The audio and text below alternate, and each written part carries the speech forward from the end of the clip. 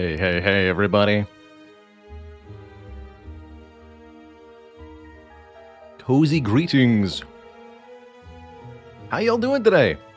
It's going to be a very, very busy day on the stream as we've got a lot on the docket to do today. But I'm very excited to be here. How's it going? Ivy Blade, Omni Cloud, Oakheart Monster, Timez, Los Riantos, Prankster.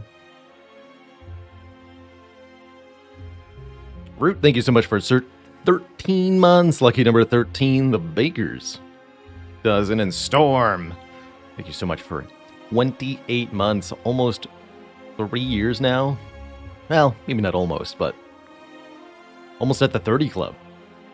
That's crazy. That's crazy. Good morning, Schmail. Hey there, Mr. V. The Dirty Dirk, good morning. Da Jackster, hello. Hello and welcome, Alkalich. Bee Killer Bee, thank you for the Baker's Dozen, 13 months.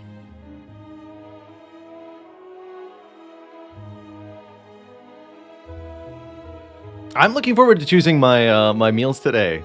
So, let's have a quick breakdown of what the plan is for today. To start us out, some totally normal, unsponsored, vanilla-style Baylor Spire. Then, about halfway through, maybe 3 or 4 hours into stream, we're going to have a sponsored segment with HelloFresh, where I order myself a box of meals off their site. We'll look through the menu together, and I'll choose the contents of one box for myself. Then, I actually quite like the idea of letting chat help me pick with this decision. We could run a vote. Okay, I think this is a good idea. Or we could do a channel point prediction, and chat has to guess with channel points what I'm going to put into the box. I think one of those two things would be fun. But that sounds like a great idea. No one knows. One entire box full of rice, please. That's what I get. Anyway, so we'll be picking a box on stream. And then we'll have a couple of hours that are essentially sponsored Slay the Spire with a couple HelloFresh branding elements overlaid onto the stream, and some regular encouragement to check out the HelloFresh site with our custom promo code. I think there'll even be some alerts for anybody who uses the code during that time interval.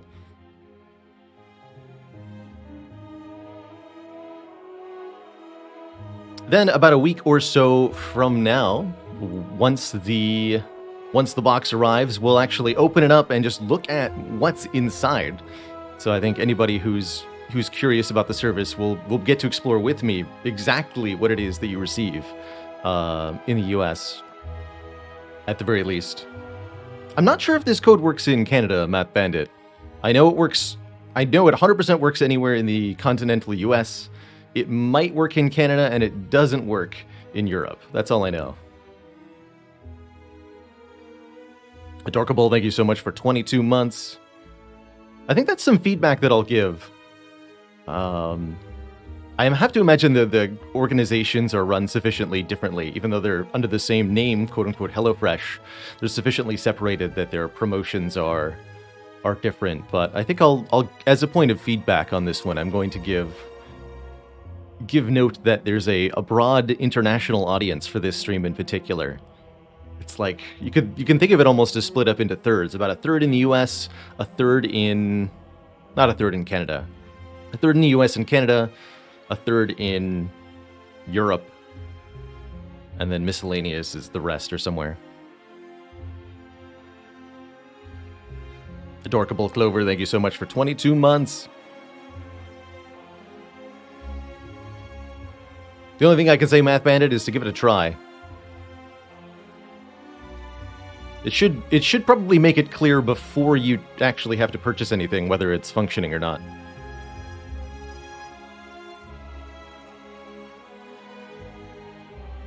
I don't get location data on individual users, so for example, Chunt, I can't see where you are from, but I get aggregate data about where everybody is from, so I can see percentage breakdowns of X, Y, and Z. Analytics are collected, but not personal information.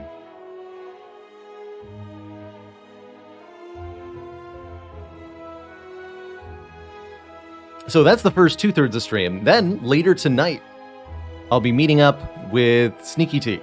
This should be around 9 p.m. Eastern. Just like previous Wednesdays. We did miss last week, but the previous 2 Wednesdays to that, we had about a 6-hour stream. Shut down the stream for 2 or 3 hours so I could recombobulate and get a meal. And then a late night stream with Sneaky Teak playing Stardew Valley.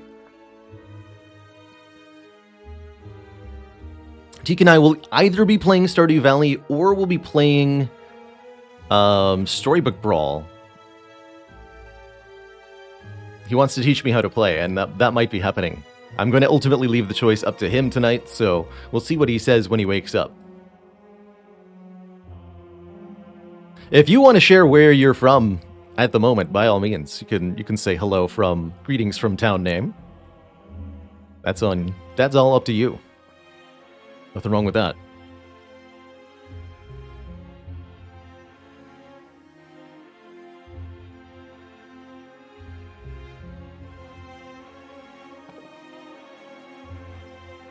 So that's the plan for today. Normal Spire, then ordering food, then sponsored Spire, then break time, then Teak time. It's going to be a busy day. And it's all starting out with some silent action. We did get our 23rd win of the year with the Iron Chad. A Dead Branch First Relic Brimstone with Busted Crown run. This was redonkulous. What a spicy run. What a spicy run.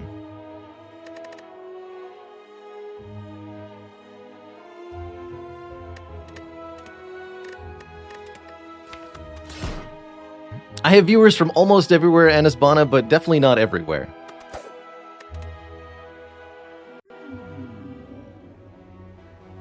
Someday I will get my first viewer from the International Space Station, but that has yet to occur. It's Slime Boss as Silent. Oh boy. Everyone get your Slime Boss hats. And cry.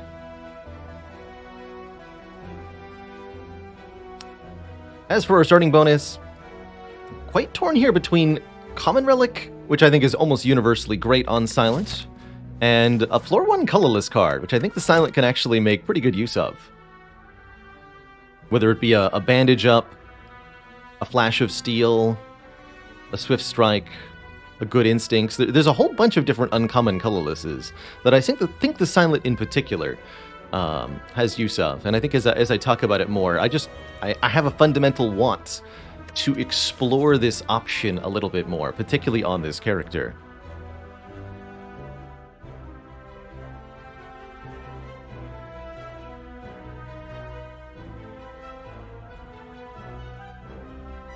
My current understanding, Shenjo, is that the promo I'm running today is US only. As unfortunately these things tend to go.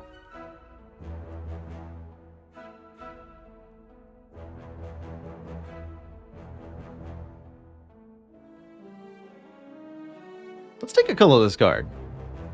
Ooh, choices. Choices. I like all three of these cards a lot for different reasons. Dramatic Entrance is a card I think is particularly cool to start a run with. An innate card, so it shows up on turn 1, dealing 8 damage to every foe, very notably upgrading to be 12 to every foe. And there's a bunch of relics Dramatic Entrance can be real spicy-like with. It's an AoE backstab, if you will, which is pretty cool.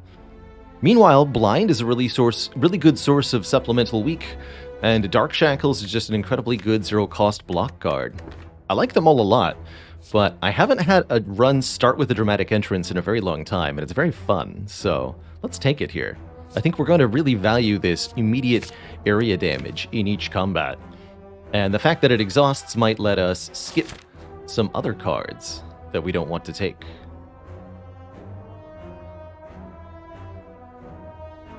Can't have a grand finale without a dramatic entrance, after all. That's right. Elites are laid out very strangely in this act. If I want to fight two in any reasonable fashion, I think it has to be these two. Means getting to this rest site. Let's go 4 combats. If I took the dramatic entrance, I should definitely go heavy on the combats early in Act 1, because that's how you're going to get strong. The most damaging and threatening combats are ones that are pretty easily solved by some free AoE. Gremlins and slimes, for example, I'm not afraid of them.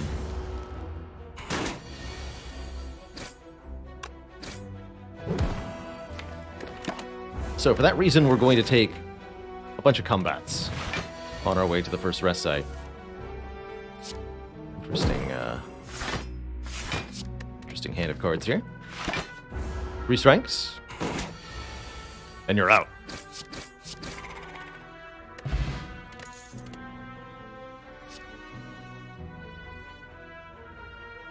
Wowee. There is no better card for enabling a physical damage silent than Terror. It's the only source of vulnerable the character has, and it's a 50% multiplier on all sources of physical damage. Shivs, upgraded attacks, you name it. Terror boosts it. And it multiplies with Phantasmal Killer, if you go that direction. Hey there, NK the Wanderer. Beating the heart on 3 energy is a real challenge indeed. Some quick tips are cards that generate energy. Depending on the character that you're playing, your options may be different. On Ironclad, your best bet is going to be Bloodletting, but don't look for also look for ways to cheat energy, like Corruption. On Defect, something like Turbo or Aggregate can go a really long way. On Silent, if you're stuck on 3 energy, don't overlook Outmaneuver. It's not everybody's favorite energy card, but it is an energy card, and it does work. Adrenaline also helps quite a bit, of course. If you can't get your hands on energy, then zero-cost cards are also an invaluable way to go. Just taking and maybe even upgrading free cards and focusing on playing those free cards over and over again, rather than trying to pay for expensive cards. Neither of those is really easy to do, but they can be ways to be successful.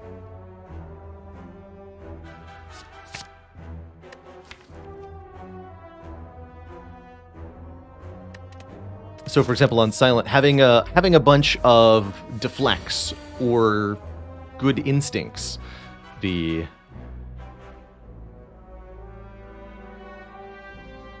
zero-cost colorless block card, and some dexterity can go a really, really long way to blocking on 3 energy.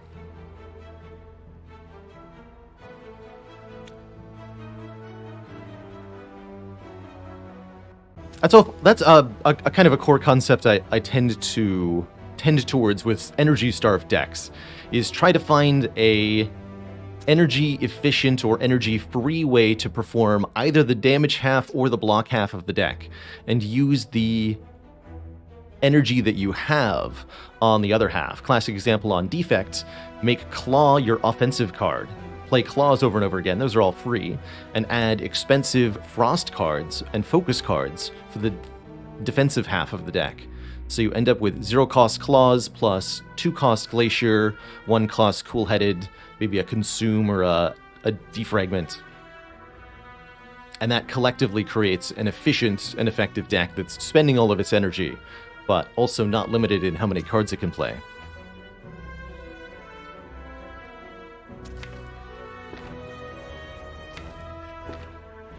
think I'm just going to not kill the one that's weakening me so that I can play the terror and full block here.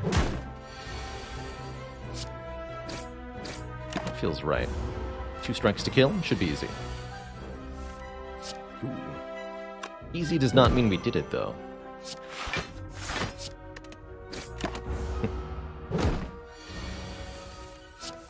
The seeded run that lets you get all shop relics? I can't say that I have had the pleasure of playing that. That sounds fun.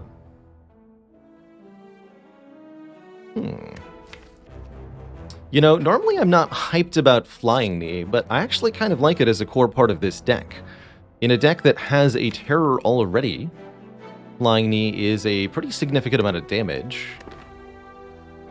And it's a very energy-efficient card, so to speak. It costs 1, but refunds the price on the next turn. So it's like a free card, but it does more damage than a free card does, because you have to wait. That's neat. Piercing Wail is very reasonable, or we could take Poison Stab to go in the direction of poison a little bit, while still benefiting from terror. That's not unreasonable either. And I think that could help us form our late game. I want to try the Flying Knee take here. I think it's going to really shore us up for Act 1 and help us get quite cleanly through these 2 elites and through our slime boss fight. Probably take the next Piercing Wail that I see, though. Bonk. So, do we benefit from that energy on this turn? Yes. It got me 1 block.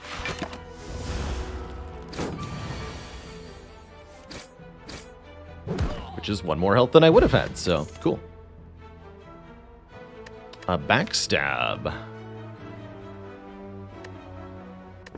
I don't think that I want a backstab when I already have the dramatic entrance. What I do think that I want is a dagger spray as a secondary source of area damage against our act boss here.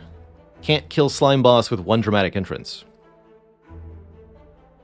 Redshift says, when does it feel best to start picking up Piercing Wail? Late Act 1 or into Act 2? Depends on what boss you're fighting. Actually, wait. Piercing Wail's pretty good against all the bosses in Act 1. Late Act 1. Yeah, late Act 1 is when it starts to feel really good to pick up. And then it just keeps staying really good. I think the other answer to that is once you're doing enough damage, it starts to be good to take Piercing Wail.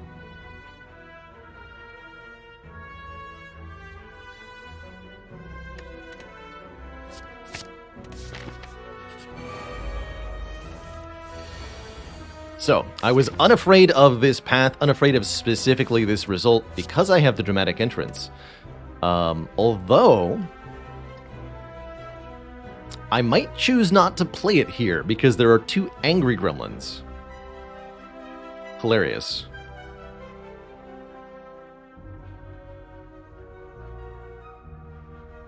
And I'd rather do something like Flying Knee plus Strike to kill and then Survivor. Only take 2 here. I have to be able to kill one of them next turn is the problem.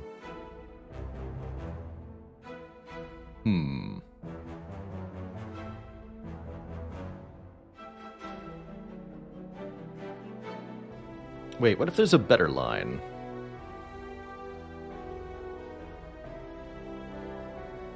If it's like terror... 7? Kill one of them. Would Dagger Spray give them +4 strength each? Yes.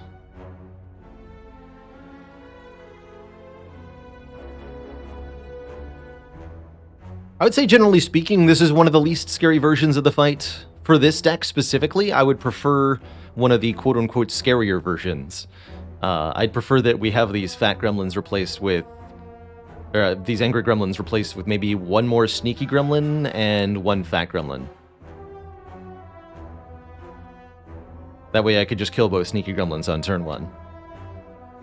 But I might still be able to kill 2 gremlins turn 1 here. Dramatic Entrance plus Strike kills you, which leaves me 2 energy to deal with and an enemy that has 13 health. So yeah, I would have to do Terror Flying Knee. So I can kill 2 gremlins, take 7 here. The other option is kill 1 gremlin, take 2, but then we have the problem that there are 2 angry gremlins still on the field with full health. So I think I'm going to choose the take 7 line. Let me verify how much damage will I do if I do that. I'm going to do 12 plus 12, 24 damage to the Mad Gremlin, so I need to target the back one with this.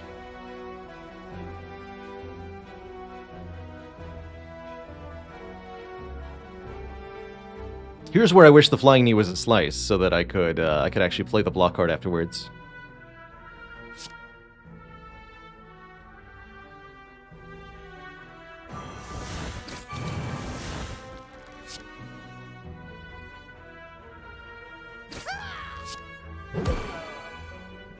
We do get a bonus energy next turn, which is nice. But now we have a very shielded Angry Gremlin, which is good because it means I can play Dagger Spray without actually making him angry. And I'm guaranteed to kill next turn, but I can also just play this strike right now. We trade 7 health and we win the fight. Not an optimum outcome, but definitely not bad. There's the zero cost, one of those zero cost cards I was speaking of. Acrobatics for the draw discard. It's an early acro, but I don't dislike it here.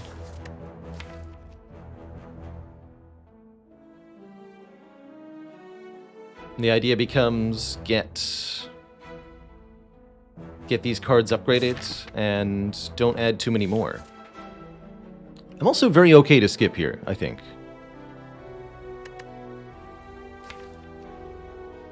Don't like this deflect yet. Not without dexterity, I don't. We will be taking one more combat. I don't think that I should take an acrobatics yet. We should just skip this card reward. Go for one more fight here. Ooh, the toughest of them all. Yikes. 22. Unfortunately, I cannot do that much damage, so we'll just defend, Flying Knee. My face.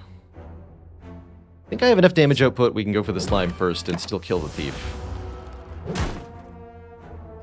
Let's try to prevent horribleness from occurring. Yeah. Definitely lower on health than I would have liked to be going into our elite.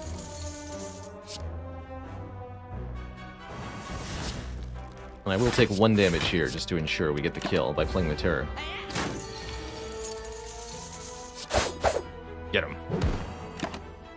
Morning, Infamous Shadow. Good morn. Alright, money preserved. These cards. I really think I could do 2 elites if I upgrade Dramatic Entrance.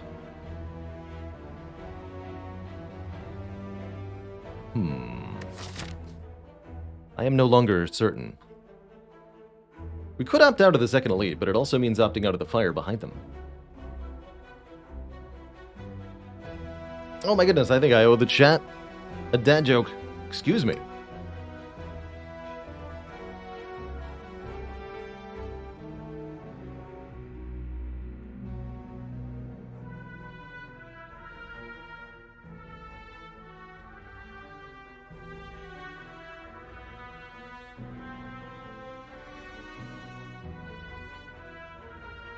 So I've been thinking of starting up my own company with the idea of home delivering yarn to people so that they can knit whatever they want. I'm going to call it Hello Mesh.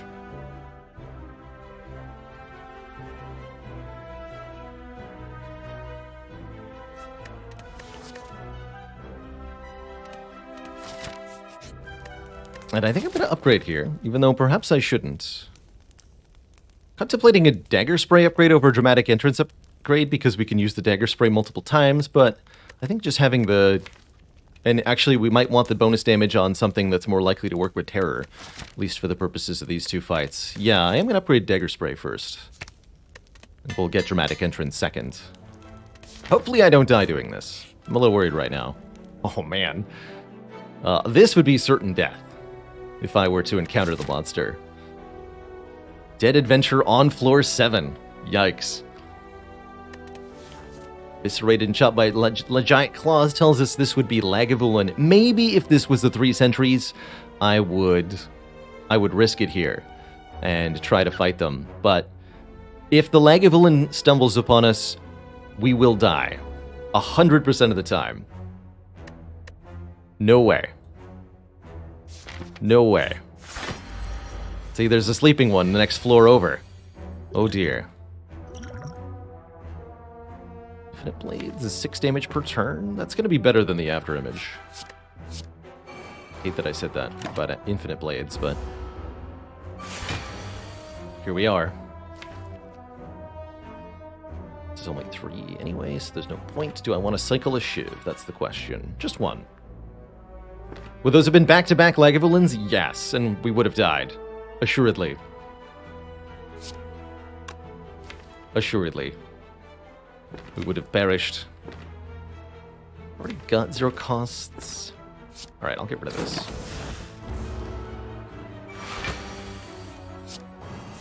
Look out!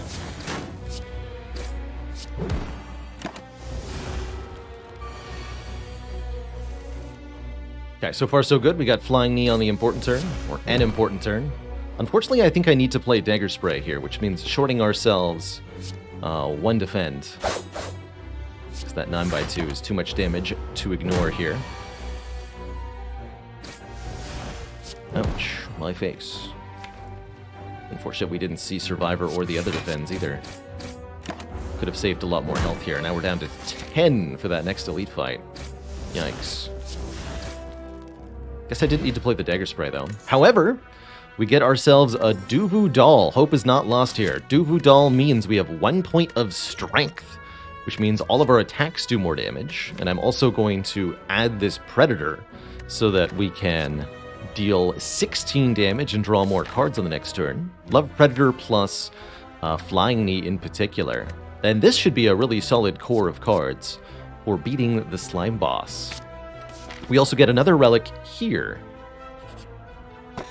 which is Warpaint, which will upgrade 2 skills at random, 2 of our block cards. Whether they be Defends or Survivor, I don't care. I really like those upgrades right now. And we do get Survivor upgraded. Beautiful. Beautiful. Okay, this deck is on low health, but very powerful at the moment. Travis, thank you for the 12 months, the cozy year, and Eagle Crane, thank you for 4 months. Hello, Mesh. You got it. So, knowing that this is either the 3 sentries or a Gremlin Knob, that I have 10 health and an Essence of Steel, knowing that I have 1 strength and a lot of damage, I feel pretty capable of facing whatever this is. Either we kill Gremlin Knob in 3 turns pretty comfortably, we survive that first hit, no problem, or we do basically the same thing to the sentries, noting that we have in the first draw through 14 plus 9, 23 damage to all of them. So they have very little health.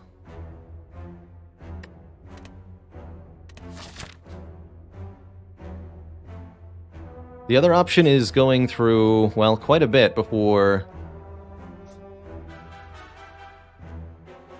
any help. We could end up dead on turn 1 to either of these combats. I'm particularly afraid of single big slime attacking me for 18 damage on turn 1. I think the elite is more likely to be successful. It is a Gremlin Knob, and we do not get Terror on turn 1. Problematic.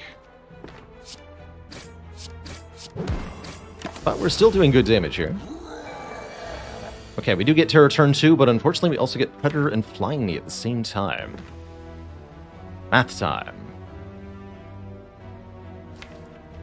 If I Terror, Predator, Strike, Dagger Spray, does that kill? Do we have a guaranteed kill here is the question. Fortunately, we can survive playing the Terror. That'll put Knob to 11 damage, but the Essence of Steel will save us just enough health to hang in there.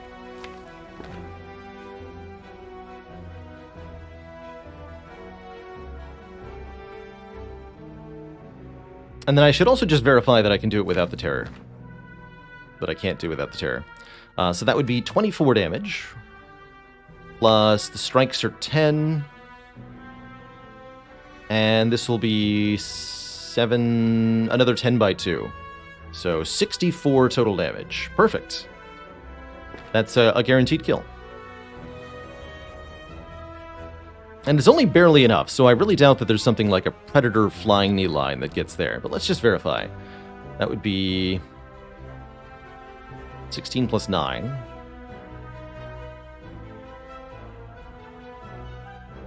Plus 28. 53. No. I would have to draw a damage card off of the one mystery draw, right? Where there's 6 cards in the draw pile, we're drawing 7 if I play the Predator. If I Flying Knee Predator, I only get a kill if their next draw is a damage card, and there's definitely not a guarantee of that. So let's just do it this way.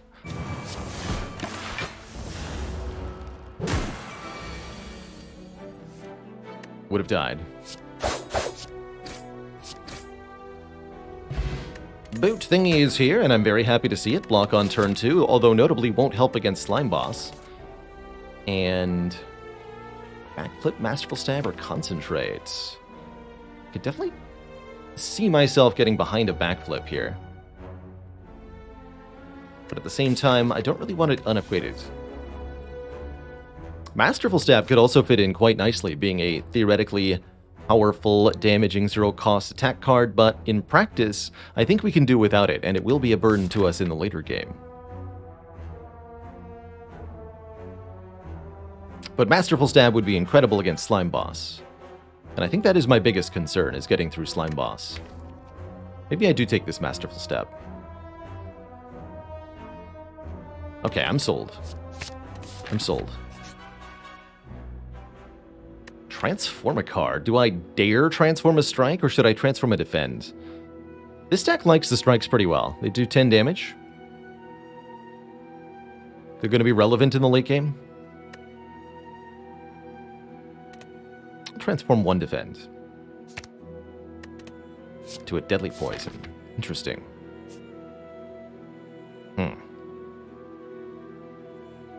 I don't believe it's wise to go forward on 3 health here. I think resting so that I can upgrade before Slime Boss? Or do I upgrade Dramatic Entrance? No, surely that's death.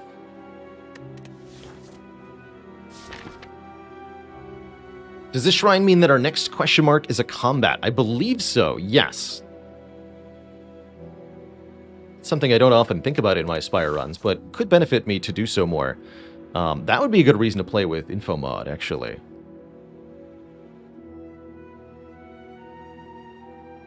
For those not in the know, there are 2 essentially rarity tiers of event in Slay the Spire.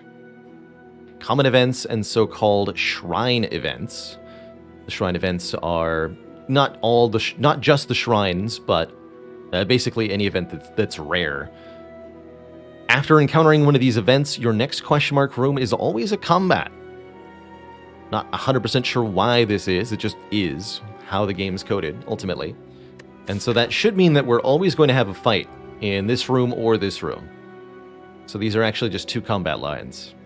Which is good, I want potions before Slime Boss. And all the more reason to rest, I suppose.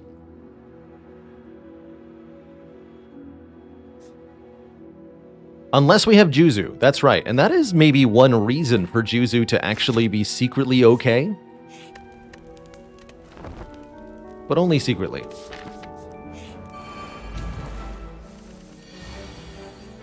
Alright, missing that Dramatic Entrance upgrade right about now. Just gonna be honest. Would have made my life a lot easier. However, still make something happen. 11 plus 9. Oh, I can do Dramatic Entrance plus Deadly Poison to kill 1. Defend, defend. That works. Does the correlation work across acts? I have no idea, unfortunately.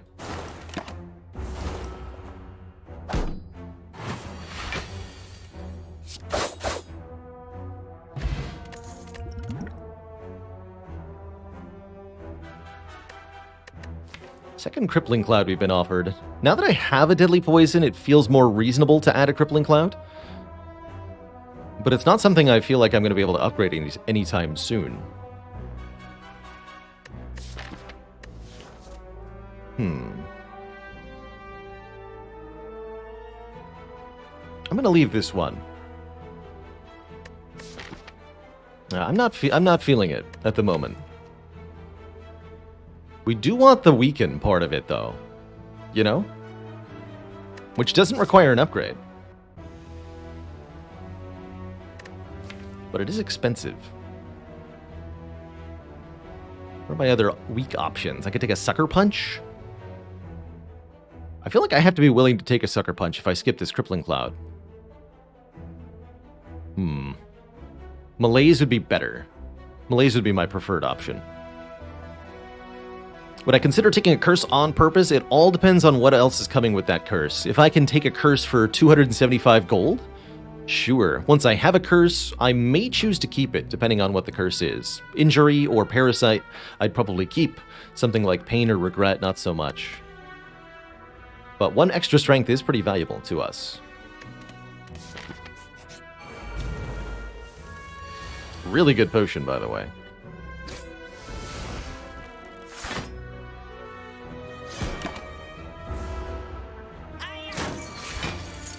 You dare. You dare! Okay, potion here. Plans or Piercing Whale or Riddle with Holes. Spicy. I feel like we have enough damage cards, though. As hilarious as Riddle with Holes is, I'd rather take the Well-Laid plans here before Slime Boss. Could upgrade the Well-Laid plans, maybe?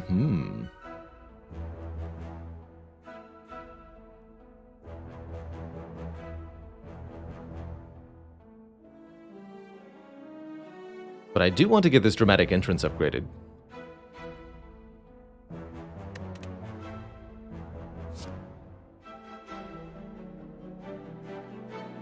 Again, a Piercing Whale. Do we have to block turn 3? No. No, we'll use the Fear Potion if we have to ensure that we don't. I'm taking the plans, by the way, and I'm upgrading the Dramatic Entrance, because heck it, I want to. Yeah, so here, for example, on this draw, I just use the Fear Potion turn 1. And we work towards making sure we can split Slime Boss, potentially even by next turn.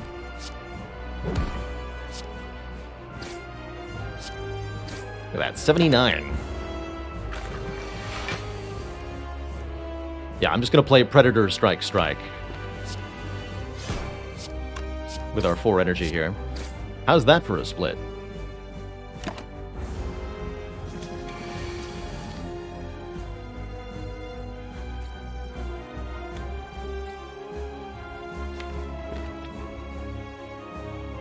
Not ideal, but not bad either. We'll split the gray one. Reason for that is, this attack is doing 18 damage and adding 2 slimes. This attack is simply doing 18 damage. We'd much rather prefer this attack than... prefer to prevent this attack than to prevent this one.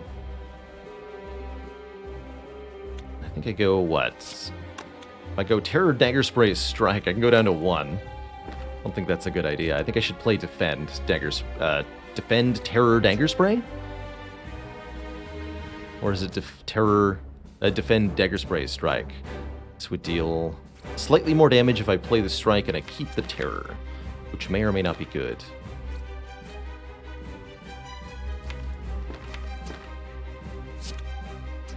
Skip the Terror.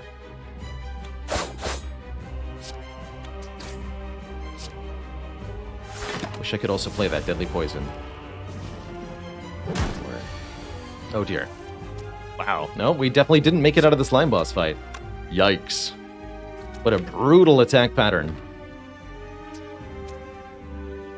Even with a 35 health split, we had no hope. GG. Go again on the Silent. Yikes. What a tough Act 1 that was, ultimately. Floor 7, Dead Adventurer offering Lagavulin. First Elite, Lagavulin. Second Elite, Gremlin Knob. despite the good relics, that was, wow. Stop. GG. But the good news is we get to try again under the rules of our challenge. And this time I'll take the common relic star. It's the boot. Whenever we would deal 4 or less unblocked attack damage, increase it to 5.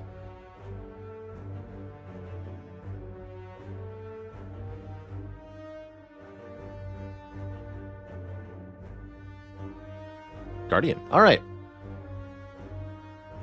Actually looks like a pretty habitable act overall.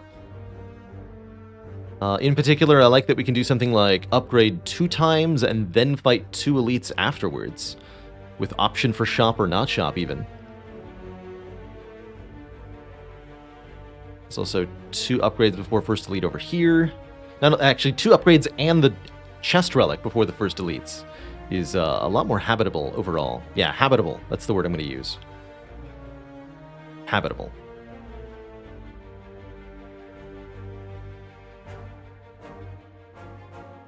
So during the sponsored portion of today's stream, let me completely clarify what we'll be doing. We'll have maybe 15 or 20 minutes of me looking at the HelloFresh website and picking out a box of food to get. And then there'll be more Slay the Spire, but with some HelloFresh overlay elements visible on screen until the end of stream. So we'll be doing maybe 15 or 20 minutes of looking at the HelloFresh site, and then more Spire, but with more stuff on screen.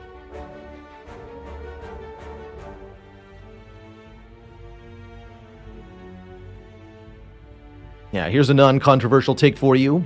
Eating food is required to survive. Therefore, most people can agree that some kind of food is delicious.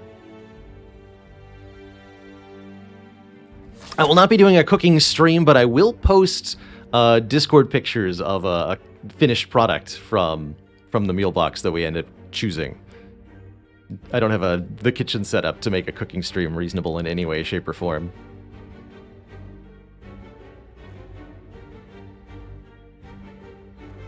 Noodle-shaped tier list. It's going to happen.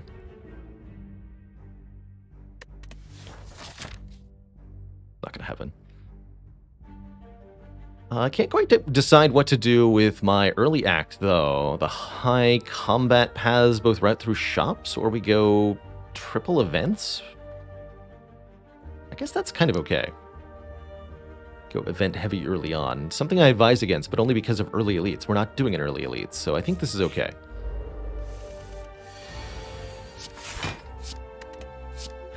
Full block and strike.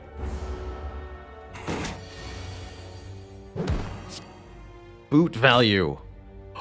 That's right. We're invincible when the boot is involved. For example, behold. Boot. That was 4 boot damage.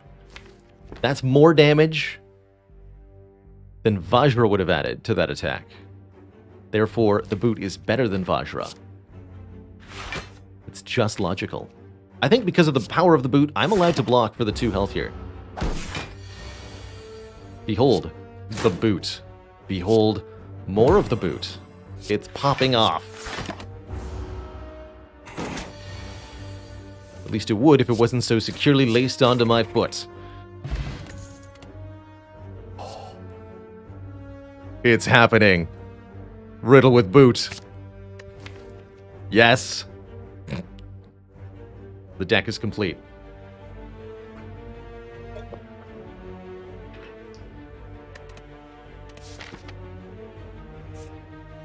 Surely this will be effective.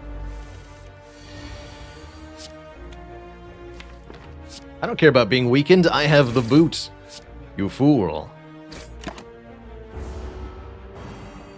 Look at that. 31 damage on turn 1.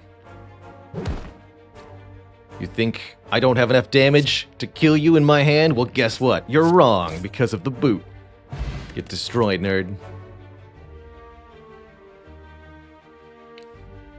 These are 3 odd cards.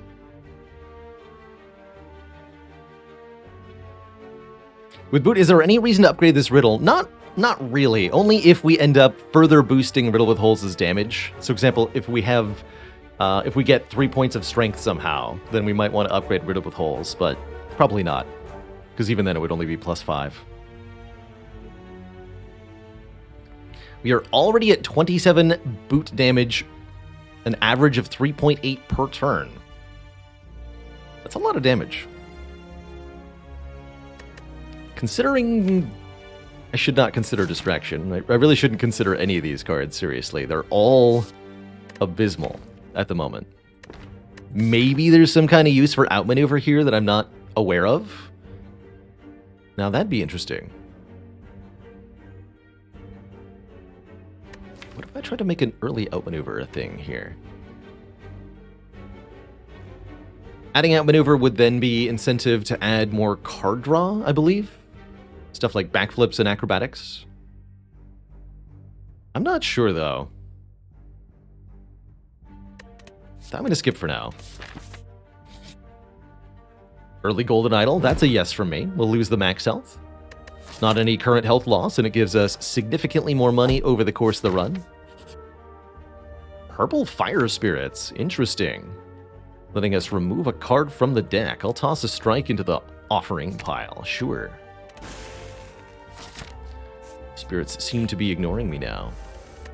And then because that was a rare event, this is a guaranteed combat. Figured that we were pretty likely to run into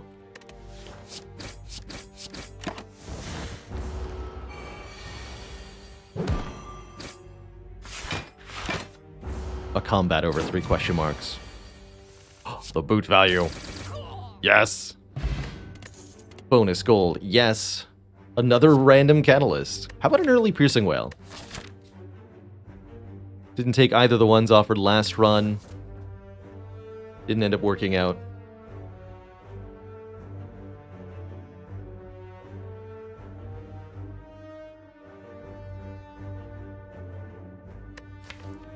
But I'll take this one. Love me a Piercing Whale. So what am I actually upgrading if it's not Riddle with Holes? Do I upgrade this Piercing Whale? Now that'd be an interesting choice. Don't have a damage card that's worth upgrading. How curious. With no potions, I don't feel confident fighting this Burning Elite. Take Catalyst Path to Shop. Like, through one of these ways? That's an interesting option too, and like, hope to find poison in the store. I don't know what the odds exactly are of finding poison in the shop, but I'd say that it's less than 50-50. So you're betting on worse odds than a coin flip there to do so. I think the Neutralize upgrade is reasonable. I think Survivor and Piercing Whale are reasonable. Oddly enough, yeah, we'll start with Neutralize, I suppose. Although it's only 1 turn of weak, not 1 point of damage. Because of the boots. Yeah, I'm going to upgrade Survivor then. And then probably whatever card we get from this fight. Strange choices.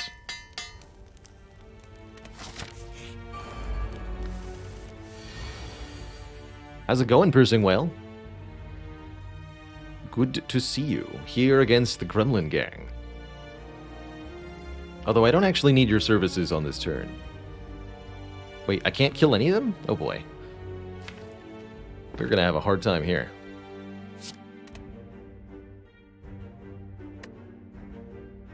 Saban, thank you so much for the 14 months. Twitch Prime every time. You might not have seen it, Sabin, but I sure did.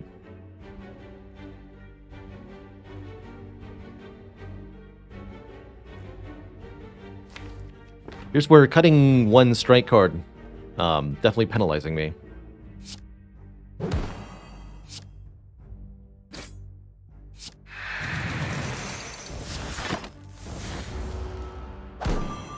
This turn wasn't bad, but the following turns are going to be horrifying. We're losing at least 10 here. Yeah, 10. Kill you. I could defend, lose 4. Well, no, I would lose 9. Super not worth it compared to just killing 1. I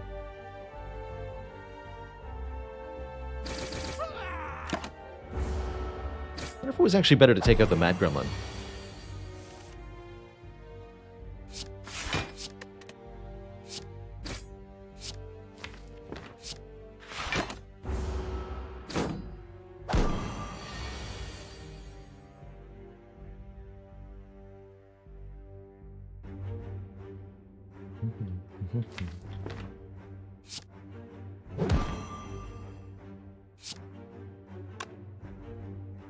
So I can take 2 if I block. Or if I kill, I also take 2. Okay. 2 either way. Not a terrible fight overall. All things considered. Boot spray. Dagger spray also benefits from the boot, doing 5 times 2 to all enemies, but also not really benefiting that much from an upgrade. Storm of Steel also kind of works with the boot. There's also Quick Slash for 12 damage. Well, 8 upgraded 12 damage to 1 target. And then draw 1. I think I'll take the Dagger Spray. We'll continue to allow Boot to provide the bulk of our damage, and we'll just upgrade our defensive cards instead. See how that goes for us. The Boot. The Bronze Scales will also help out, providing 3 damage back whenever we're attacked, which is pretty substantial. Do I look at the shop, or do I take an extra event this act? These are the questions. I think I'll just take a look at the shop. Taking a look at the shop allows us to potentially buy a shop relic. We have more than enough money for any one relic, common or shop. We could also remove a strike. In either case, we get to fight 2 elites afterwards. To the store. Blade Dance. Boot Dance. Blade Dance plus accuracy is a thing. I think card removal is also just a thing. Lastly, I could consider a potion, as we still have yet to find one. Full nickel and diming. I like that Bionel.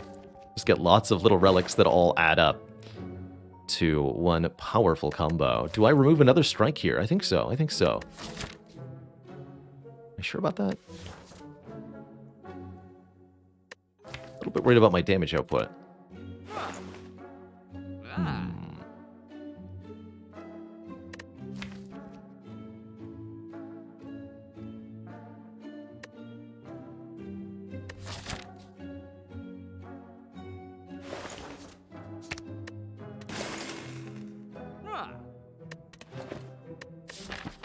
These potions aren't even that good, is the problem.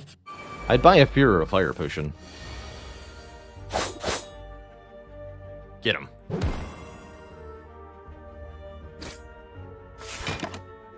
Get him, Bronze Scales.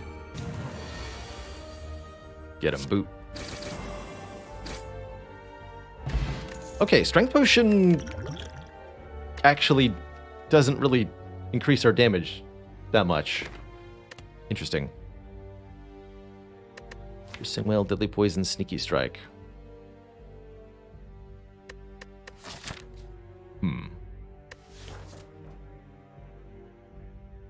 We're already pretty good against Lagavulin. Deadly Poison doesn't make me better against Gremlinob. I could take a second Piercing Wail, but that might be premature.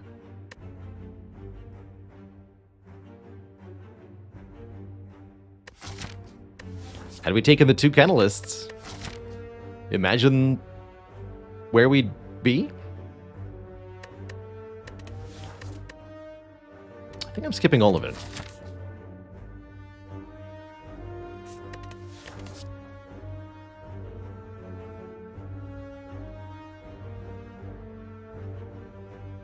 Friozen, did you hear about the Silent who went bowling? She scored a sneaky strike.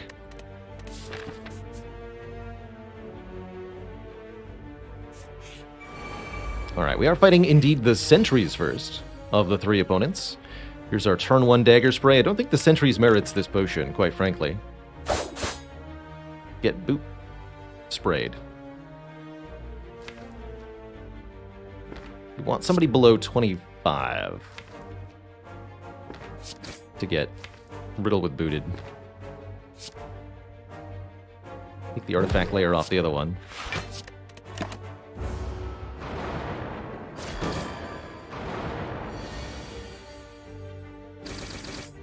Got him. Unfortunately, we removed artifact from the wrong sentry. For shame.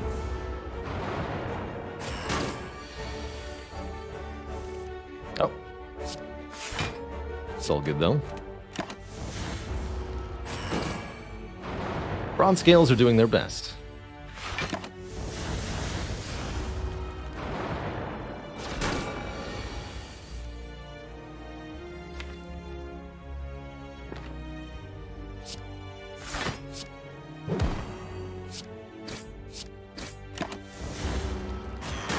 Oh.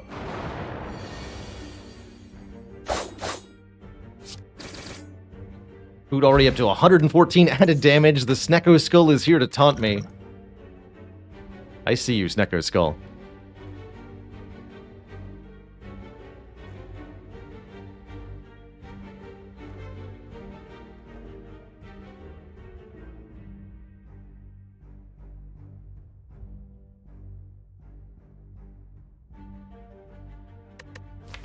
Calculated gamble seems pretty reasonable.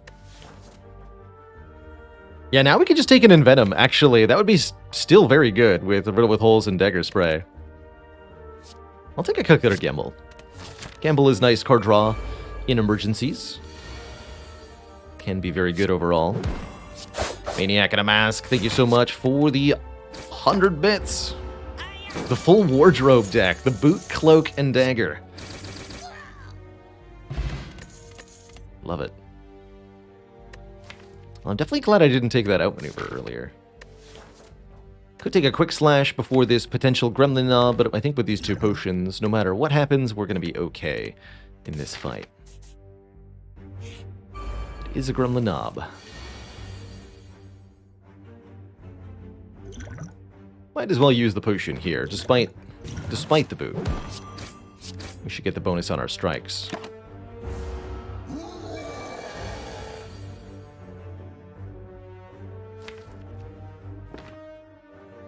Do I use the attack potion now because I want a chance of redrawing it? I think so.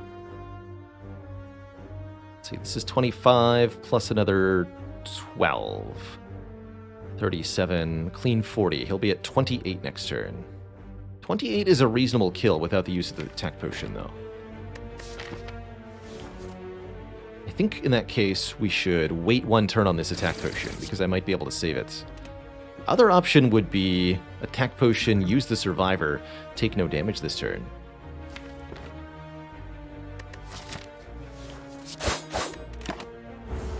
Interesting thought.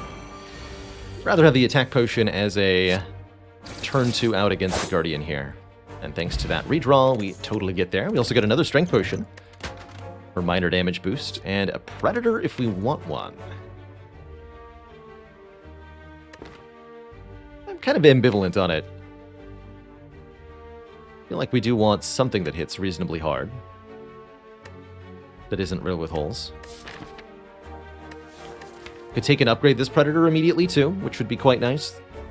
Other option is upgrading probably the Calculated Gamble, I have to imagine.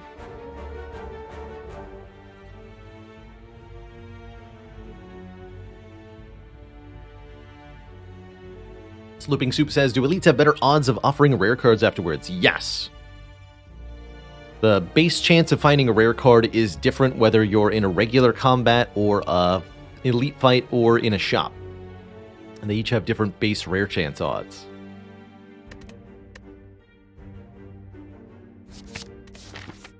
I'll grab this Predator.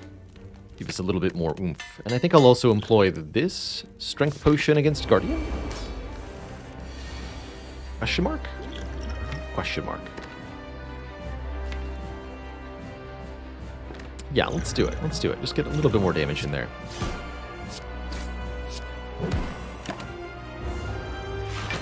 We're okay at this fight, but not amazing. And the boot won't help us when the Guardian has block either.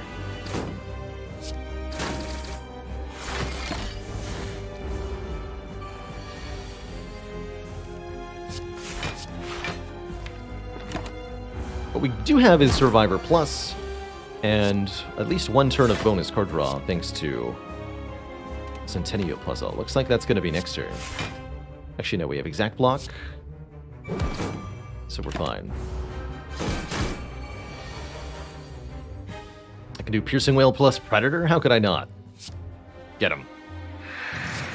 Fast As Panza, thank you so much for 6 months.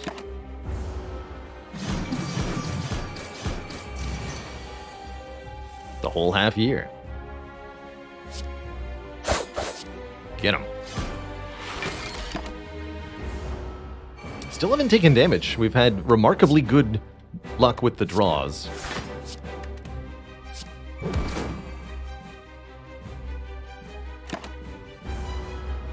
Until now. No, this is good. I will intentionally take 2 for bonus draw next turn. That sounds grand.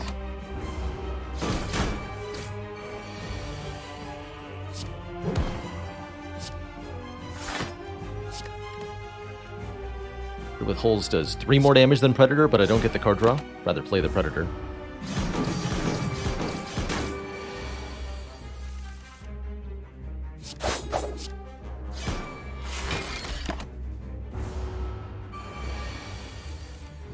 Maybe I do wish I had taken the outmaneuver. That's fascinating. Something to note, you only take damage back 1 time when you play an attack against the Guardian in egg form, even if that attack hits multiple times. So just 1 return there from a Riddle of Holes lets us get the kill. There's the malaise I wanted. Although Phantasmal Killer would be an intriguing way to scale this deck also. Really like being able to just reduce enemy strength significantly.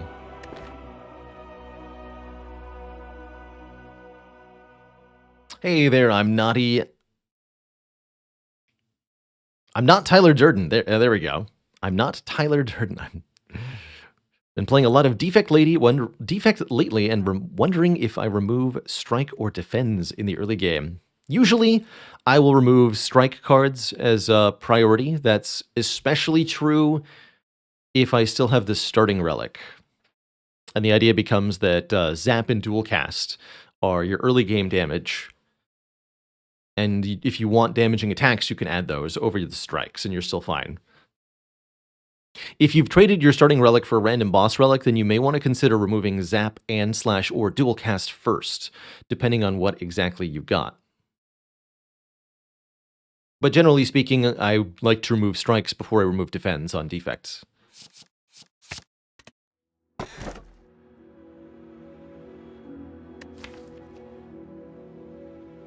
It's a really weird Wristblade.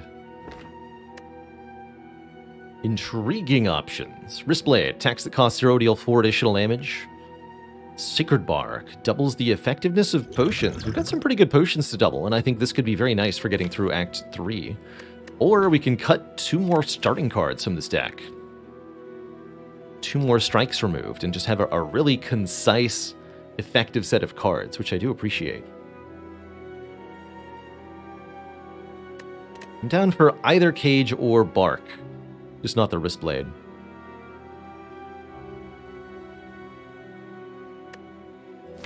And I can get even more card removals because of our relative richitude. This is looking good. If your strikes are dealing 12 damage Ravenok, you may not want to remove them. I've certainly had winning runs that were able to do a lot of damage with Strike. In particular, I remember Watcher runs where Strike has hit for more than 50 damage.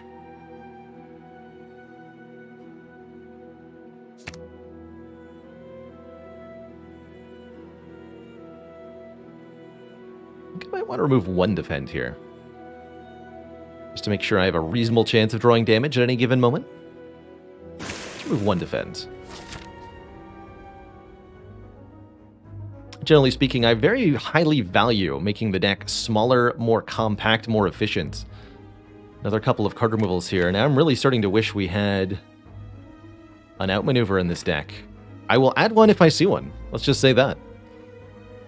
First priority here, don't get too engaged in an elite fight. We're not that bad at elites, actually, thanks to Malaise, but we're not great with only 3 energy per turn.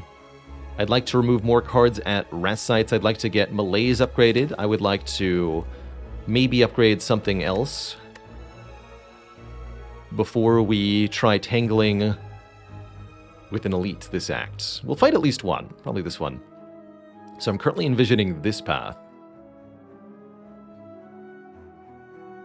We might be able to get more success hitting one of these elites early with our potions. And then restocking at this shop. But we get a lot less upgrades that way, and I don't really like it that much. Adding some zero-cost cards would also be really lovely here, if we could find them. A Deflect would be acceptable, especially if I can upgrade it. We're hoping to see an upgraded card in our first couple of card rewards. That would go a really long way here. Love Malaise against the Shelled Parasite. Any significant amount of strength reduction really shuts this thing down. A Malaise for 2 here.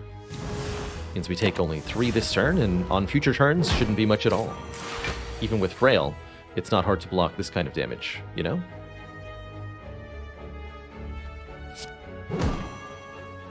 Can barely get through the armor, though.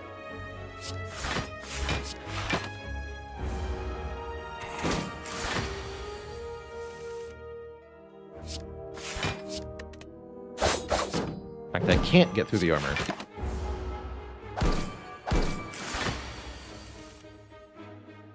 A slight but hilarious problem. Fortunately, we're doing 6 damage back with the bronze scales for each of these multi-hits.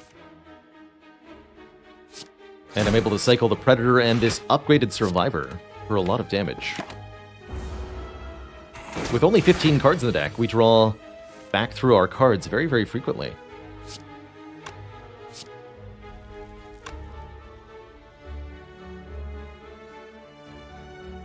Might be able to stun this enemy.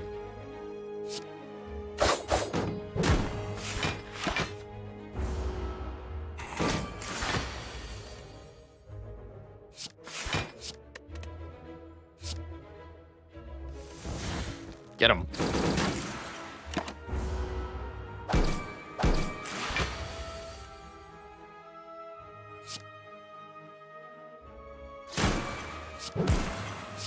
Boot value. Beautiful. Sorry, bootiful. I'm not gonna fall for your tricks, masterful stab. You betrayed me. Actually, you didn't betray me, just the slime boss killed me. But still, Eviscerate could be a really powerful portion of our deck moving forward, potentially. But only if we get some more draw and discard effects into the deck. It's not ready yet. Let's just keep avoiding cards for now. Birds. Birds with holes.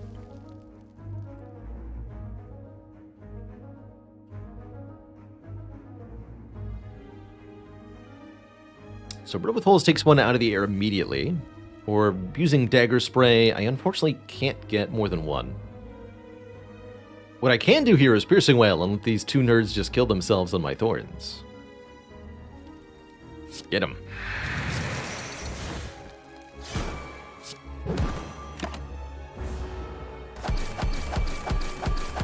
Guess I could have riddled the middle one instead of using Predator there. But I like this outcome even more.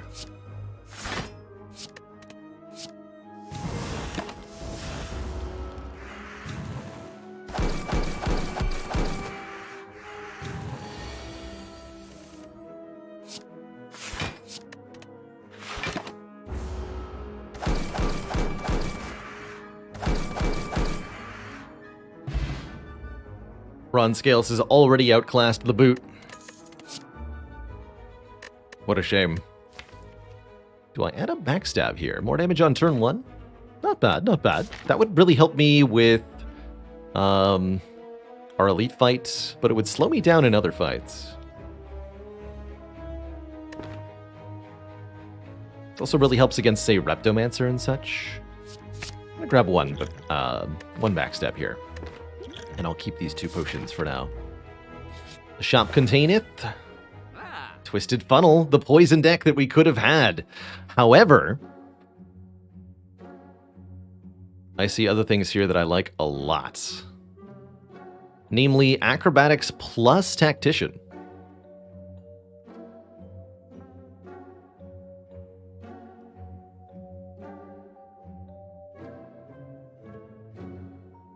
Even on sale, saving us some serious cash. We could also take Trip for some Vulnerable if we want. Although I wish I could... Wait, can I do... Wait. Math. 51 plus 42 plus... Aha! Okay. Okay. So. To those who offer Acrobatics Tactician card removal, I counter. What about Acrobatics Tactician Ink Bottle? We have just enough money. Ink Bottle says, whenever we play 10 cards, draw 1 card. We can manipulate it to be turn 1 draw if we wish. That could be a lot of additional card draw each combat, potentially contributing to or sustaining some kind of infinite or pseudo-infinite.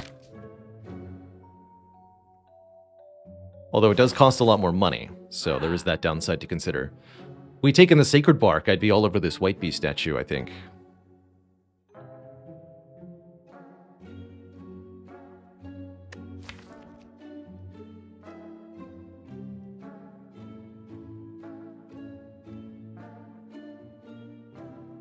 One of the really cool things about the Silent is that she can achieve an infinite or pseudo-infinite even with a 30-card deck.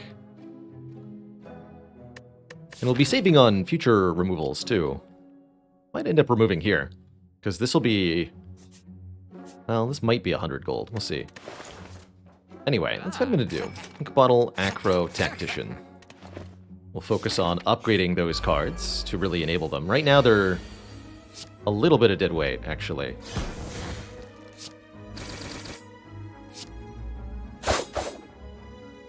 Just going to lose this. Focus heroes on killing Centurion ASAP here. Before the Mystic heals him out of control. We get hit really hard. Something obnoxious. So what's the play here? Acrobatics to discard the Tactician. Then gamble?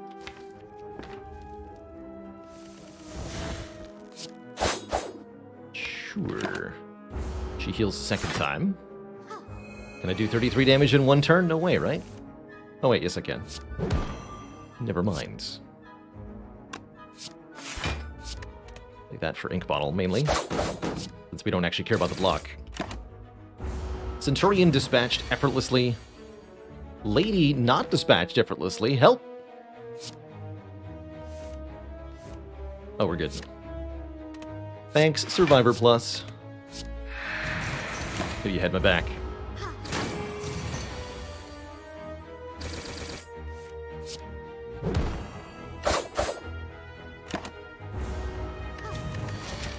One more regular fight before the Burning Elite. Or before our regular Elite, excuse me. Could kill her now with Predator, but that would leave Ink Bottle on 4. I think I can do better than that.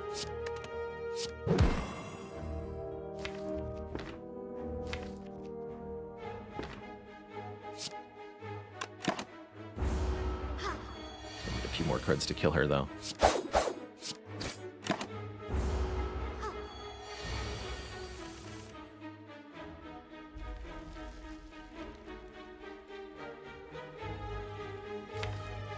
So close.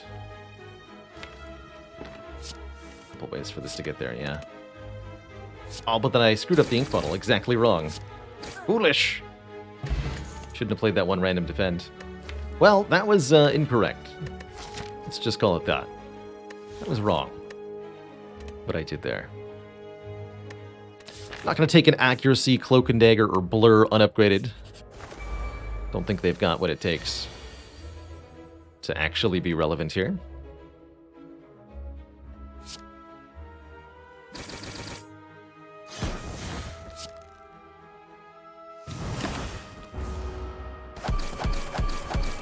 Eternal Jester, thank you so much for the full year of support. Rude.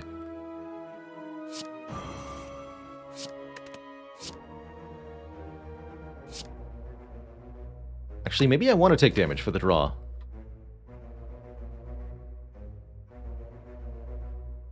Take 3 on purpose here? It seems like a good idea, actually.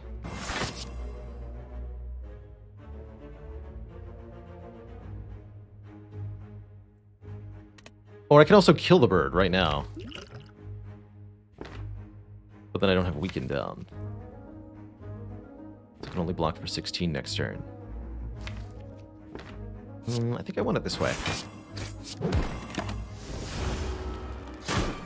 I want Chosen to be weak for this turn. Looks like it wasn't too much of a threat, though.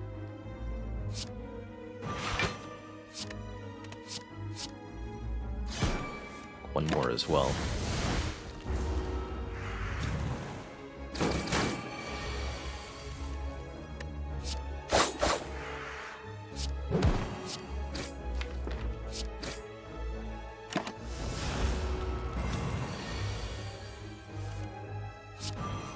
Your spray is a kill.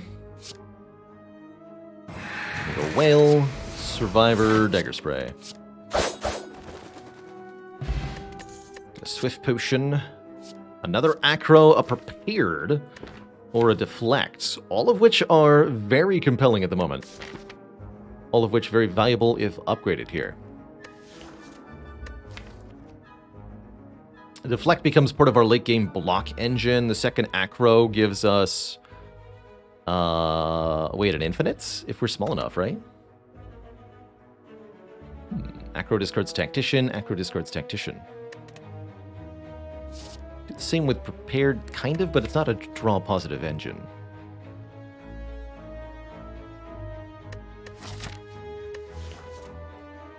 Take the second Acro.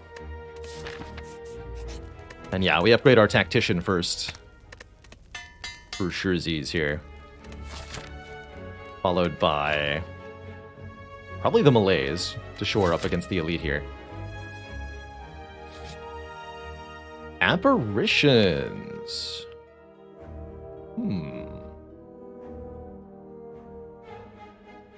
Apparitions would give us several turns of intangible.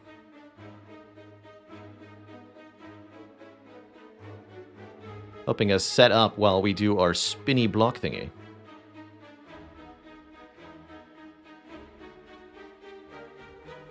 Since apparitions exhaust, they don't really get in the way of an infinite. We can discard them to avoid having to upgrade them. I like how they interact with our Centennial puzzle. I'll take them. I'll take them. Not going to upgrade them, but I'll take them.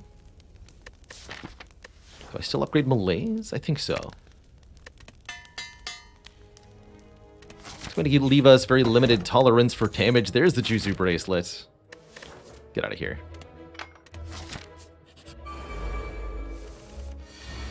Oh, that Malays, though.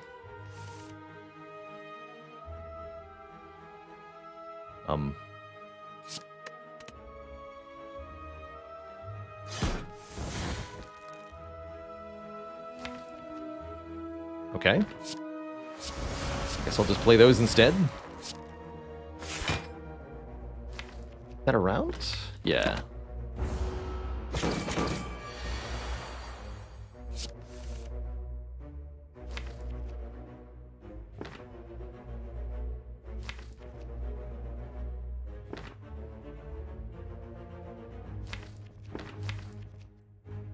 I get 3 wounds if I play this riddle with holes. I don't think that's tolerable.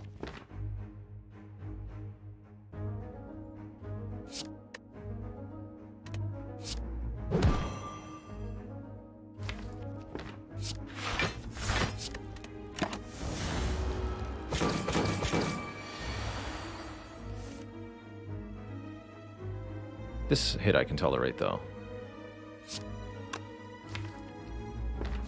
And I do want to take 1 damage so that I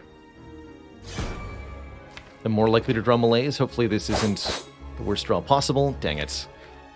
Ah! Help!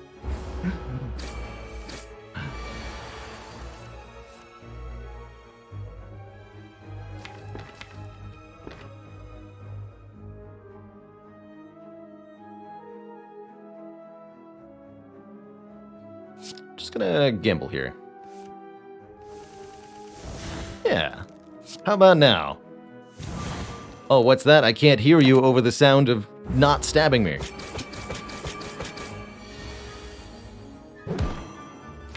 Nerd.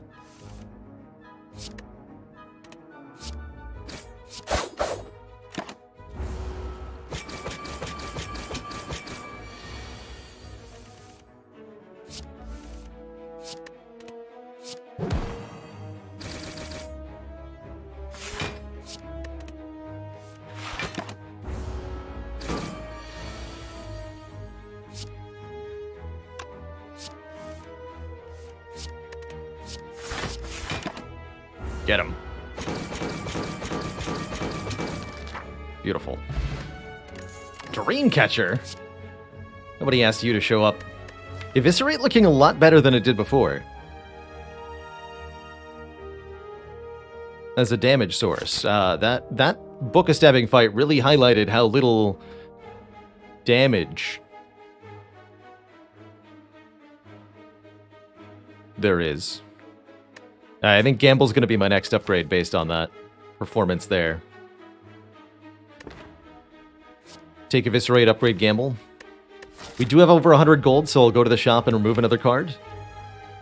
And I think we're getting somewhere. Hopefully.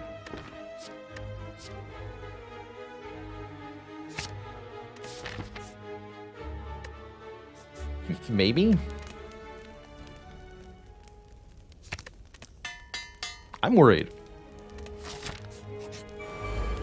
But not about this nerd. Oh no. This nerd should be worried. Yeah.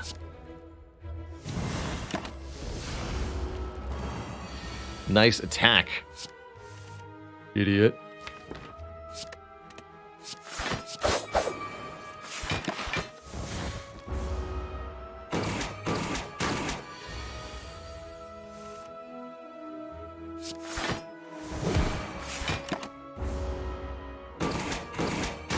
Next fight is the shop. Understood.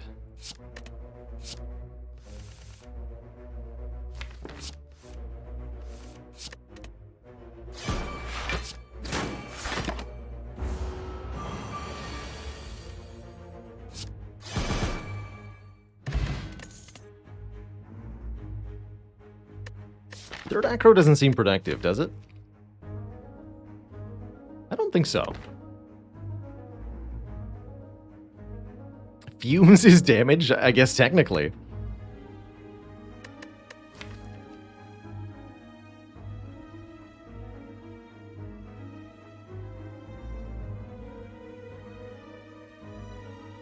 So, key ingredients to any kind of quote-unquote infinite. We don't necessarily have to actually achieve infinite. We just need to play a lot of cards each turn. And the key to that is going to be draw positivity, which is to say that every time we draw through the deck, there are more plus draw effects than there are actual cards. That way we can keep playing card draw cards and draw through the whole deck repeatedly. So having acrobatics and getting them upgraded helps with draw positivity. Way that I like to think of that then, the acrobatics is +2 card draw. It's one card, and it says draw 3 on it. So 3 minus the one card it itself requires you to draw is 2 card positivity. Upgraded acro then becomes 3 card positivity, and calculated gamble is overpowered. Looking by that metric. But only if you have a lot of other cards already in your hand. Therefore, the more we can get towards that, the better. So other key elements of this are going to be more copies of Tactician and or Reflex, cards that we can benefit from when we discard. More copies of stuff that draws cards. I guess Acrobatics then is one of the best options, although ideally I'd like it upgraded. And more card removals. We also would like potentially to consider zero-cost cards, like Deflect, especially if upgraded, so that we can play those zero-cost cards any number of times per turn. And yes, Acrobatics also discards one card, so in that case it's only 1 draw positivity. And that is partially why I do hesitate here. I am going to skip this acro.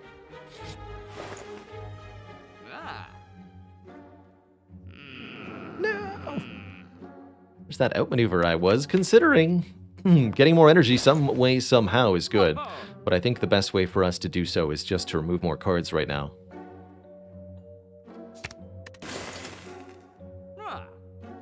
Blah. Yeah, and the sundial too. Man, the sundial. Even worse to lose for this particular stratagem. Do I lose 21 health to get a tome? Could be the Enchiridion, could be Nilri's Codex. Nilri's would let us beat the champ. And hell, even the Necronomicon would actually be okay with Predator with Riddle with Holes. Can I beat Champ on 8 health?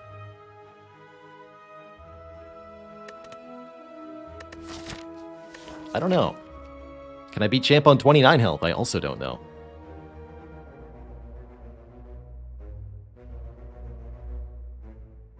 Just play an Apparition before you read it, obviously. I mean, worst case scenario, I rest and I heal, right? What do we need to upgrade before Champ otherwise? An Acro? Okay, let's read this book. It is the Enchiridion. Okay, 1 power on turn 1. That's good. Probably. Resting only gives us back 9 health, but the card reward could be helpful.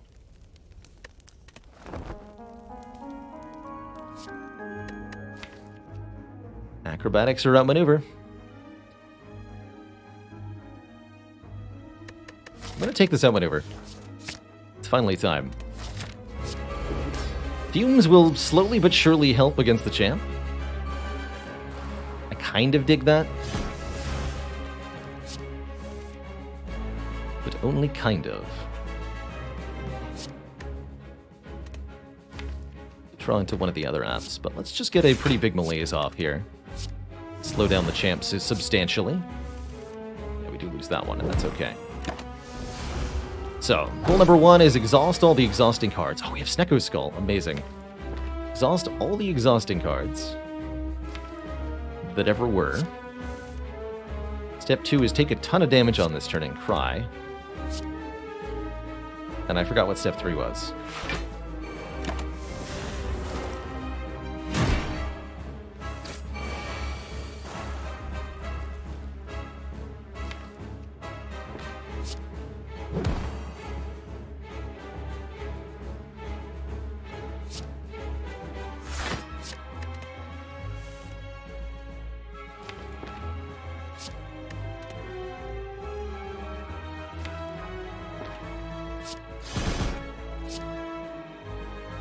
Probably just play that Piercing Wail, actually.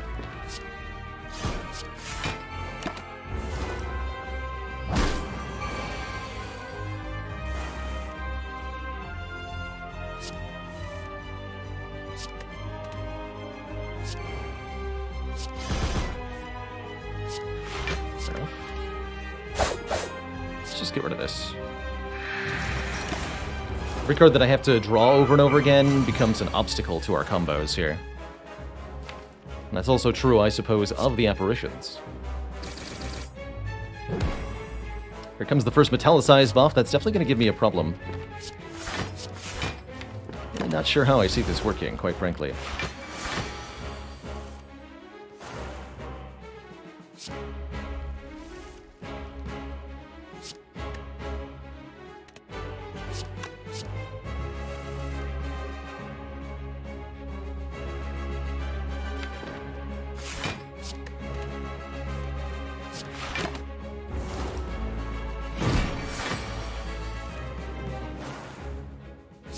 Be alive!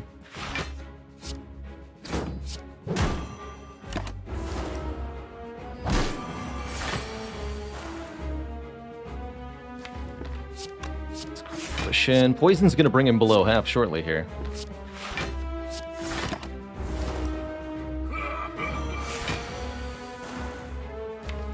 However, this turn is already a problem.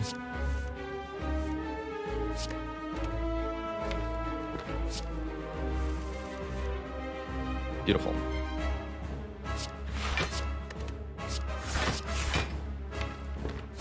I have to lose that Apparition next turn. We're in dire problems town.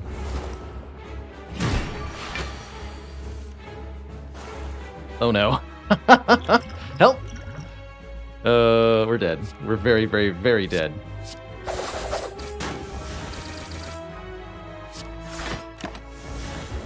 And there's nothing I can do about it.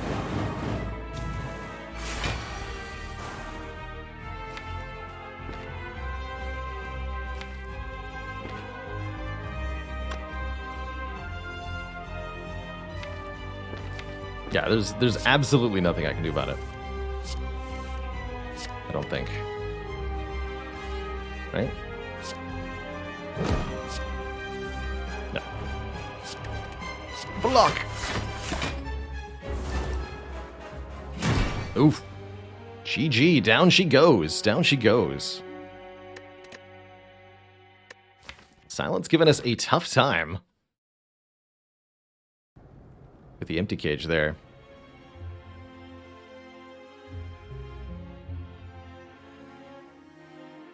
Which did more damage, the boot or the bronze scales at the very end there. 289 was the boot's score, 309 was the bronze scales score. So bronze scales edged it out just barely. It feels like we were never going to beat Champ there without both acrobatics and the eviscerate being upgraded.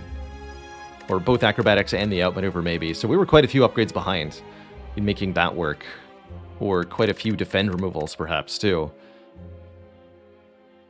Don't think the ink bottle decision made or broke that. I think it was pretty good overall. Was there a different power we could have gotten from Enchiridion that would have helped against Champ? I don't think so. But I think Nilri's Codex would have let us beat Champ, at the minimum. As we survived long enough that I could have put enough powers in play.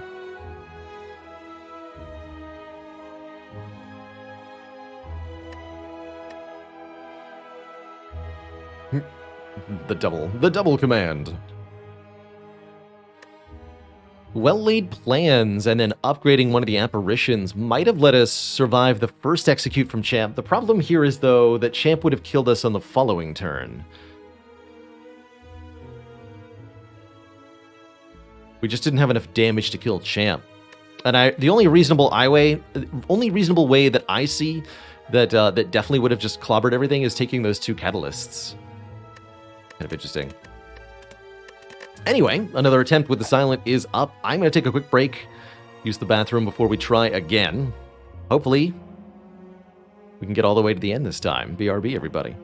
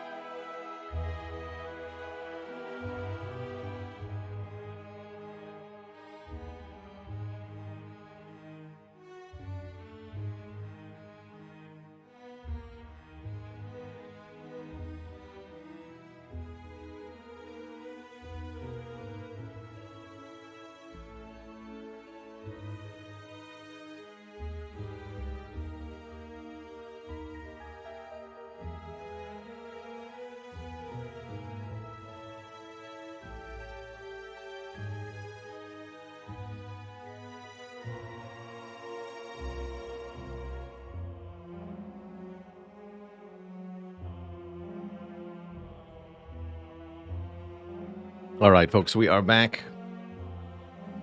Had myself some tasty granola.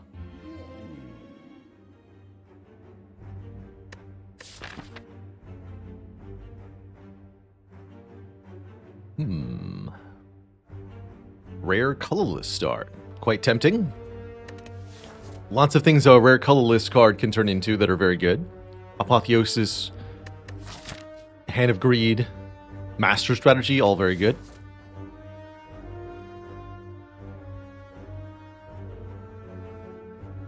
Don't really like potions that much. If I was going to transform something, it would probably be a strike. Let's take a colorless card, though. We do get offered Apotheosis. All right. Been a little while since I had an Apotheosis start.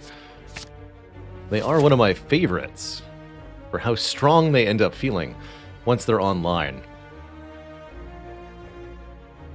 Silent, in particular, benefits from Apotheosis because she has more starting cards in her deck, and that means you're upgrading more cards when you play Apotheosis. That said, I think playing Apotheosis here is actually incorrect. Put 2 energy there. Apo, generally the best colorless card. I would definitely say it's one of the best. Because upgraded cards are very good.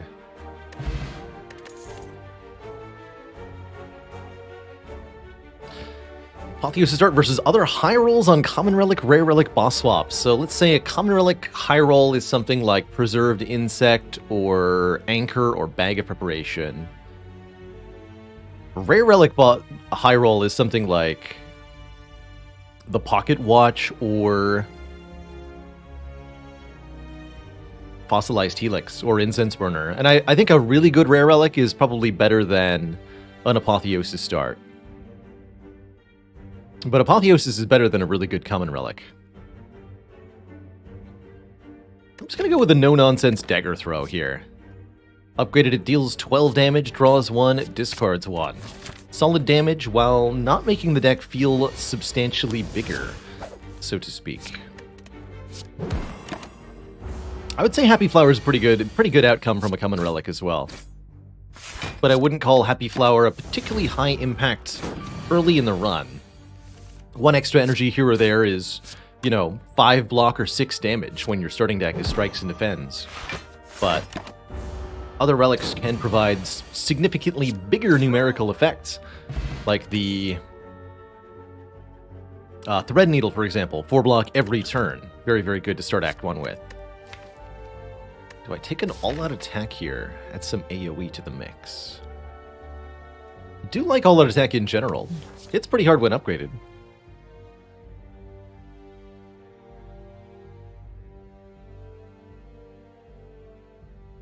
Hey there, Centeneer. I have not done a tier list for the colorless cards in Spire. I think this prepared could actually be decent too, and could let us further specialize in discard interactions. What if we end up powerful enough to go for the Burning Elite with this Apotheosis start? Only if I take this all-out attack, that's for sure. Alright, I'm sold. You got me. Here I will take 1 and just play the Apotheosis. The Jawworm is not to be underestimated. For they are mighty. 14 to all. And this is a kill? Yeah.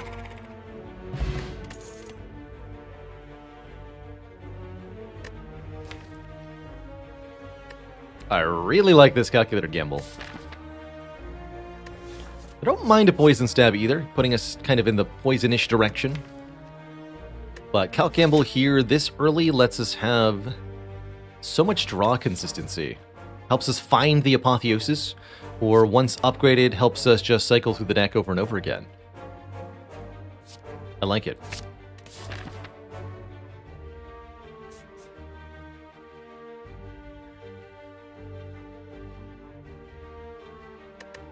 And then Apotheosis start I would rank much lower than a good boss swap as well. A Pyramid start or a Pandora's Box start in particular. Golden Idol's back. We've had a lot of Golden Idols today. Good. Good.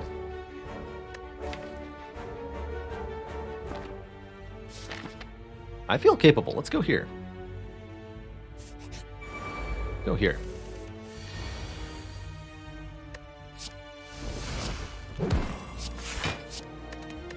One thing we do need to do is upgrade our Apotheosis.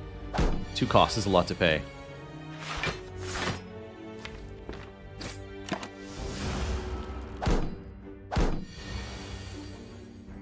Try to find our all-out attack here. Nice. I'll do it this way. Can't have them both attacking me on this turn. That just wouldn't do.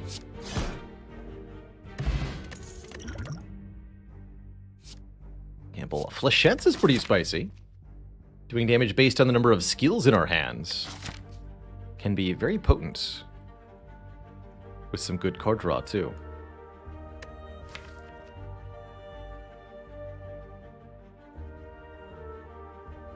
I think this is also a reasonable skip.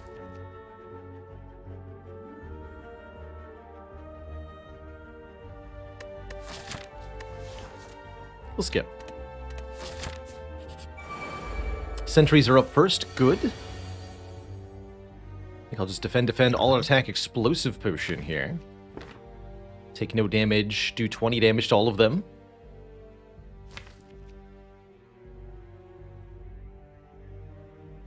We'll see what our turn looks like next turn. Don't think it's worth duplicating this all-out attack, although I could do 10 more. To each of them, I'd prefer to keep this potion for our next elite.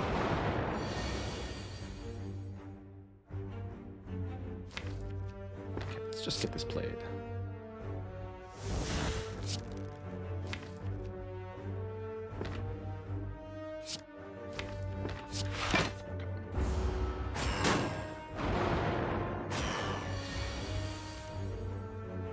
And now we need to kill one swiftly here, if possible.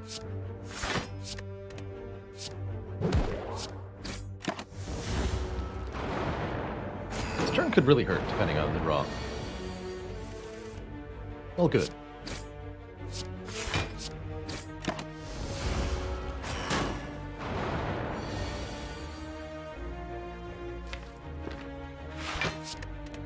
Draw 2 more.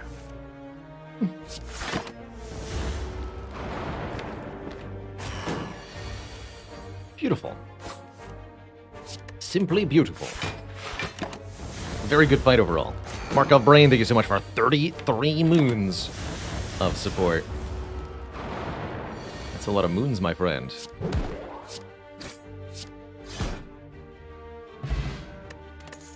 Unfortunately, we don't get a very good relic here. The blue candle lets us play curse cards to get rid of them.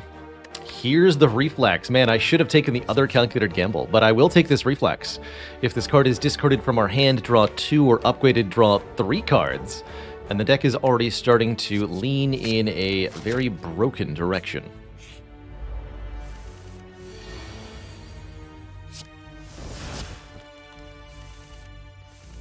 Beautiful.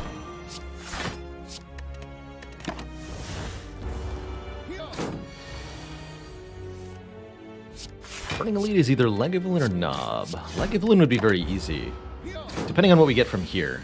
We'll see how I feel about Knob.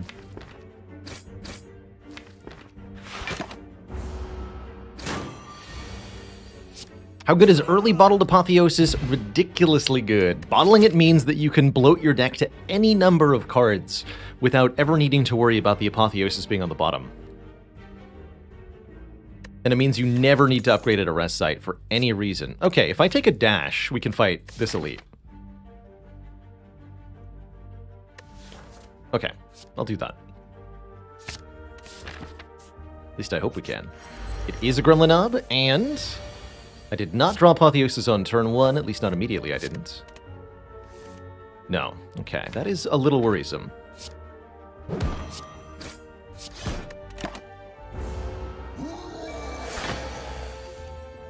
I thought that might happen. Uh-oh.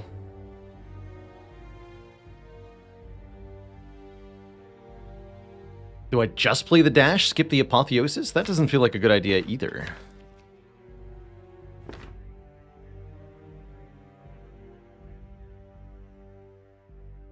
could duplicate my apotheosis, double upgrade everything. Apo Defend is real scary to me here.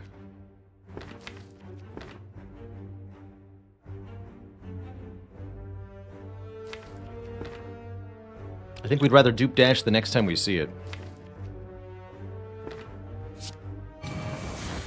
I'm just gonna take the 11 though. Currently have just enough health to survive this. Do I gamble? I'm gonna go with yes. Try to draw a dash here.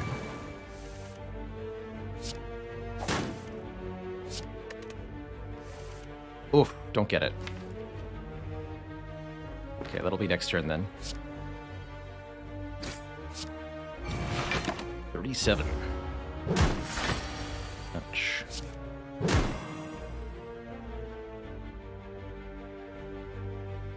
Okay.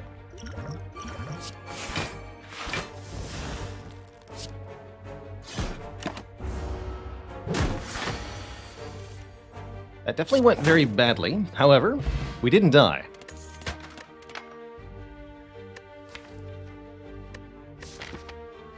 And I can rest now.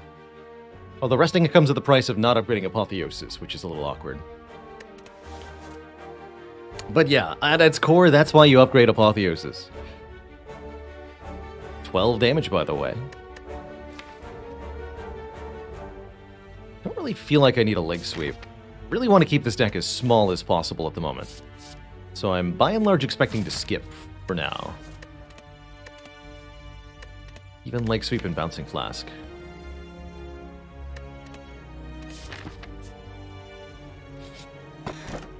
That will help. It's not a lot of health, but it is some health.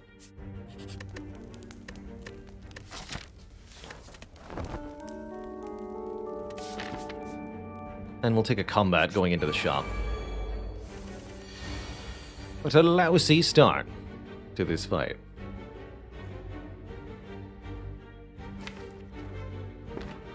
Rude.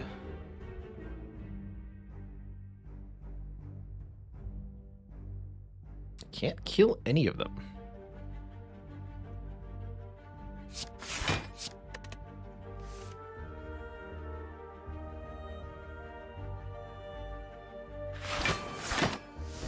The wrong one.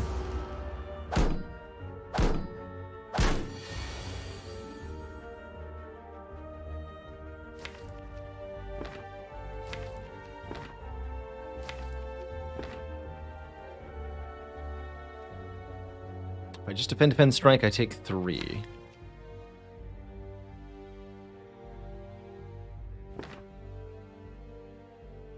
Let's gamble, see how we do here. We missed the neutralize. We still take 3. That worked out.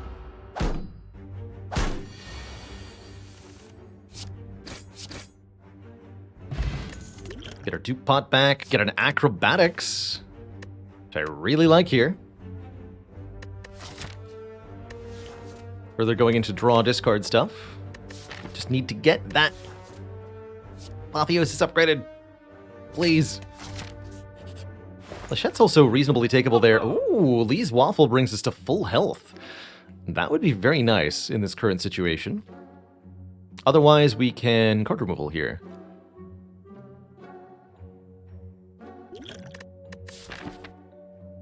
But that gives me full comfort going into the next couple of floors, and more max health, which you shouldn't discount. Meanwhile, Catalyst.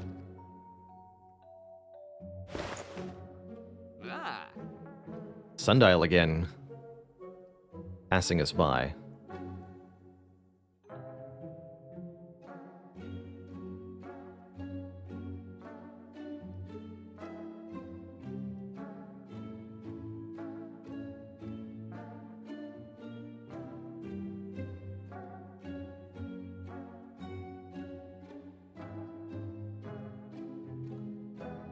Ardgorovi, a dad joke for the crowd. Did you hear about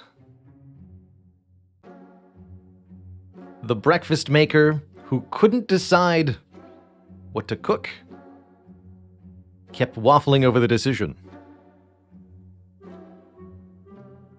delicious. Let's do it.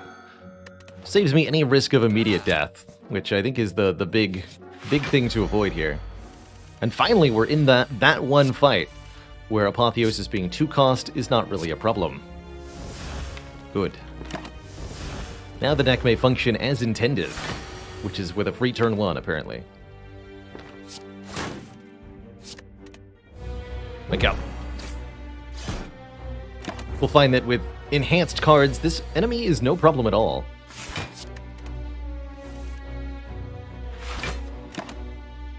We've got the numbers.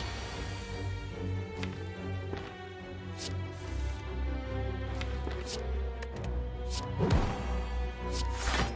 go for the full block here. Because why not, really? Why not?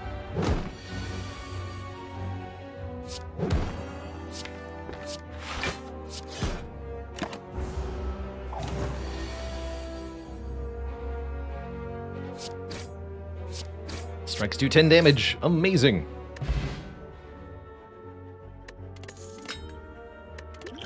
We get the Maw Bank giving us money per floor. That's good, having just departed his store. We won't want to go to another shop for quite a while. There's the second calculated gamble.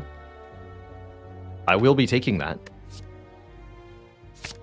And we're stacked now. We're absolutely stacked.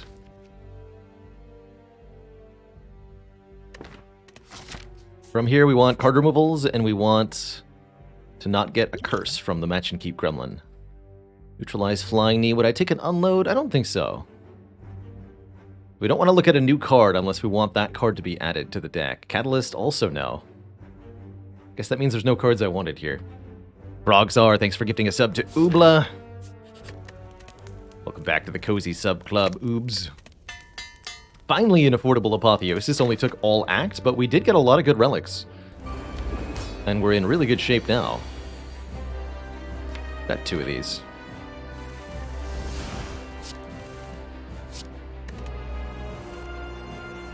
Good sign that our Apotheosis deck, even though the Apotheosis is on the bottom of the deck, is able to get it in play on turn 1 here.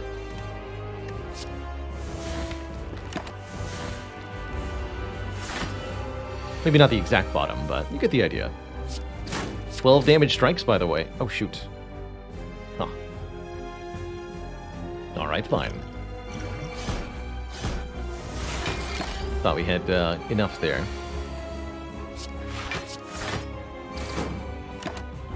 Given that we have the Entropic Brew, I'm pretty callously decided to just use that potion rather than think about it too hard.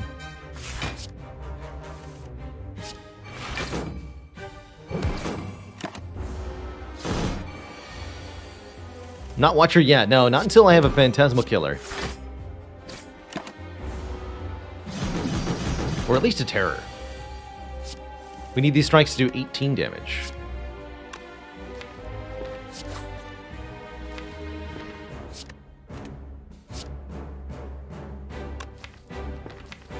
This is fine.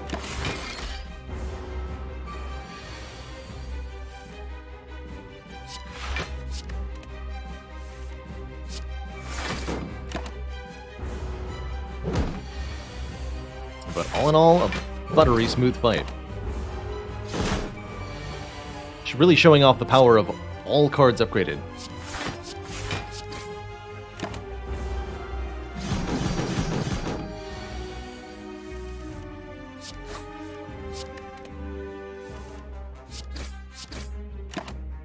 Especially if the strikes deal 12.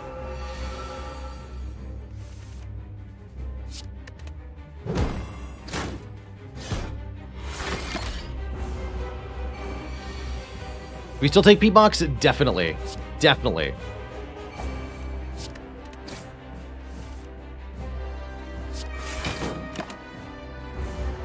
I think P-Box is even more valuable when you have Apotheosis. Because generally, upgraded random cards are really good. Here's a tough choice. Malaise or Adrenaline? Or heck, Tools of Trade. Draw 1, discard 1 every turn. If I'm looking to do the engine thing, then Tools could really help with that. Love this Malaise, though. Really helps us shut down Book of Stabbing. Not a real card, quote-unquote. So when I refer to engine, I refer to cards that you're playing in combination or over and over again in order to achieve some kind of persistent utility in the deck. Here, the quote-unquote engine is achieving lots and lots of card draw by means of these 2 calculated gambles, the acrobatics and the reflex, all allowing me to draw many, many, many cards for relatively low price.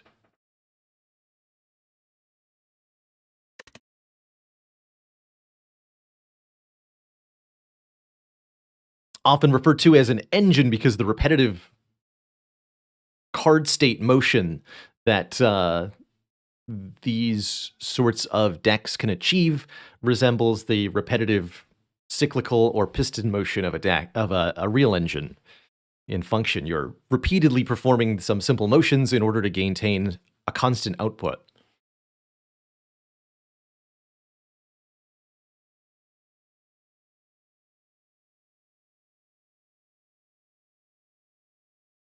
This is a really tough choice.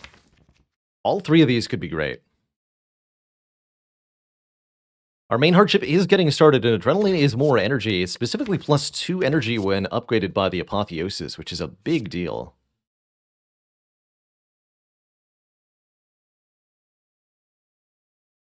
Heck.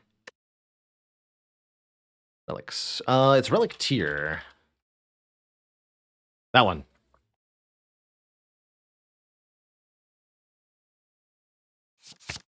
I think I will go Adrenaline here. Snake-o-eye. Not on your life? Maybe? I don't think so. Snake-o-eye disables any chance of a permanent infinite or combo or anything. Transforming 3 cards is pretty good. Upgrading them not as helpful, though not necessarily bad, mind you. Actually, not the world's worst tiny house. We get the benefit of the potion, which is nice. 50 gold, also nice. 5 max health, pretty good. 1 card reward, not bad. Random upgrade, not helpful, though. Probably a tiny house, then. Or, sorry, an astrolabe, then. Transforming maybe 2 strikes and 1 defend. We do like the strikes, but not more than we like other cards. Oh, excuse me, 63 gold. That's right, Golden Idol does boost the tiny house, and yes, it does round up. That's how OP this interaction is.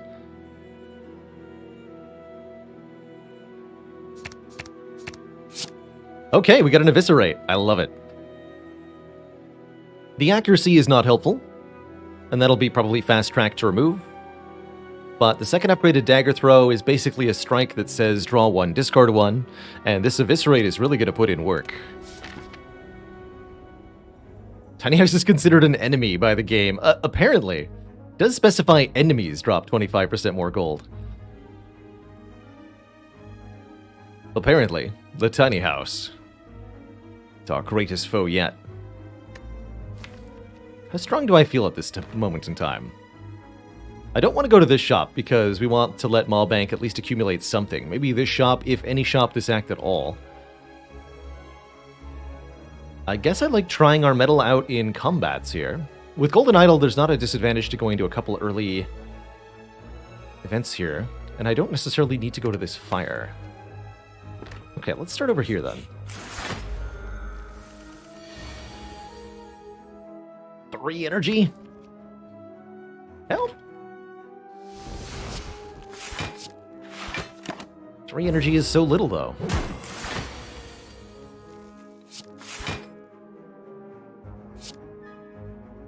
I'll just draw another card. It's fine. Let's strip off some plated armor with Dash Neutralize here. Or I can go Survivor Neutralize. Get rid of this accuracy. I'll draw that again.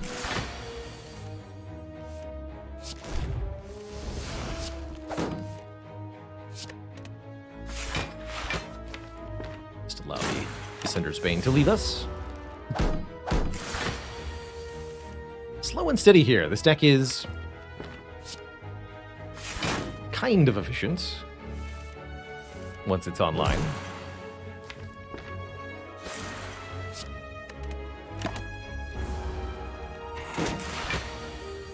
Main problem here is the 3 energy per turn is just not enough.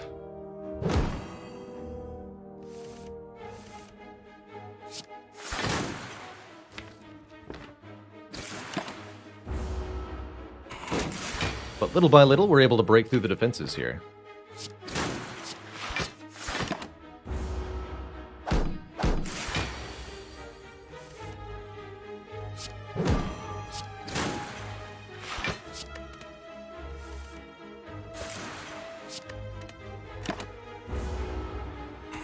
Ultimately, not a bad fight at all.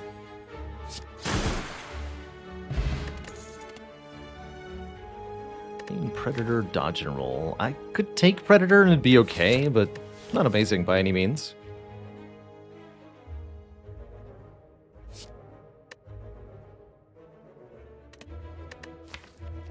I think even though we'd be increasing our number of cards, I would take Bites right now with Blood Vial Apotheosis.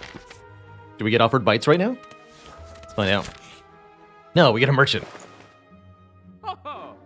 Stinky Merchant. Alright, I think we have 2 reasonably powerful options. Option 1. Leave the store and continue to gain money from Mawbank.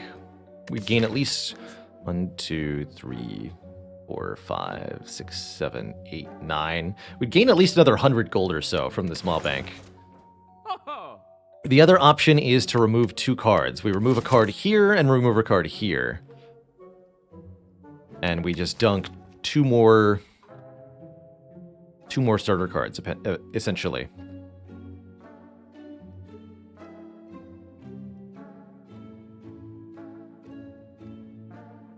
We're pretty capable right now. Hell, the strikes are even mostly useful, although the accuracy is not. I don't feel immediately threatened.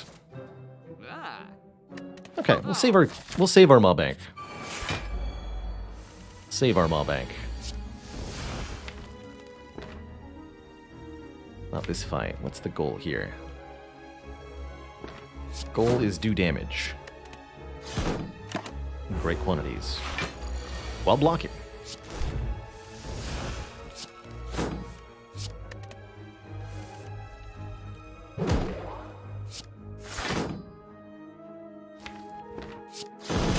With any half-decent luck, we'll be able to kill it before this 11 times 2 strikes us. Yes. Okay, I think we're solidly ahead of the curve. That's how that fight felt to me. Deflect Plus could really help a lot. This deck can draw many, many cards. That is the kind of zero-cost block I wanted on our previous attempts, but we weren't able to get an upgraded version. I'll incorporate this. Although I guess the upgrade doesn't matter that much with the Apotheosis, huh? Even more money here. Looking pretty spicy. Could trade faces, giving us potentially a bad face, but also potentially a good face. Or we could just take a guaranteed 50 bucks, which is pretty nice too. Good faces would both be excellent, the bad faces wouldn't be that bad. Although turn 1 weaken could really hurt us. Faces are indeed relics. I'm feeling the face trade. What do we get today? We get a Gremlin Visage, starting us out with weak on turn 1. That's the one we didn't want, but that's the one we got anyway. Unfortunate.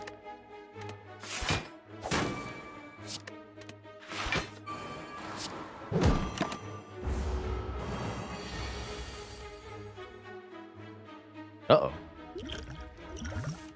Okay, that's better.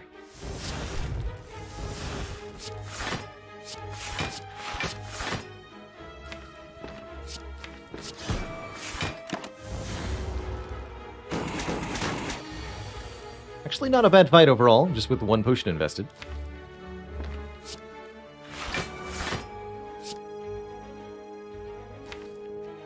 We'll play Survivor too? Okay. Yeah. What I thought.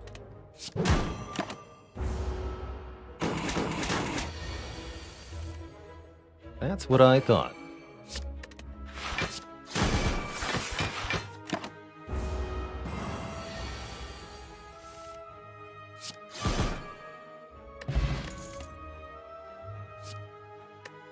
Backflip is yet more card draw too. Worth thinking about.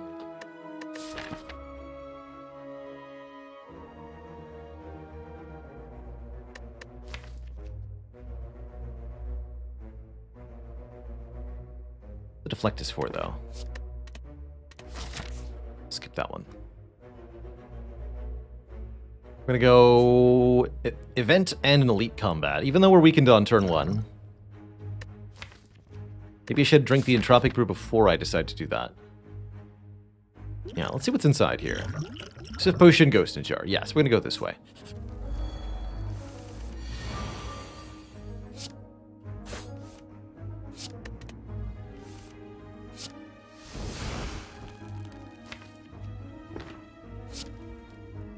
Definitely don't like being dazed in this fight. This could be a troublesome combat for us.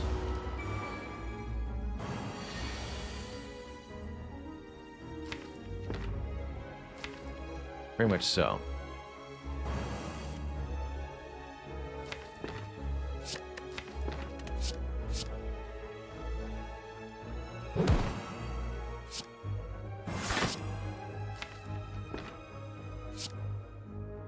Take a little bit here.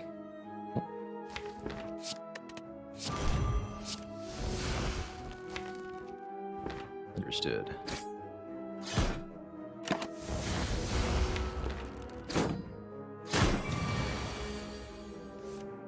Very reasonable.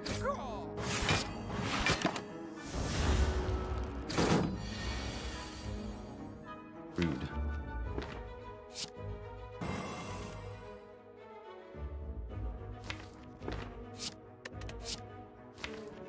Yeah, we can discard the reflex with those dagger throws. Next turn could hurt a lot, depending.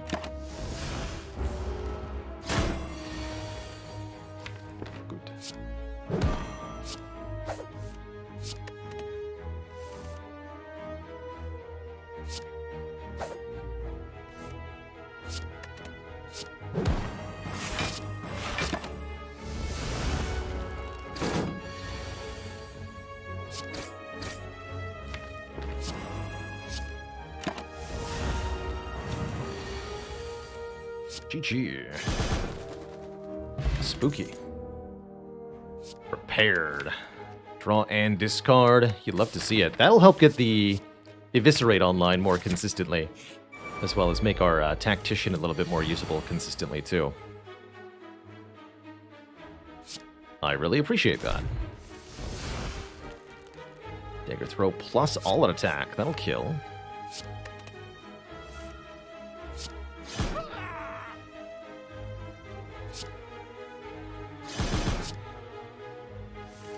There's Apotheosis. Okay, so we got rid of the Fat Gremlin and we deployed our Apotheosis turn 1. Now the goal is destroy. Much as possible here. Often seeing me play this accuracy, by the way, the reason I'm doing so is in order to avoid redrawing it. Make sure he's weakened for next turn.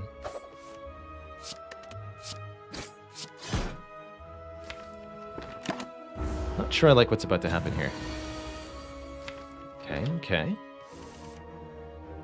So far, so good. 67 is within acceptable parameters. There's the attack, though. Shoot.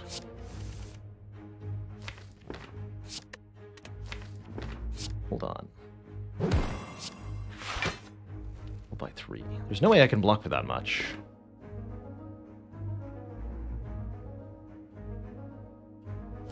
Surely.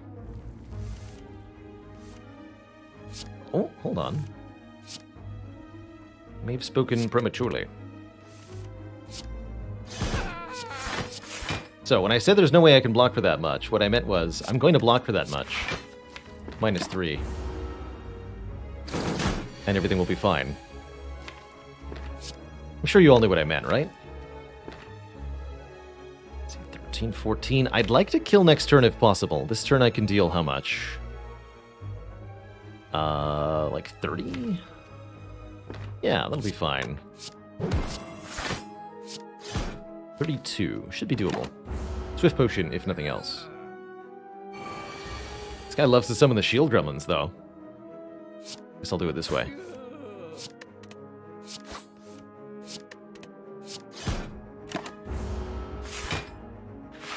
In their last moments, they desperately attempt to protect one another.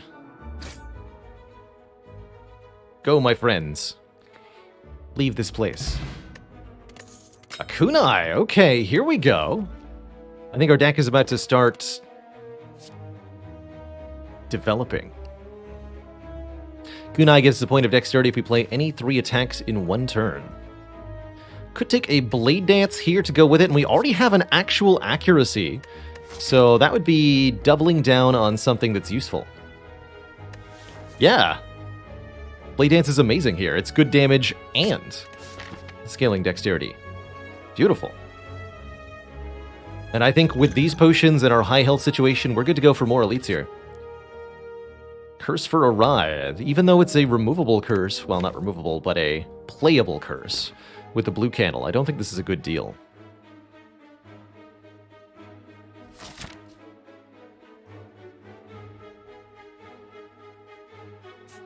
We'll cash into the shop here.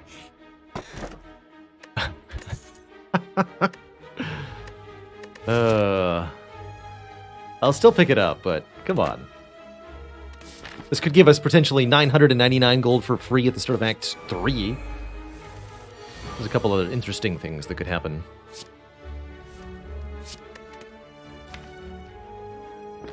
This might smart a little.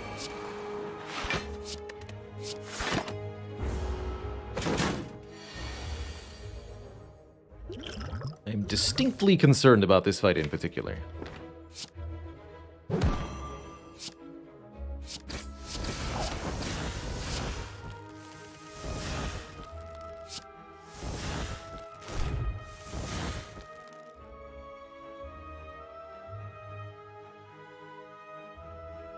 Dash. Don't want to cycle, do I? No. Well, actually, yes, let's do this. Shuffle without those.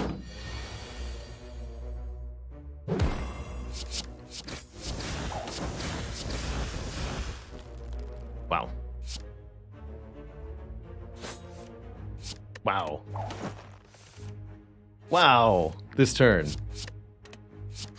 Got real spicy like suddenly. Incredible.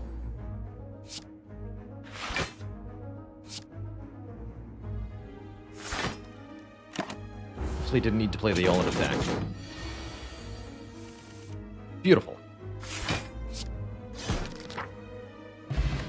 Art of War could be massive here, giving us energy after a turn where we don't play any cards. I love a Tools of the Trade also. Draw 1, discard 1 each turn.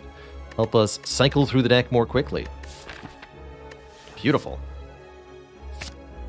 Alright, to the store. Bag of Preparation for more cards on turn 1, looking pretty spicy. If we wanted healing, we could consider this Bandage Up. With Apotheosis, that would be 6 health per combat. Caltrops could be a nice way to do damage while blocking. Card removal looks spectacular, of course. I'm really happy with simply Bag of Prep card removal here.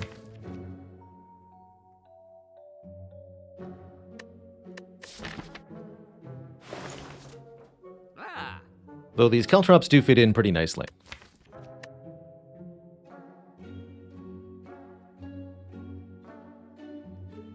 Maulbank totaling 180 gold at the end. Not bad, not bad. So Maulbank was the Bag of Prep the whole time.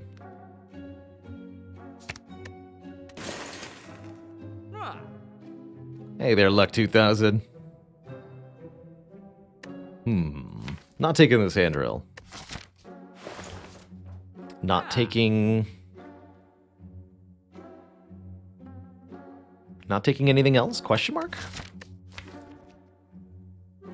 I actually really like this Bandage Up. I already have the Blood Vial. it a chance here. Don't often purchase colorless cards, especially not this particular one. But I think it has some utility here. Oh boy. Not a great turn one. Not a great fight for us in general, actually.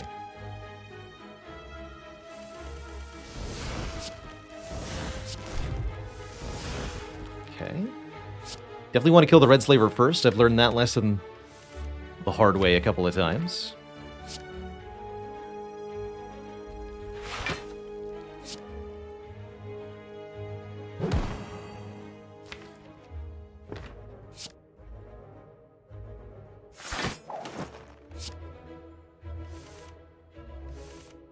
Oh, nice. Get tools in play, bandage up in play. And I get to all-out attack to finish. Glorious. And Descender's Bane is gone. Wonderful. That went well. All things considered, that went really well. Cannot allow myself to become entangled. Actually, yes, I can. Considering the draw.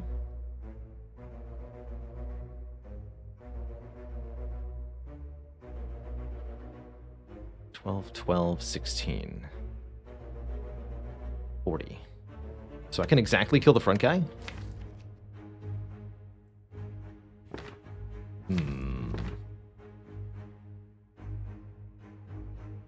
Heart of War of Value.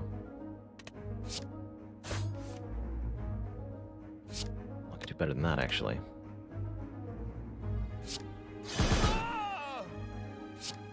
Wait.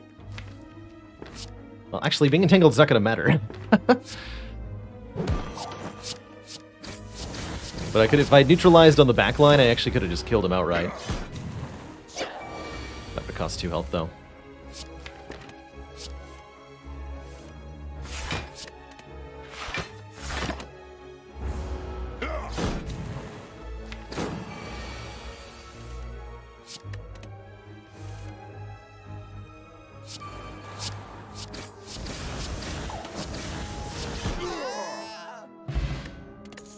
Bottled Lightning, there it is, chat. Choose a skill to be in my opening hand every combat. Well, guess what? I choose Apotheosis. We got it. Bottle Apo means all cards are forever upgraded no matter what. That's good. Interesting setup, actually. Not gonna take... Wait. Pressure. Weak Potion, it's got a later expiry date. Apparitions are offered to me again. I don't think I want them. Wonder if that was the mistake on the previous run, was taking the Apparitions. They do get upgraded, but the loss of max health is seriously detrimental. And our defensive strategy is, I'm hoping, sufficiently good anyway. So that's what I'm hoping.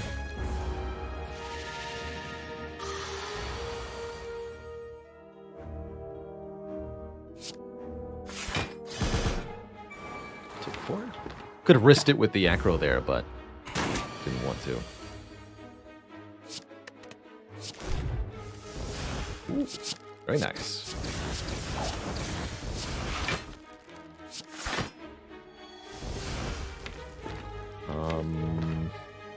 Let's just stop.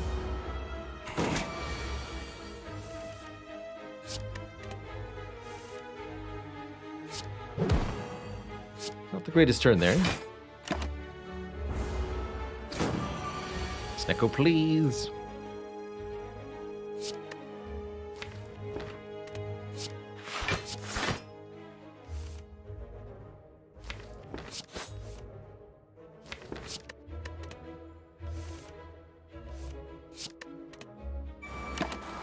When you're confused, the more cards you can draw, the higher chance some of them are playable. So might as well draw all you can. Another Prepared. I like a Piercing Well just fine. Add 1 Piercing Well to this mix. Sapping the strength off all enemies for 1 turn. I'll leave the skill potion on the ground. I think the weak potion could be very good against Collector, and I think the Ghost Jar can bail us out if we need help. So there's absolutely no reason to upgrade any card ever again. That means we should either rest or recall. Gotta be honest, I might need every hit point I have for Collector. Let's rest here. With only 3 energy per turn, this could be a real challenge.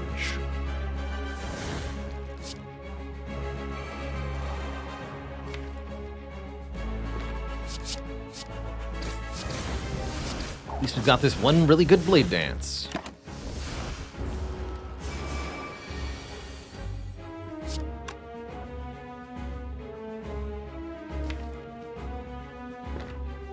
Let's discard all that.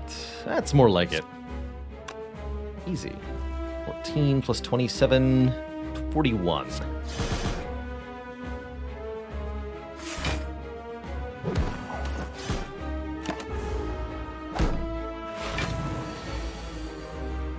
Pick off a minion nice and early, like.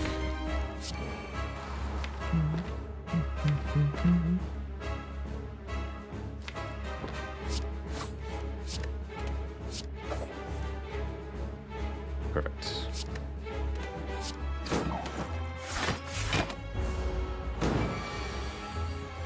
So ensuring that we constantly scale up with our dexterity is a big, important component of this fight.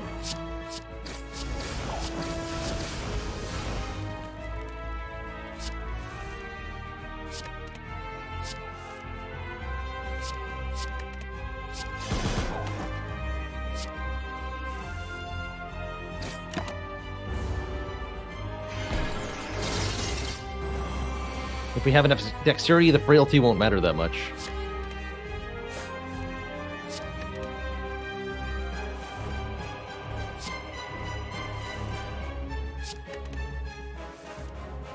There's Eviscerate. We're trying, dang it.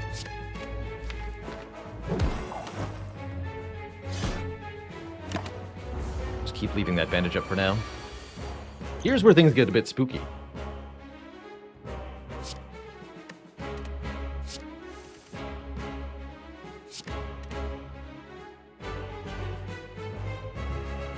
$29.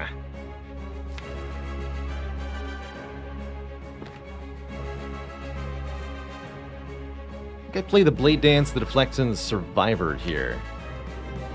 Try to gamble into Eviscerate or something. Getting Piercing Well would also be nice. Maybe I just gamble rather than playing Survivor.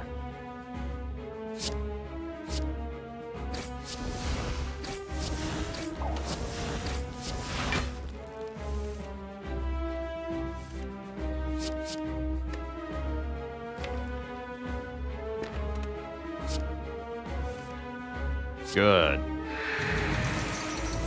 Much more manageable.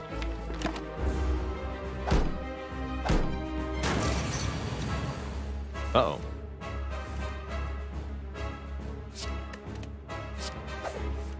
Should not have so callously discarded that strike, actually. Well, this works too. Ouch.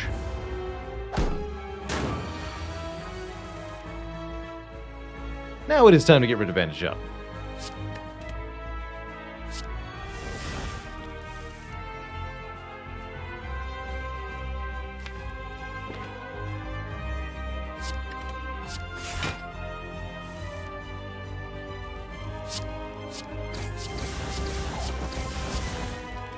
We just have to outlast these debuff turns, and then we'll be okay.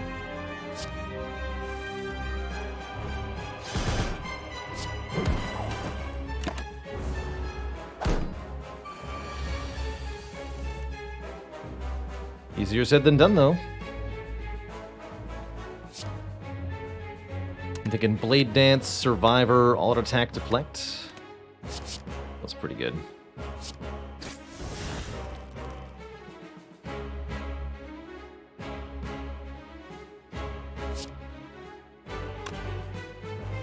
Rediscarding Dash. Two then.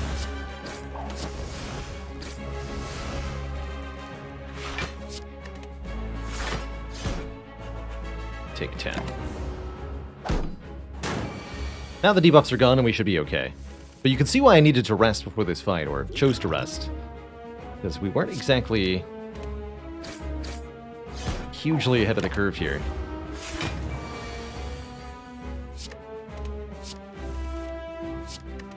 Especially not while being frail.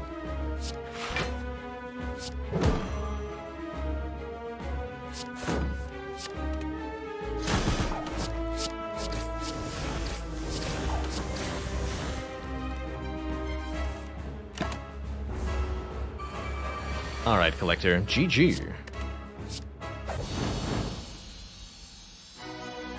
Challenging fight, but we do get there. We're offered Wraith Form, Malaise, or another Tools of the Trade. How fascinating. I like the idea of a Malaise to slow enemies down. When our block is boosted and the enemy's strength is reduced, good things happen. 2 draw, 2 discard per turn could really help cycling the deck, helping us find our best cards over and over again.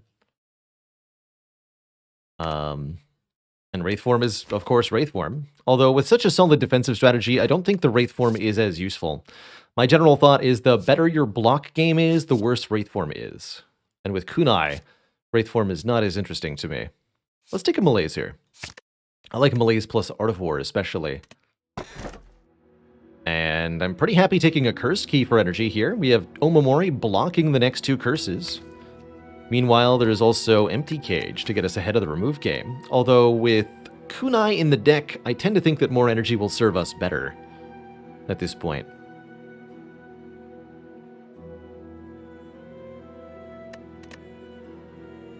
Better than Dome, certainly. Yeah, let's go Cursed Key here.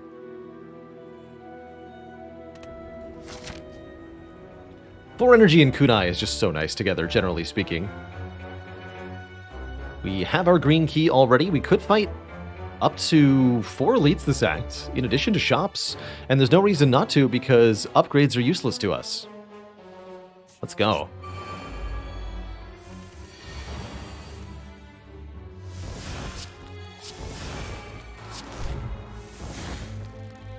Easy.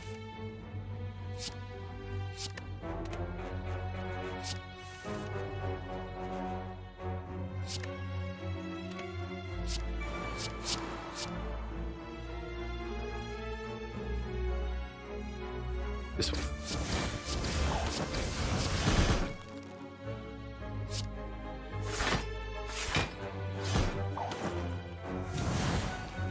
Nice blocking. That worked out beautifully.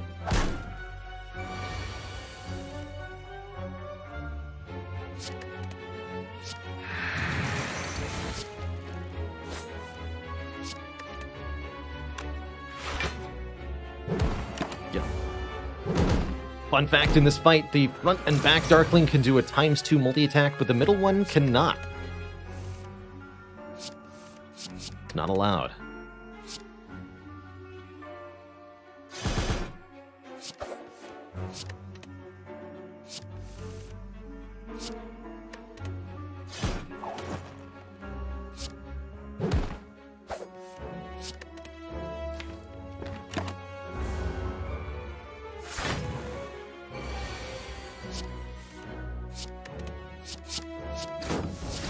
That's just science. A second Blade Dance just makes sense with the Kunai, right? Yeah. And the accuracy. Who even ever takes Catalyst, right? Could take a second Ghost in a Jar, just go double Ghosts through the rest of the run here. Hard to say no to that, quite frankly.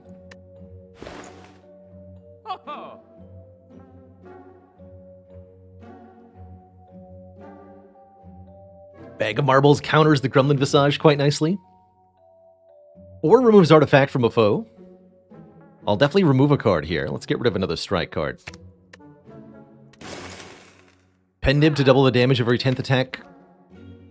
Could be nice with Eviscerate.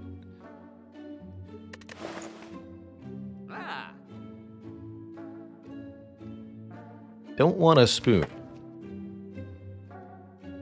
Fume's bad here, for the most part. Fumes is good at removing artifact layers from foes, but not much else.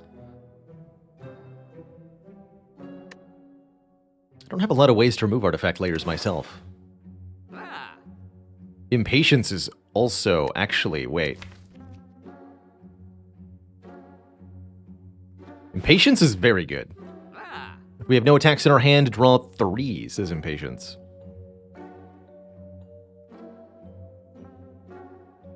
Give me that. Do I want one random fumes? I don't think that I do. And I'm not going to take this ghost either.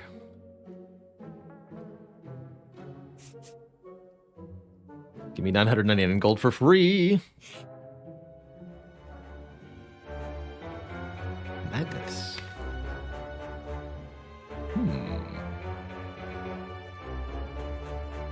Madnesses seem like they're very good in this sort of deck, actually. That'll make 2 of our cards free. Could be Dash, could be Blade Dances. Doesn't really matter. The fact that we're able to draw the cards so frequently, I think will help a lot. Really good on Acro, really good on Dash. And yes, I do in fact gain 999 gold. Thanks, Omamori. Okay, what do we got here? Fumes. Another Blade Dance is an interesting option. I actually quite like the Ancient Tea set. We have a 9-card opening hand. Plus 2 energy on that opening hand could be really significant for our Time Eater fight and for our Spear and Shield fight.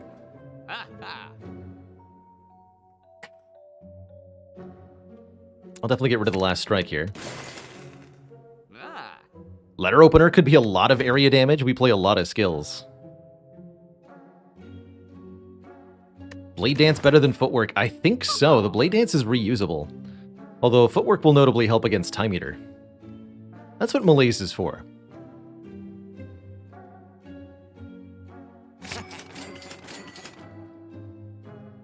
Expertise is interesting.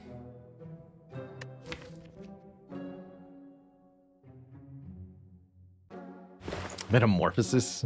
That's cute. Cute, but I think unnecessary. Do I want this funnel? I'm not sure that I do. I will take this expertise. So I think we have enough card draw, it matters now. The rest I'll save for our final shop in Act 4. So I don't think there was anything else that was particularly worthwhile.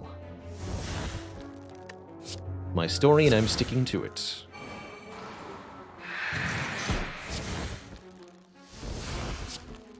Let's play them. Just play them.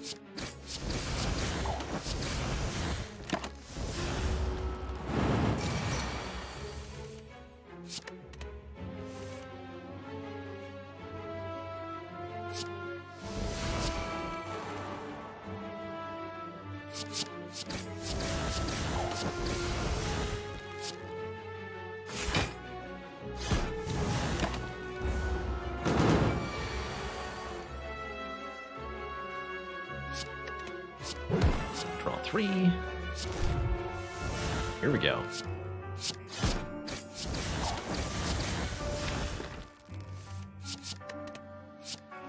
So much energy.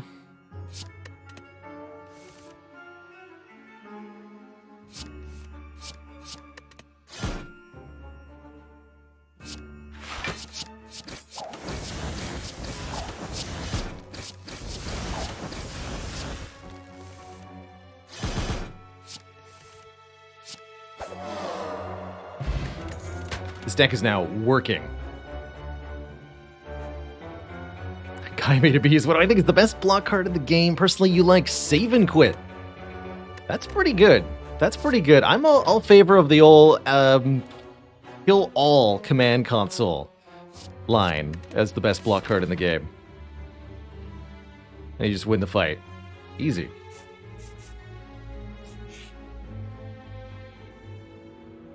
Duplicate a card in the deck. Double Apotheosis. I actually think we're at a place where doubling accuracy is not a bad idea whatsoever.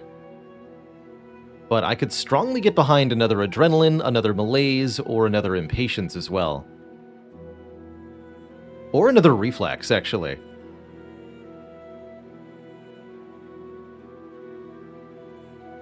Reflex is even more card draw. Although at that point we're starting to run into the problem where I can't play my Blade Dances because I have 10 cards in my hands.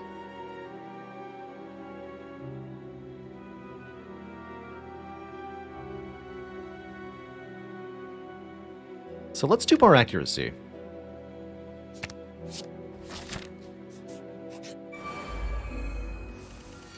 Can't believe that just became my damage, but here we are.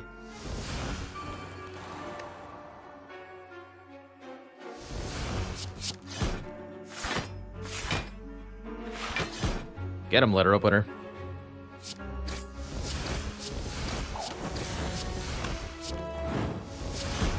Play that for one so I don't draw it again. Finally, the blue candle gets used. Good job, blue candle. You did it.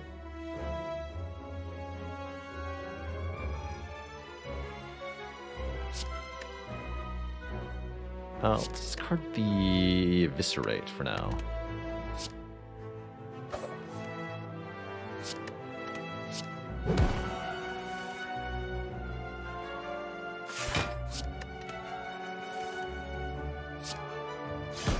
Beautiful.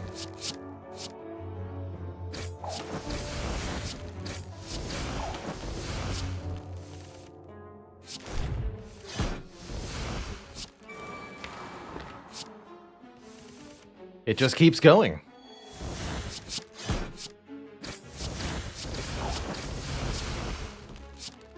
My advice to you all, if you're struggling on silence, simply never click end turn. Continue to play cards forever until your opponent is dead, and then win.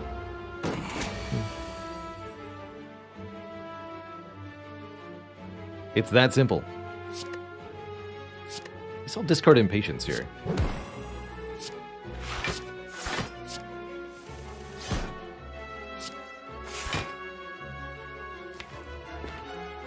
Simply win.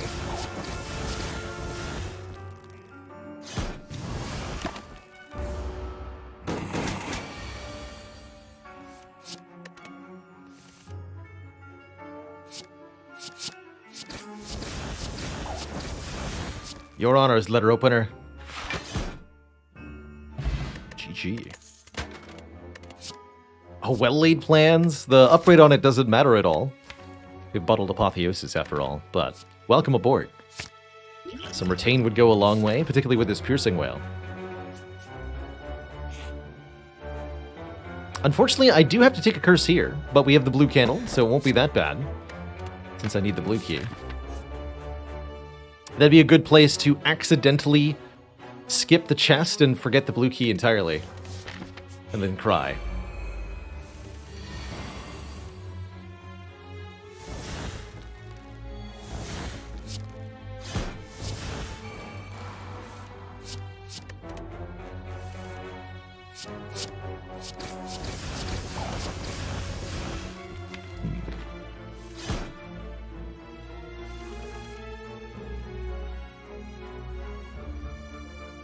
Fair enough. Oh, that's what Bandage Up is for.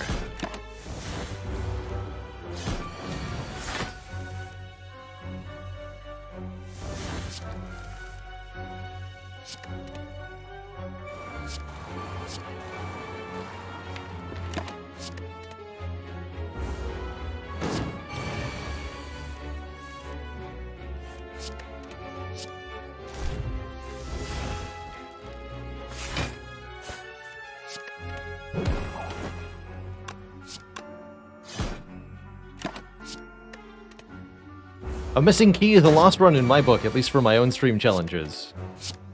Pretty good time for save and quit, if available, as a way to solve your problem. This Cloak and Dagger's actually not bad. Sure, welcome Cloak and Dagger. More Shiv cards, please. Ever a reason not to hold two? If you're worried about hitting maximum hand size, there can be a reason. I suppose we could also make the argument that if we're trying to draw with expertise on the following turn, we may not wish to have cards in our hand. Those are two potential reasons. But for the most part, we do want to retain two, because we have calculated gambles and such. The Nemesis rematch. Man, what are the odds we've drawn Apotheosis turn 1 in all of these fights? How lucky.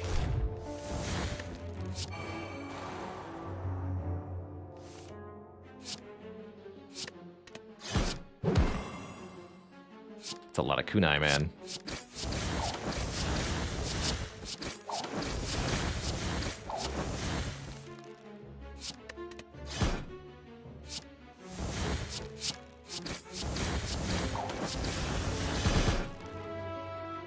Five points of dexterity on turn 1.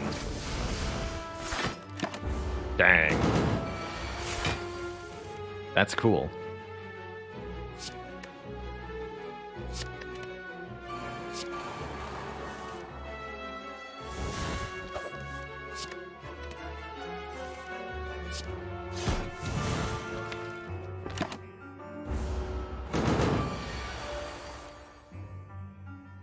How dare he?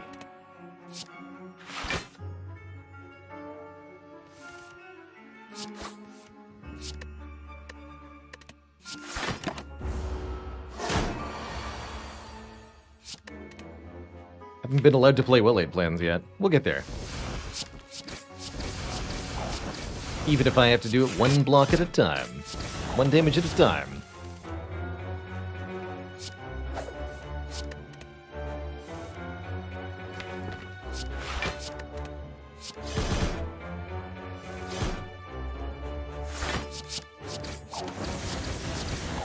Like 20 damage this turn.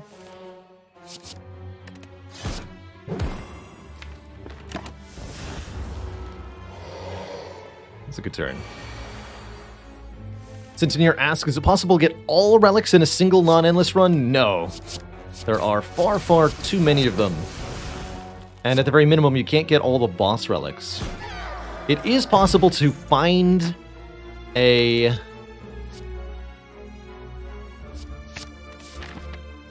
whatchamacallit. It's possible to find a circlet, though, in a regular run. By getting infinite gold with Wish plus Courier.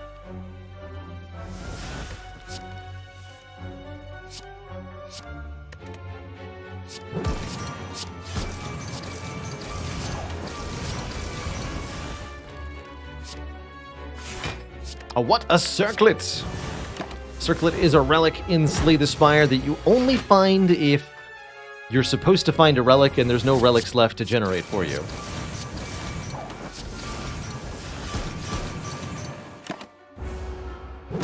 Essentially a placeholder relic that the game gives you when you found everything that you can find. This bandage up has been pretty good, by the way. I've liked it.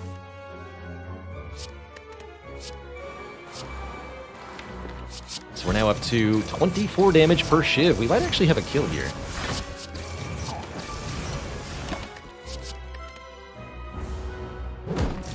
Let's see what we can do.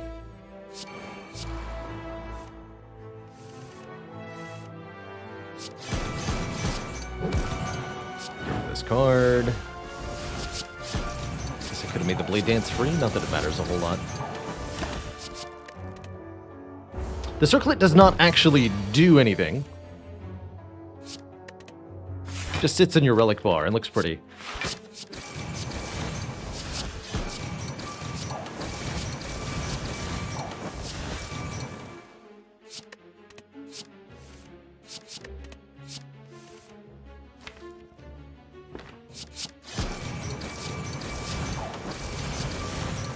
If I have a really good turn, we might be able to get there.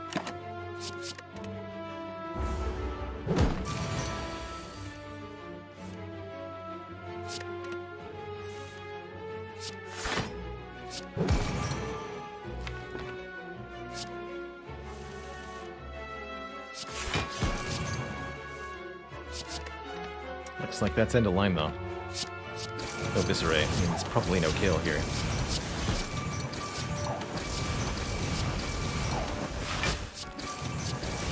So close, but so far. GG, Transient. See you later.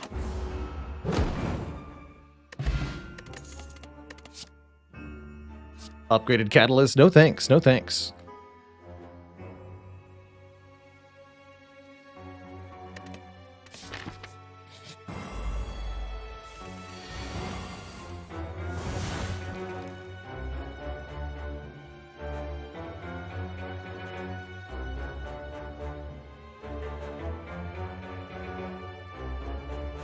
Turn 1 Terror, turn 1 Tools. Get rid of both of these so I can play the Expertise.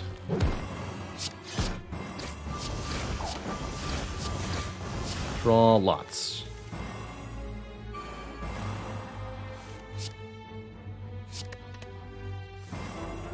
I hoped we'd see that. Go Dagger Throw, Dagger Throw. Dagger's... Blade Dance, Blade Dance, excuse me.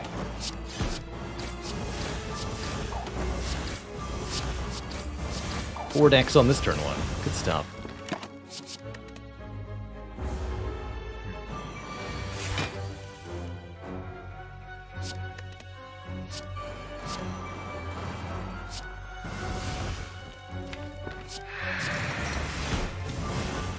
Delete every single one of those cards so I never draw them again.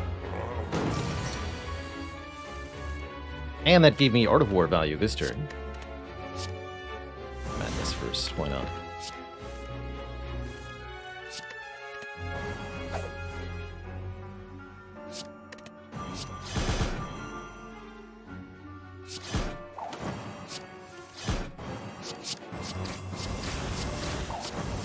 Wow. 52 damage Shiv. Bottled Tornado allows us to have well-laid plans in the opening hand. We could also put Tools the Trade or Accuracy in our opening hand instead. Here's a third copy of Accuracy or a second copy of Acro. I think I'll take another Acrobatics, actually. Aging Chris, thank you so much for the Prime sub and the 5 months.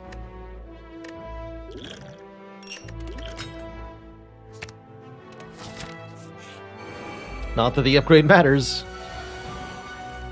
With a Bottle Apotheosis. It's all good.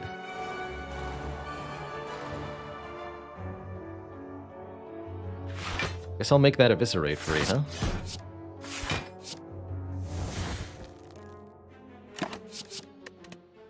Avoid playing the Shivs to get the Art of War here.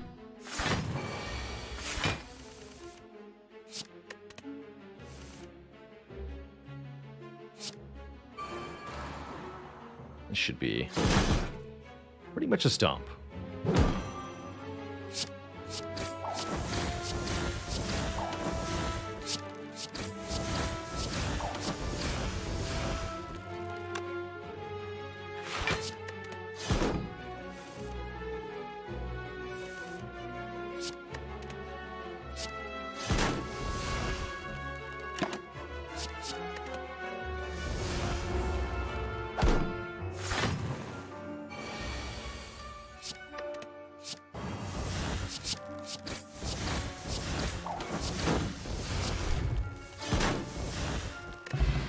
Good job, letter opener. One more Acrobatics. Might be overkill. 2 seems plenty. I think at this point the deck can resist further additions. At 38 cards, there's an awful lot going on here.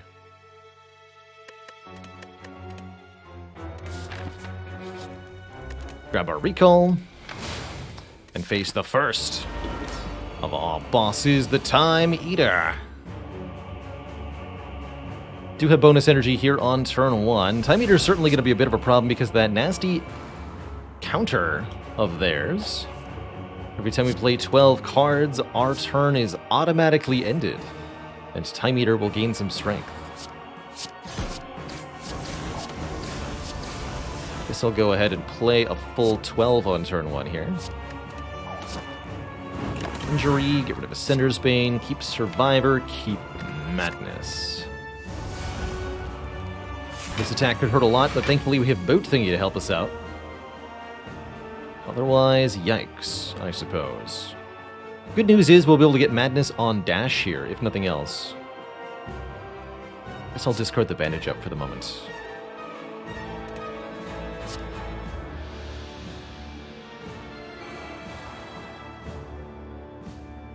Cloak and Dagger. Madness, madness.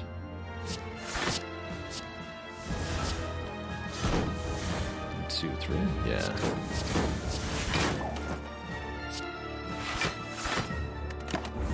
We only get 3 cards next turn, however, it's not a bad thing either. 1, 2, 3.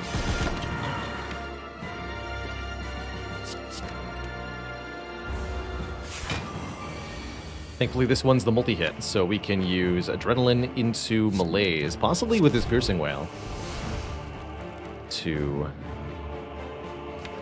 significantly reset the strength of the Time Eater.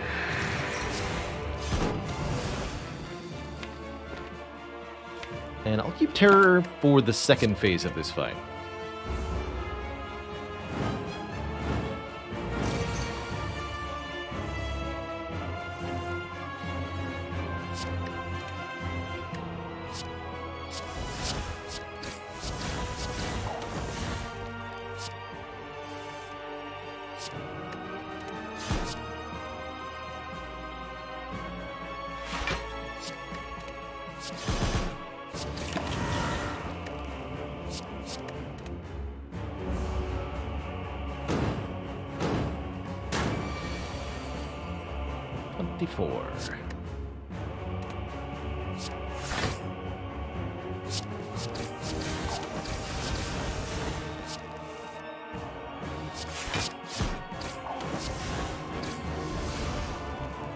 Oftentimes the best way to beat Time Eater is playing 12 cards every single turn. Quantity over quality, so to speak. Skip our turn here, since Time Eater is removing any debuffs and purging their health back to half. And then we go again.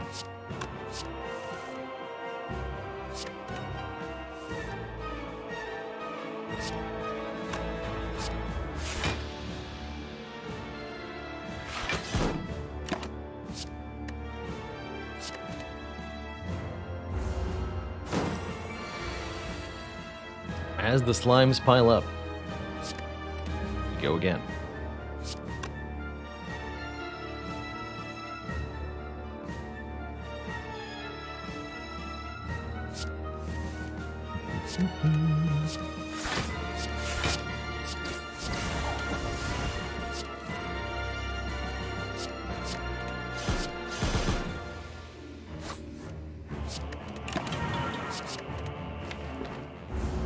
Slightly wishing I hadn't saved Terror, but here it is now.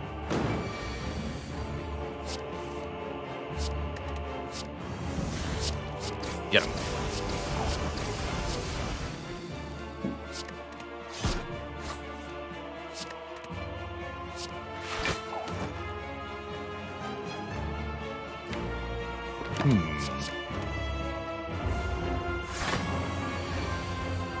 Can I do the required damage in 3 cards?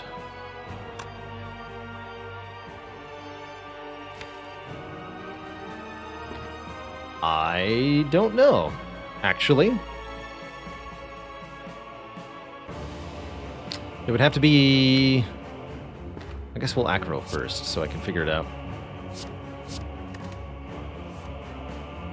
Okay, yes, Eviscerate plus All-Out Attack will kill.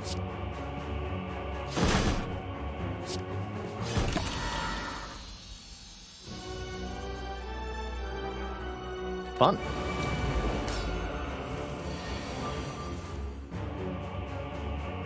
Ever tempted to listen to other music than Spire when playing? Sometimes. There's a lot of problems with it. Licensed music on Twitch is a real big bag of worms for a variety of reasons, and if I put that content then on YouTube, it's an extra large second bag of worms that I have to deal with. For the most part, sticking with the game's original soundtrack is just what makes the most sense, both vibe-wise for the community and for running a broadcast, period, I think. I've seen a couple people do things like play music in their own headphones that doesn't go to the stream, and I've thought about doing that, where I'm jamming but nobody else gets to jam to what I'm jamming to. I don't know how I feel about that.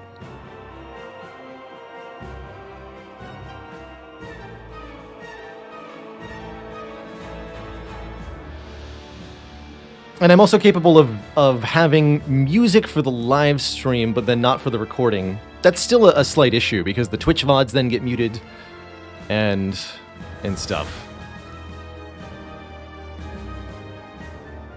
Poor Twitch VODs. Okay, this has to get played. Not blazing on turn 1. Just acrobatics for a moment here. There's a lot of powers in this deck. You know?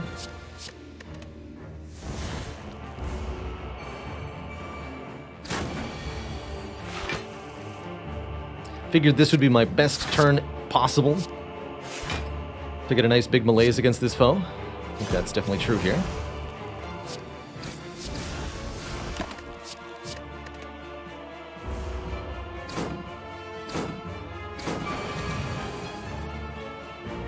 This would be a good piercing whale turn.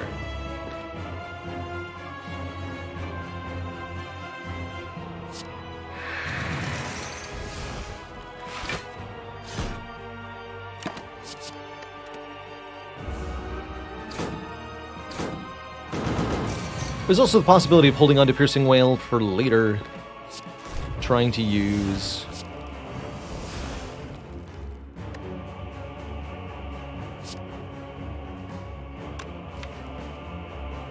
powers in phase 1 and using the Piercing Whale to counteract them. Not sure how much merit that idea has. This I will play.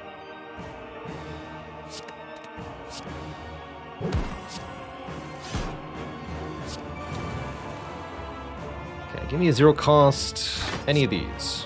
Perfect. I'm not going to play my accuracies yet.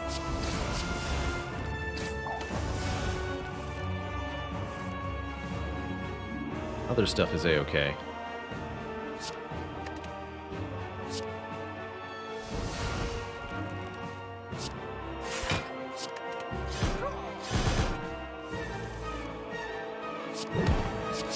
Once we get enough dexterity from the kunai, we can do whatever we want.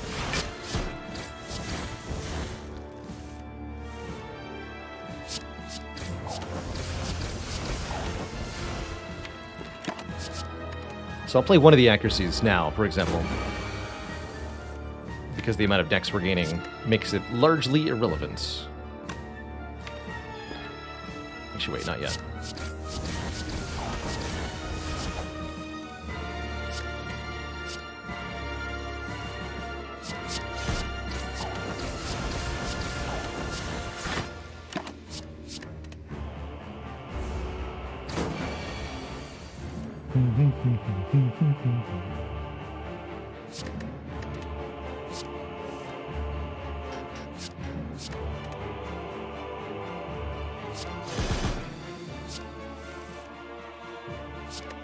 By 4.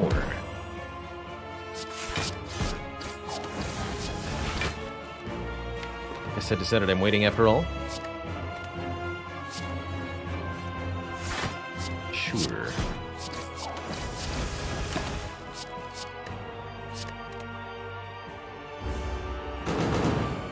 I don't think it really matters that much.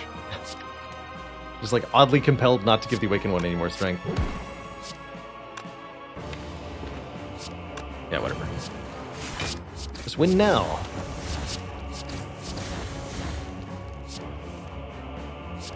Can play the other one.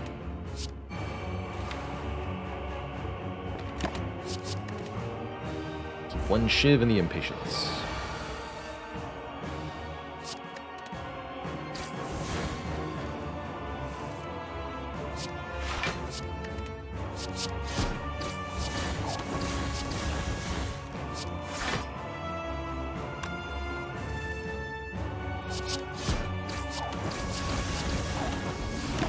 Beautiful. Beautiful. Wish I knew a quick and easy way to get the Stream Elements mod, not to not respond to commands that aren't being directed at it. Oh well. Sort that out later. Needs to be here for today at least.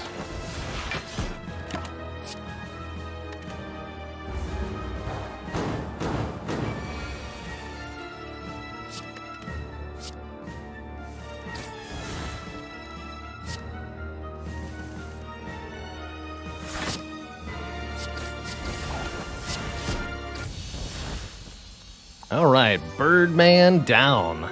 Kunai finishing out at an average of 1.28 per turn. That's a good average, Kunai. Good job. 23-25. The distant year. From the future.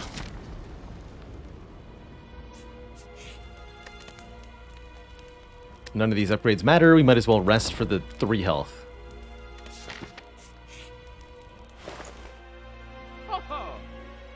Google Doc guides. Yes, I've got you covered, Hops. I think that's still exclamation point guide. Yes. There's a couple links for you. Hey there, Arthur AoE. I have, in fact, played Age of Empires 2 as a young teen. I put many hours into that game. I played a little bit of the HD re-release, but I haven't played it in modern times much. Gotta love orange pellets here, allowing us to remove debuffs, such as Vulnerable from Heart. Smooth Stone to get us started on Dex is nice. Vajra for a little bit of strength is nice. All 3 relics seem fine. We got the money for it all. All 3 relics and a card removal. The cards in the shop are less impactful, less helpful. Maybe Magnetism, oddly enough. But for most of the rest of it, I don't think we have a lot of pressing need.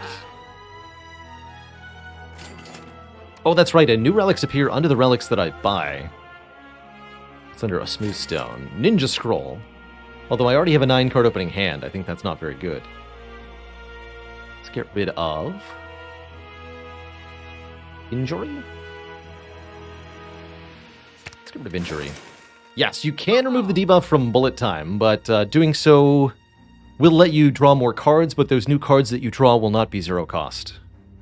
Bullet Time only makes the cards that are actually in your hand when you play it free.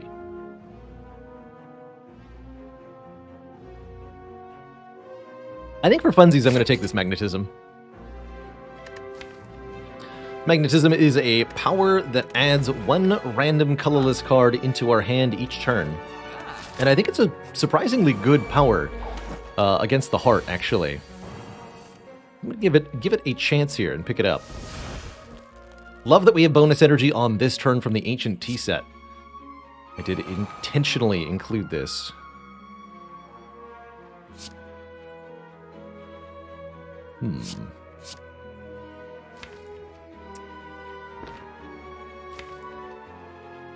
Blocking could be a problem. Oh, I can remove the weaken on turn 1. That's pretty spicy.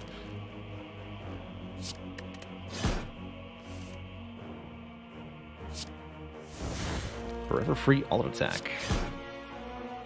I like it.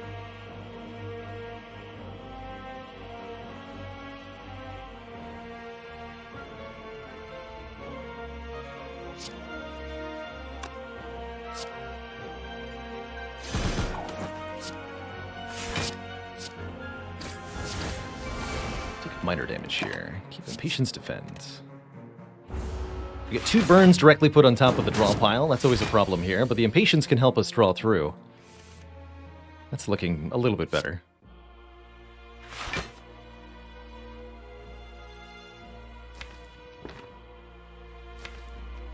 Might want to Malaise, then Adrenaline, then Piercing Wail, so I'm going to hold off on playing Adrenaline for the moment.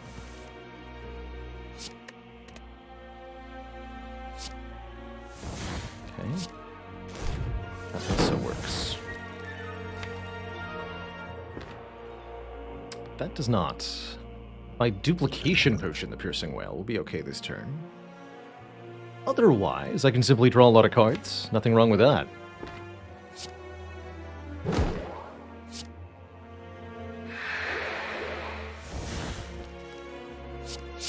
Do it thusly.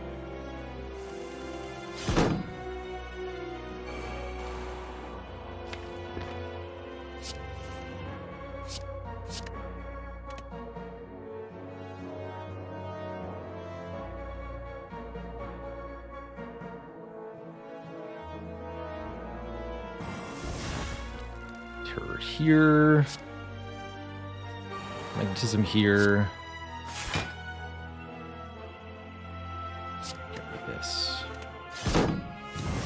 reduce that. Keep these two.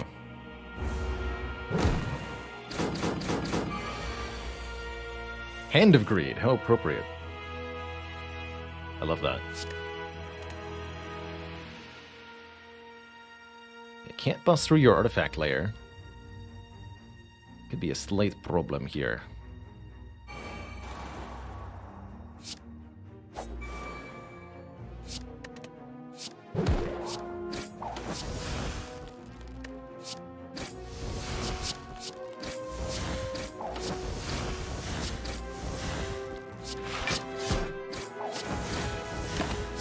Wonderful. Swift Strike is cooperating? Good.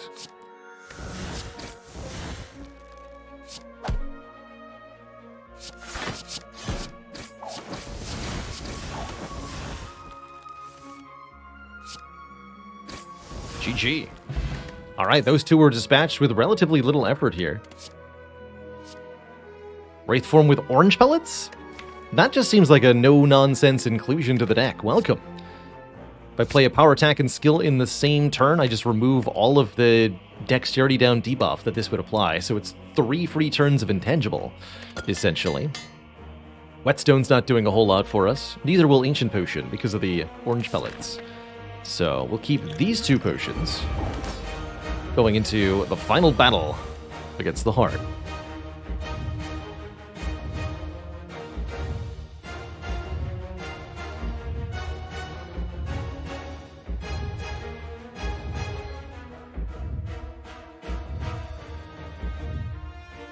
I'm okay taking minor damage to Beat of Death.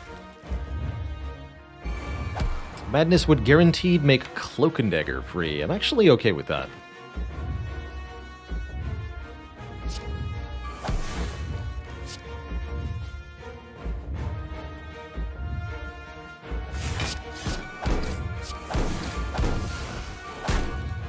No.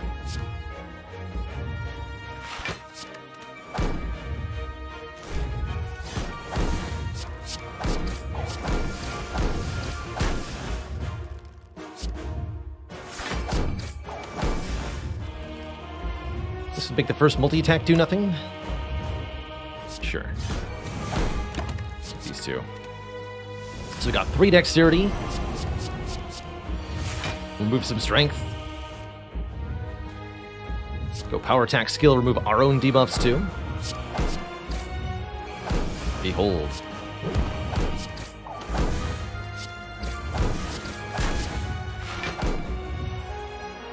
There's our Wraith form.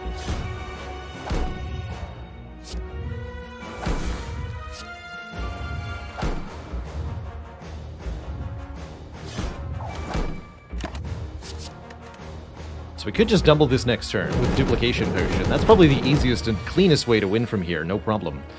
It's also a very good turn to do it, because I drew absolutely no block.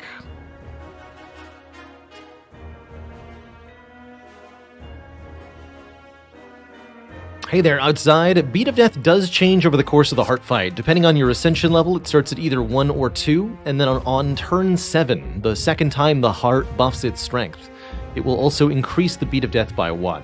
So, eventually during this fight, Beat of Death will go from 2 to 3.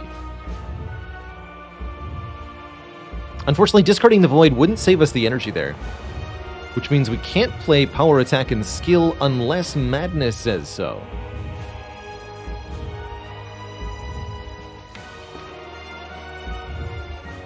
Madness, what do you say? You say yes, the Wraith form is free. Alright, we're in. Make my life nice and easy, please. Thank you.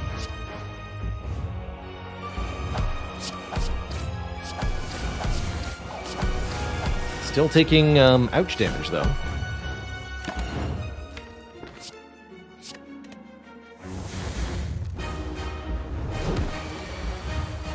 Just be glad we don't have a real Masterful stat.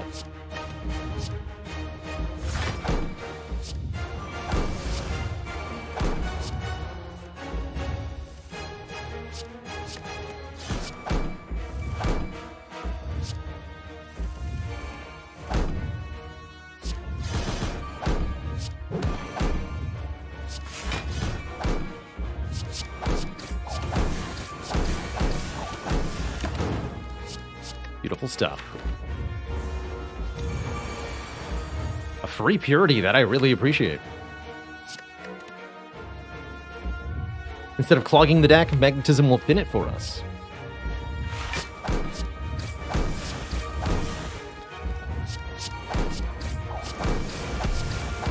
Let's actually lose these three.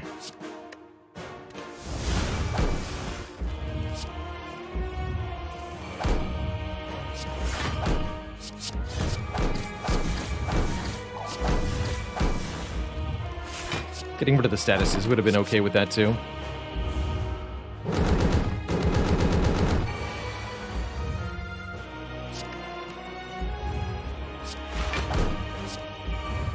Get him, sadistic nature. You got this.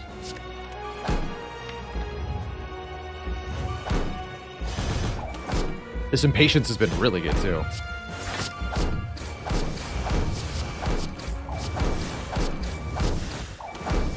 GG, Mr. Hart. Plenty of intangible to spare.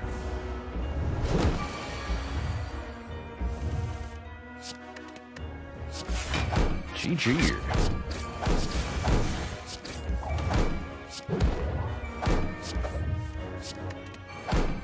You got this, letter opener.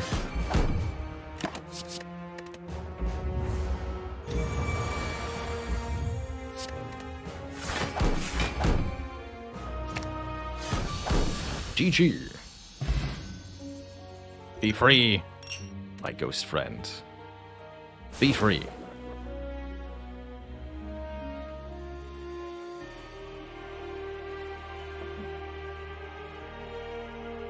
GG. GG, everybody. GG.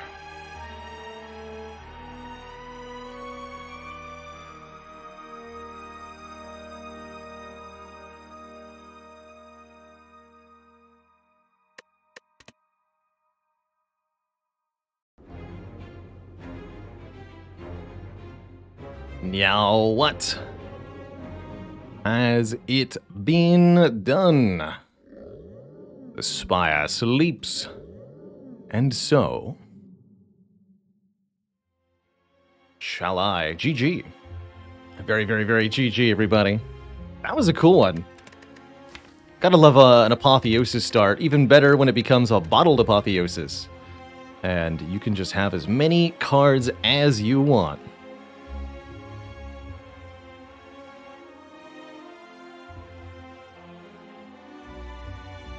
HopsRL asks, any tips on going for achievements? If you've got a specific one in mind, such as Minimalist, I do have achievement guides on YouTube for quite a few of the different achievements in Slay the Spire, talking about strategies for how to get them, which character to use, that sort of deal.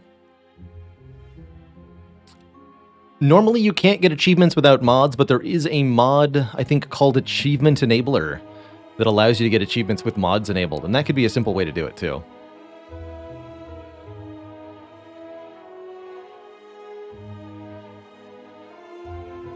Rifchick says, when you select your character, the screen shakes. The ironclad shakes vertically and the others shake horizontally? What? Oh, hold on. Screen shake is not enabled. Obviously, I would never notice this. Screen shake.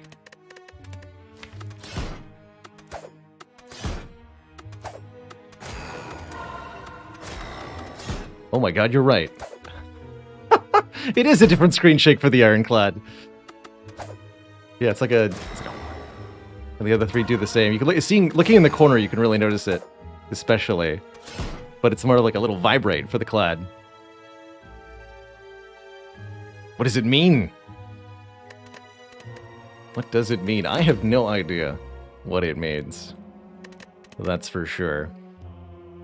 Haven't got a clue. Haven't got a clue. Alright, well, next up is going to be the Defect. That'll be our next character that we're attempting later in the stream. However, it's time for us to arrive at the sponsored segment of today's stream. For those of you who weren't joining us at the start today, we are having a hashtag sponsored segment courtesy of HelloFresh. Checking out home food delivery options. To that end, I'm going to be ordering myself a box of food on the HelloFresh website here on stream in just a couple of minutes. And then when it arrives a week or so later, I'll open that up on screen and we'll see what's inside. So right now we're not cooking, we're going to be ordering, looking at menus, talking food stuffs, and deciding what we want. And I think I'll do that with the... Actually, no, I know what we'll do. We're going to jam to our favorite Dust Force OST, which always works for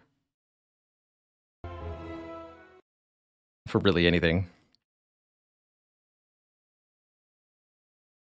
We'll take a look at some of the... We'll take a look at the menu fairly before we actually decide on some options here. At the moment, what I'm going to do is take a quick break, refill my legs, stretch my water. Give you some jams to tune to. Whoop. And I'll leave you all with this cozy little booting up animation, courtesy of HelloFresh. So back in just a couple of minutes, when I return, we'll order ourselves some food. And then after that, maybe half hour from now, for those of you who are timing centric, we'll be back in the Spire.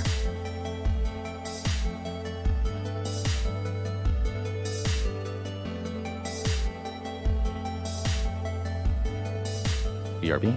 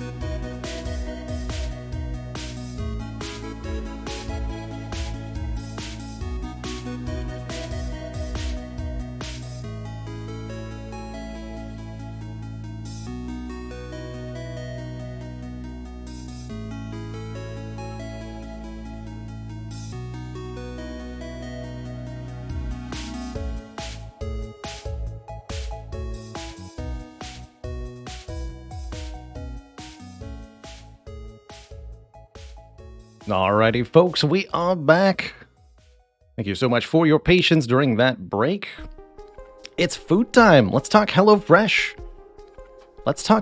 So first off, allow me to thank both Stream Elements and HelloFresh for sponsoring this segment of the stream and the couple of hours of Spire that follow.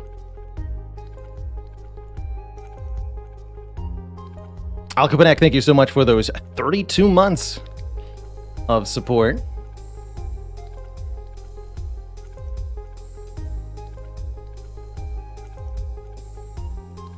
So, here is the... This is where I find out I'm a really picky eater and also a vegan. No, I'm pretty flexible when it comes to what I eat here. And I think that's going to work really, really well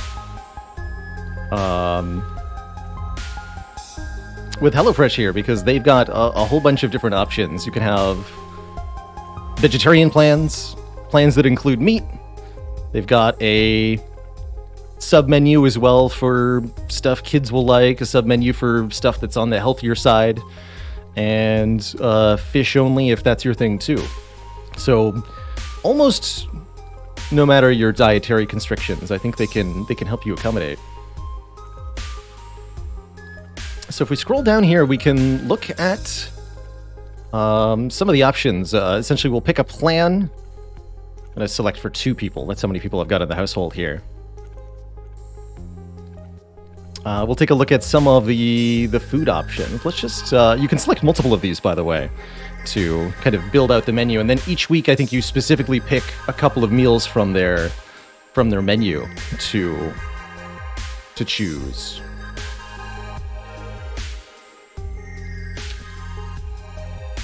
Hey there, external hard drive. It definitely, we've been able to have a lot more sponsored content on the stream in the last couple of months due to the increased attention the stream has been getting, and it really does help a long way towards turning this into a real and proper career for me. So I'm honored to be here checking this out today. Okay, so let's look at some of the menu options down here. I don't know if we get a more detailed look to select after checkout, but let's take a look at some of our options here. Balsamic tomato and herb chicken over buttery garlic spaghetti. Yeah, I like that. Beef and cheese tostadas with green bell peppers, tomato salsa, and hot sauce crema. I'd actually be very curious how the hot sauce compares to my usual preference. I'm a Valentina guy. Hot sauce, personally. If you are hungry now, this is going to be the sponsored content that really does you in.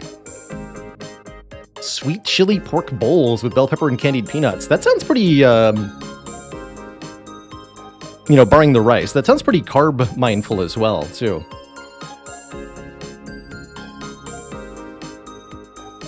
Oh, interesting. It did switch back to 4 people there. Little interface issue. What else we got here? Honey thyme pork tenderloin with roasted potatoes. Yes. I am a potato lover, personally. Promotion doesn't work in Canada. Thank you for checking, Fayley. So this is indeed a US-only promotion. So to those of you in the US, you can use that code up above, POGSE55. Yes, POG in the code name itself to not only get access to some healthy and convenient meals yourself through HelloFresh, but also you'll support the stream a significant amount for doing so. You can see that 2 people have already used the code, and I don't know who those were exactly, but a big thank you to those who did, because that helps a lot. And I hope you enjoy what you end up getting from HelloFresh as a result. BBQ ranch chicken flatbreads. Here, why don't we pick a couple of these to put on a poll, and then I'll have to go... The next step is checking out. I'll have to put in some information. I'll do that off screen.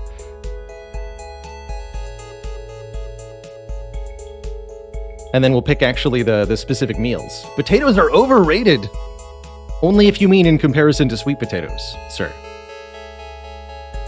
I like potatoes. They're good stuff. They're pretty nutritionally complex if you don't skin them too thoroughly. The code and the promotion is going for the next 2 weeks, at least until the end of January is the term that I have with HelloFresh. So you've got a little while to decide. If you're on the fence, here's my recommendation. Wait until our next section of this sponsored stream when I'm actually opening up the box and showing everybody with the camera exactly what I received in the mail. And from there, that can probably help decide one way or the other.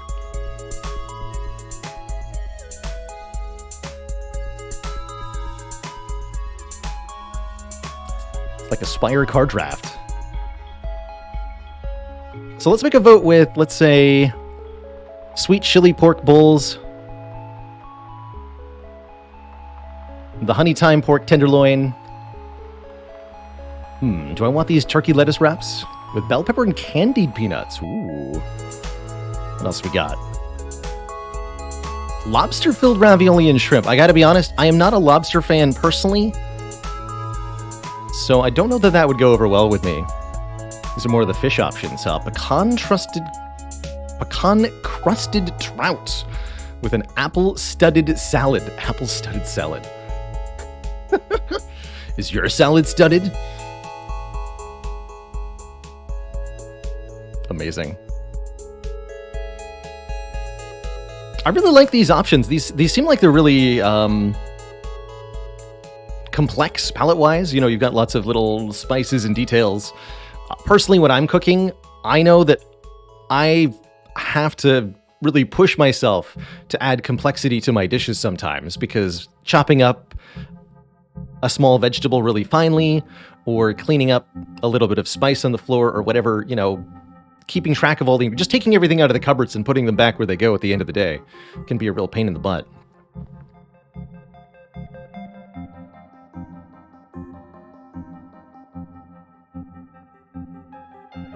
So let's go tenderloin, chili pork bowls versus pecan-crusted trout, and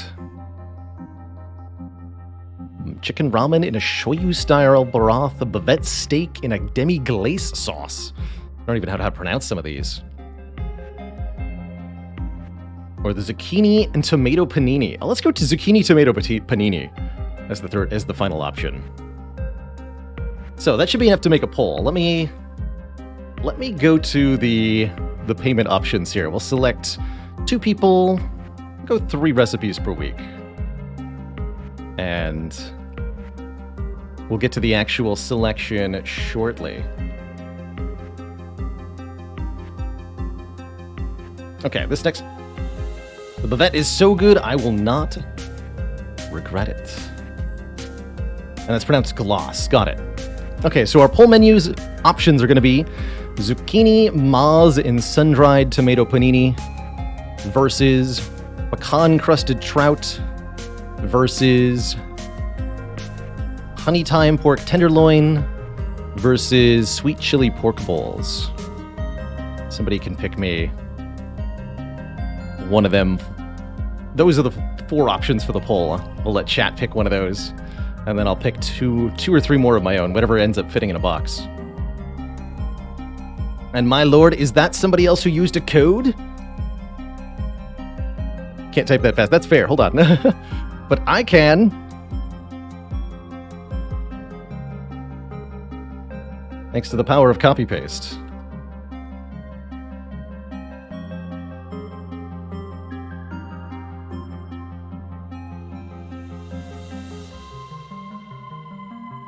I might try that bavette, though. I do like me some steak. Okay, there's our options. They didn't space the way that I wanted them to, but whatever. All right, I'm going to take the display capture off of screen.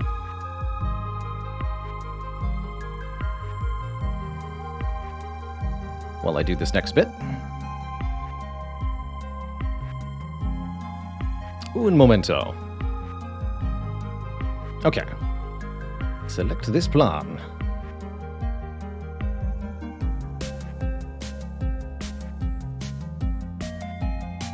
Shows credit card on stream publicly.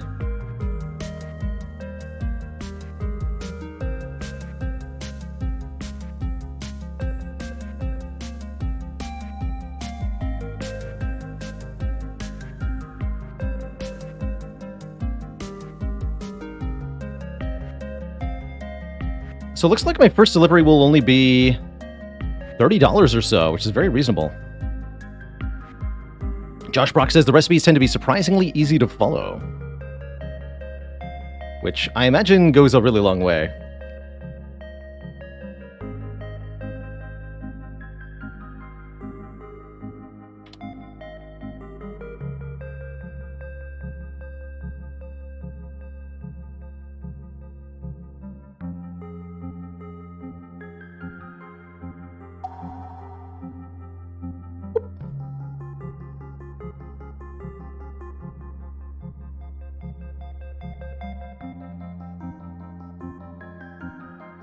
Select my meals.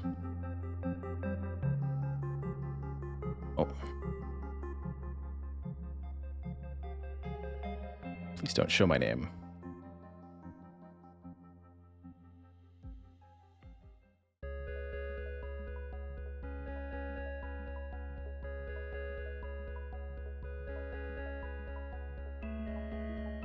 Okay, there we go. Good.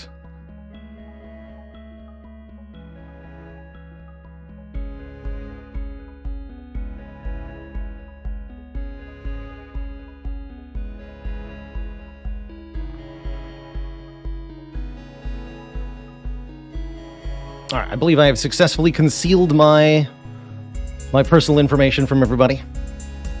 Good. Oh, and the thing is covering up it anyway. Good. You just do this. I do actually have a credit card for the stream specifically. Blop. I'm seeing the alerts, or I'm hearing the alert sound, but I'm not seeing them pop up on screen. Looks like we're at 5 out of 5. Thank you, everybody who used the code there. I hope you enjoy your delicious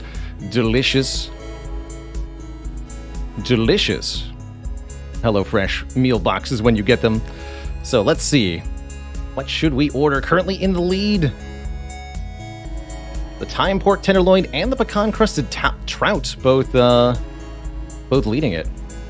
And yet updated to 10, so we're at 5 out of now 10. The sub-goal. I don't believe I've ever shared my name on screen. My goal is not to do so, if possible.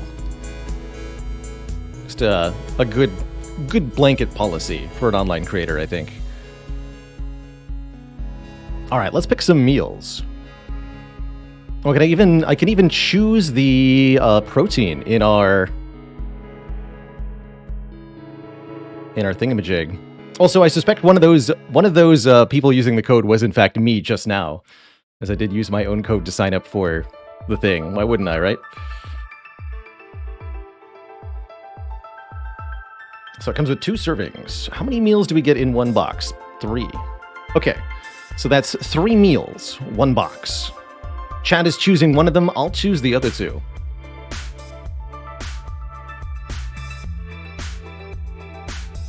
His real name is Aaron. Oh dear. All right, let's clear out the box. So, chat says thyme pork tenderloin is the winner. You can have that with either pork tenderloin, or you can swap out for chicken cutlets, but I'm a pork tenderloin kind of guy. Oh, and there's a full description, so here's what you all voted for. A honey-based sauce might sound like something that goes with dessert, but mild-tasting pork loves a sweet sauce too. Big agree. Big agree.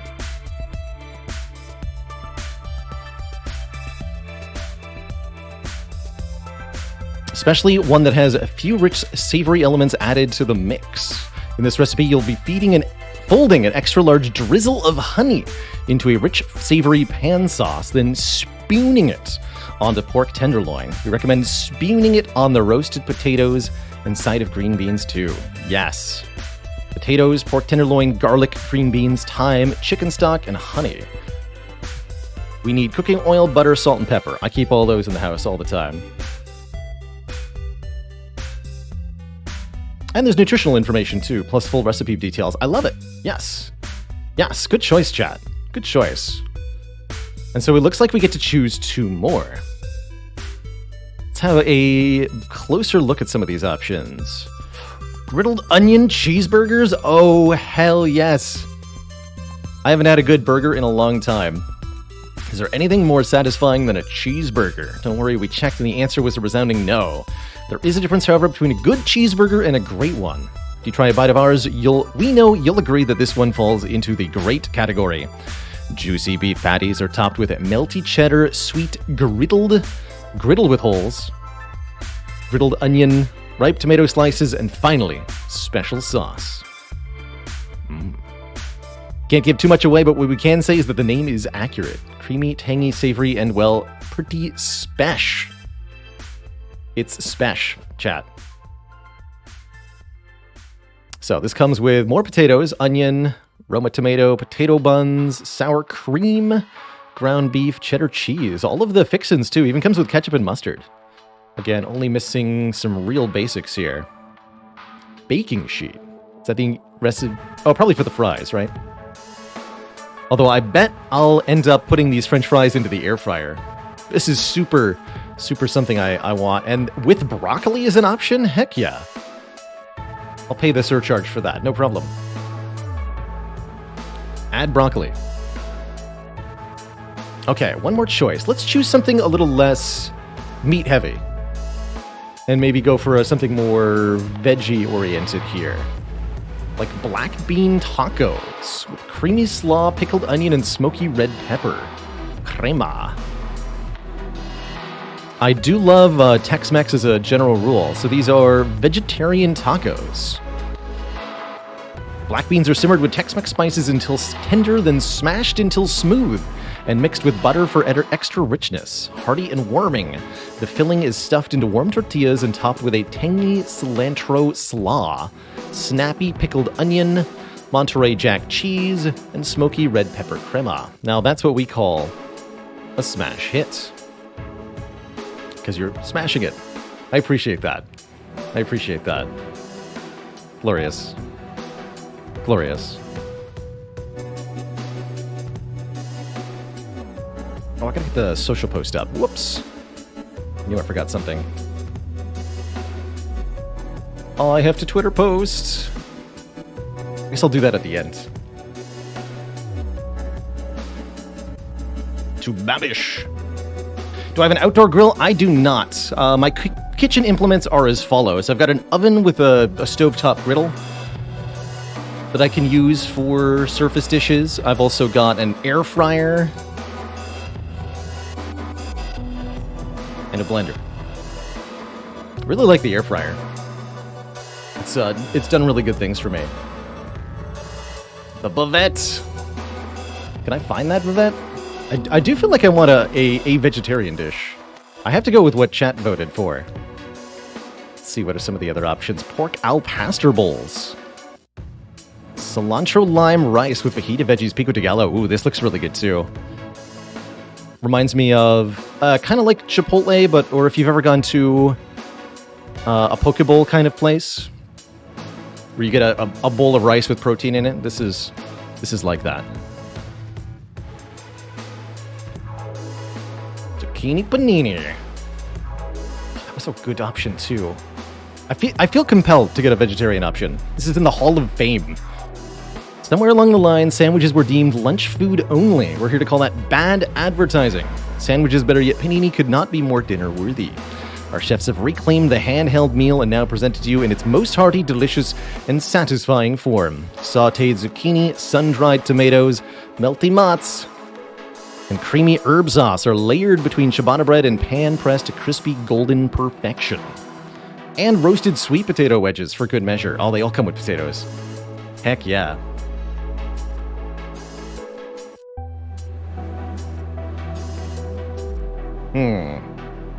And it meets my vegetarian requirement. I'll take it. I'll take it.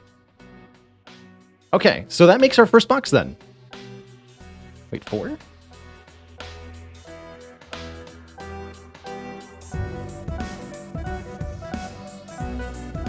This is extra.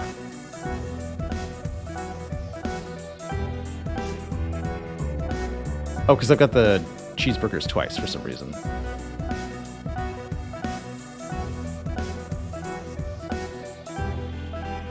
No? Does that count as extra for some reason? Or is it because of the with broccoli? I think it's the with broccoli that's showing up there. Okay, that's just for the broccoli. Got it. Got it. Okay, so there's our picks then. 1 honey thyme pork tenderloin, 1 zucchini, mozz, and dried tomato panini, 1 griddled onion cheeseburgers. That is what we're going to get. So, about a week from now, when this box arrives, I'll be opening it up on stream. We'll examine all of its contents, take a look at, see exactly what we got, the conditions of the meat, the condition of the veggies, how much of everything there is. And a day or two after that, I'll post pics on Discord of a finished product, a meal that I made from the contents of this box. Wonderful, wonderful, wonderful, wonderful. Awesome. Okay, I think that brings us to the end of at least this portion of the sponsored content. To follow a couple hours of Spire with this widget on screen and occasional shoutouts from me about HelloFresh. But yeah, thanks everybody for hanging out with me. Been an absolute pleasure. Don't forget, you can get HelloFresh with some bonus goodies on your own by using that code up there above my head. Only if you're in the US, this code works, unfortunately. HelloFresh is an option in Canada and parts of Europe. If you're in one of those regions and you like what you see, I encourage you to try out the service, even if you cannot directly help me for so doing. And again, this code will be valid for about until the end of the month, till the end of January. Okay, cool. Let me just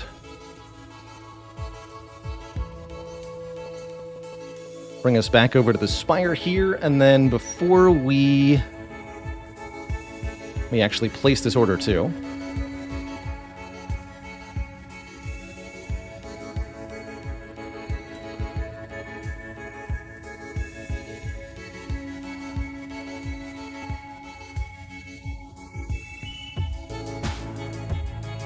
Do I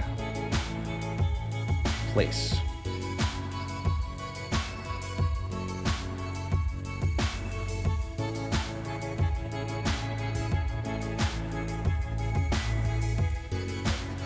So many good choices.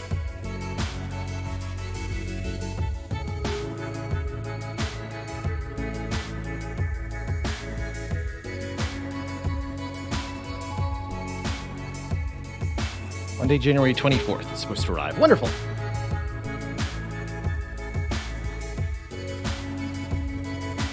Okay, I think we're set up there. Let me just make a Twitter post. And we'll be good to go.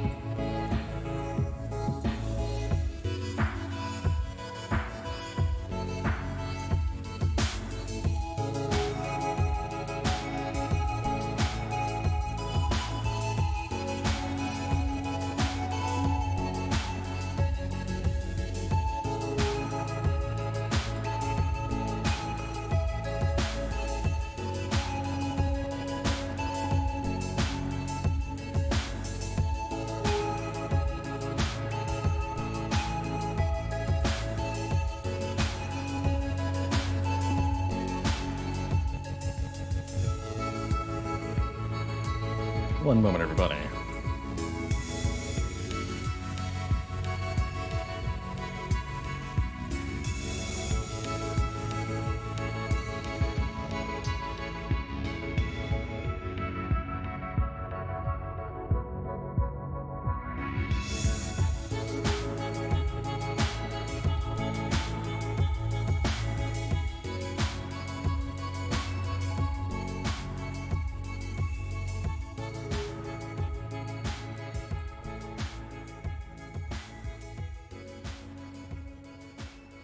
Beautiful.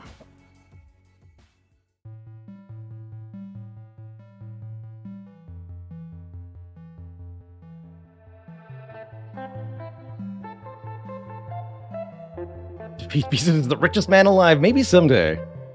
You know, I wouldn't... Actually, I would be opposed to that. I think that would be too much money. But, you know, third or fourth richest man alive, I think would be great.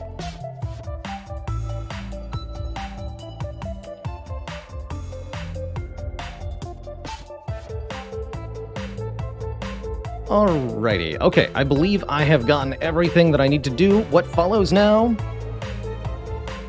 Whoops. Could have been a little smoother there. What follows now is some more Spire. Sponsored by HelloFresh. So, I believe I owe us all a defect run.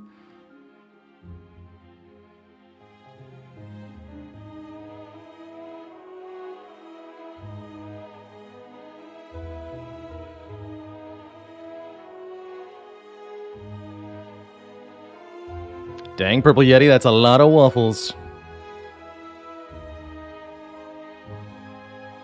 So, we got our... I think we're at 24 now, right? We got our silent kill. So we are at 24 out of 400. Time for round 8 with these characters. 8 out of 100. Yikes.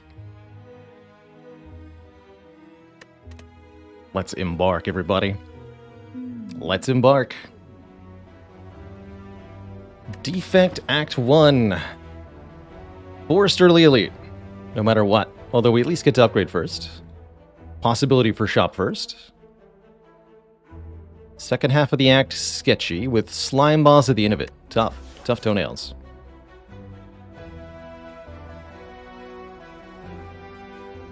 Hey there, Not Jose. Defect sure is unique. If I was to give one quick tip with getting started on Defect, it's that your first few card picks should try to fill your orb slots. Basically,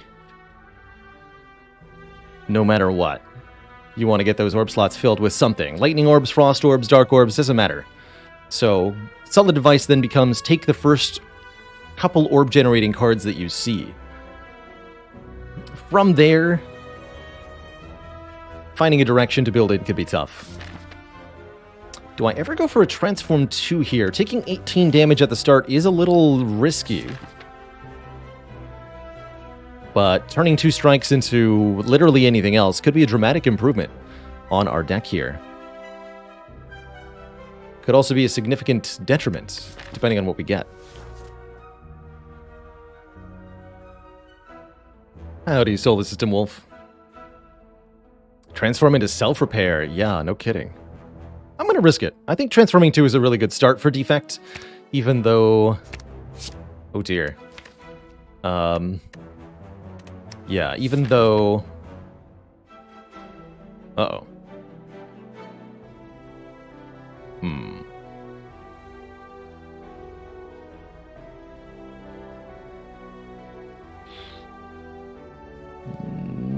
Do I go to the shop? I think I might need to, so that I can buy a power. That means we're either fighting this elite or the Burning Elite. I don't like those options at all. Let's find out what happens. Hey there, Chrono. I've got cheeseburgers on the way. We ended up going with cheeseburgers, a pork meal, and zucchini ciabatta flatbread sandwiches, which I'm really excited for as our vegetarian option for the week. I like it. You know, that first combat actually went pretty well, despite the bizarre transform, frankly bizarre transform. Here we either go Charge Battery, giving us some pretty decent block and energy generation, or we pick up a Cool-Headed for a Frost Orb. Early Frost Orb can be pretty helpful. Especially if I take a power. We'll pick it up. Banana, heal me. Nice. That means we're no longer down health at least, which should make our first elite a lot more manageable. At least that's the hope. 2 block per turn.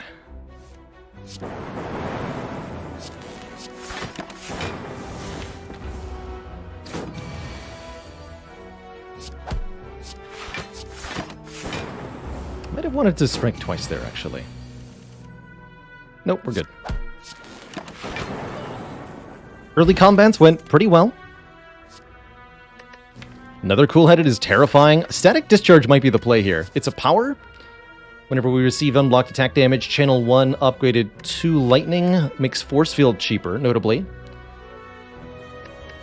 And it's, well, not that good against Slime Boss, though. I guess I'll take it. I do like Static Discharge in the later game quite a bit. Heat sinks, huh? Okay, Focus Potion can get me through the Burning Elite, if nothing else. That's pretty important. So that's what I'm inclined to do, is buy this Focus Potion, and then perhaps one of the Frost Orb cards to go with. Probably Cold Snap, for an attack that also channels a Frost Orb. Unfortunately, not really interested in Heat Sinks here. Digital Llama Wood Gold, Cold Snap, Focus Potion, that's where I'm overwhelmingly leaning towards, but I'm just quickly considering other choices here. Can I do Cold Snap, Focus Potion, go for the eyes? No. Cold Snap, card removal? Also no. I could do... no, not even cool-headed card remove. Go for the eyes card remove is an option. And I think go for the eyes would be nice with Static Discharge, but getting this Focus Potion so that I can defeat this elite seems like a priority. For that elite fight, I believe I need to upgrade our Static Discharge so that we get 2 lightning orbs per strike we take. And then the idea will be mostly block, but not always. Ever skip cards in the first 3 picks on Defect? Very, very rarely. I think Defect has a really, really good pool of common cards. And so it's almost always worth taking 1 or 2 of them. That said, if you have a Transform start, or start with card removals, it can be worth skipping early, because Defect really does perform very well with a small deck of cards. A lot of the time, I think. Oh, Warp Tongues. Warp Tongues for a long time.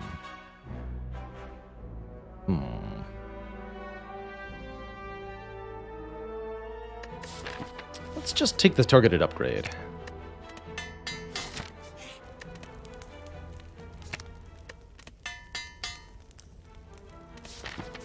Shame Pain doesn't work with Static Discharge. It'd be a cool combo if they did.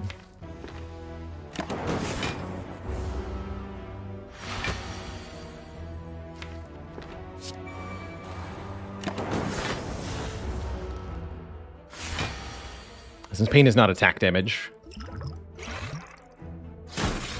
Maybe didn't even need to use the Focus Potion, but this enemy's pretty dangerous.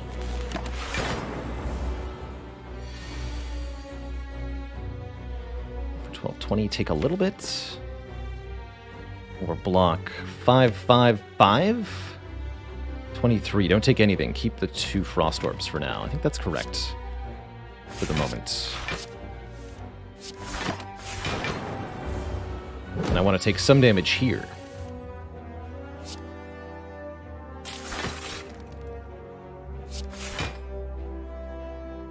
$24 damage, currently blocking 20. This would be 25.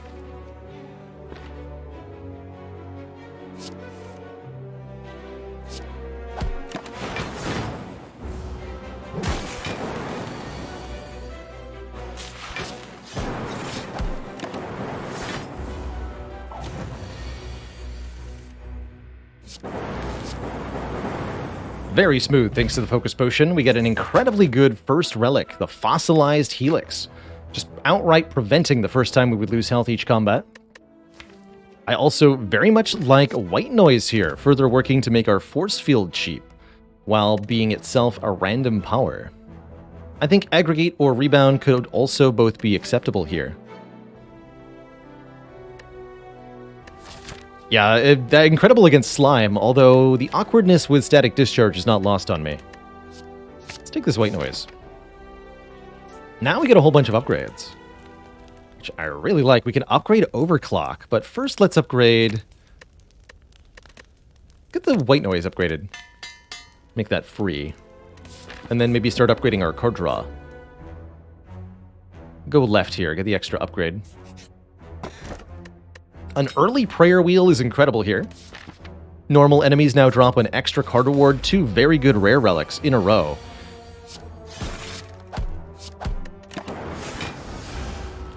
We spicy now.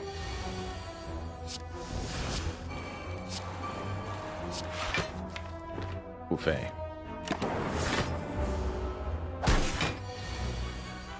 Really does feel like this overclock wants an upgrade, though.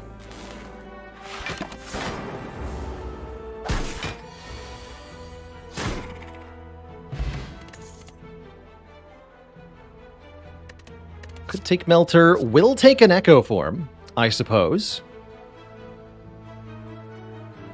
Right? Seems okay. First card we play each turn is played 2 times. Very early Echo form. Echo form, if built around, could be mighty strong.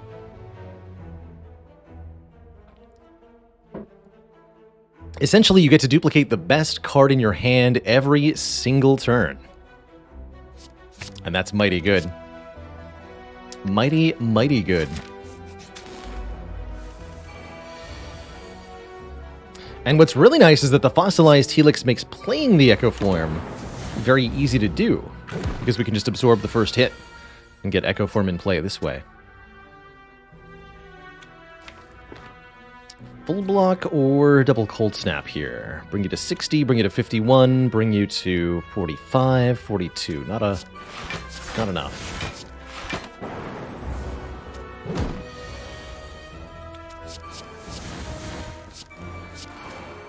The powers.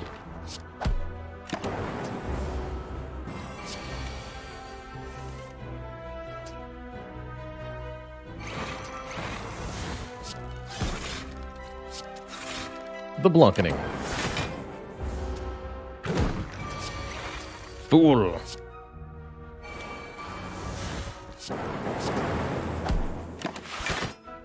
Guess I could have actually just killed on that turn, but I didn't want to.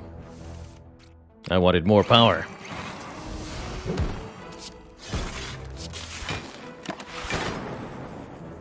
Well, that was sufficiently silly. Boot sequence could be okay. Sunder's an option. Nothing wrong with a ball lightning here.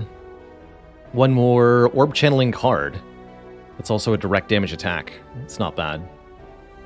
Although currently we're looking to beat Slime Boss, so maybe we should just start skipping cards for now. Look for upgraded cards next act. Ravenhawk asks, how do you build around Echo? Is it adding more powers? Ideal with big powers. Ideal with Echo form is any big expensive card, essentially. Stuff like Glacier, Electrodynamics, Tempest, Rainbow. Since you're duplicating one card each turn, you want that one card to be the strongest card possible.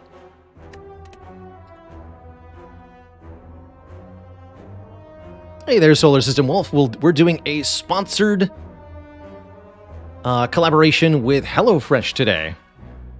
So you or anybody else can head to the HelloFresh website if you live in the US and use that code above my head to get a big discount on convenient, healthy, relatively affordable meals delivered to your home via HelloFresh. Doesn't actually say HelloFresh on it, you're right. It heckin' doesn't. That promotion, at least that code, is only available in the US at the moment, unfortunately. Good for us, but not for them. Let's skip all these cards. And now I think more than ever it's important to upgrade this overclock. As Super Draw. More high-cost cards become desirable. Stuff like Doom and Gloom, stuff like Self-Repair. Stuff like...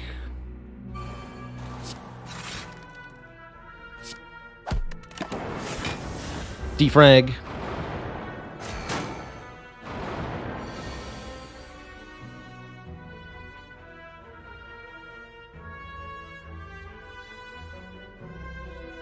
I get 3 orbs, so correct play is actually doing the following?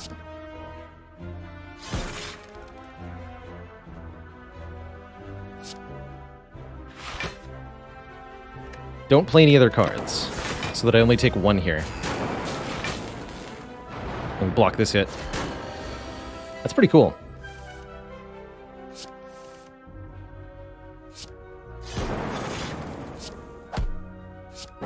use the block potion here. I'll just take the 8 damage and get 3 more lightning orbs.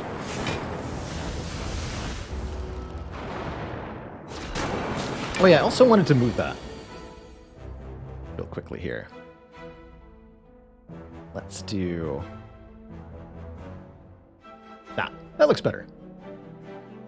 Yeah, that's perfect.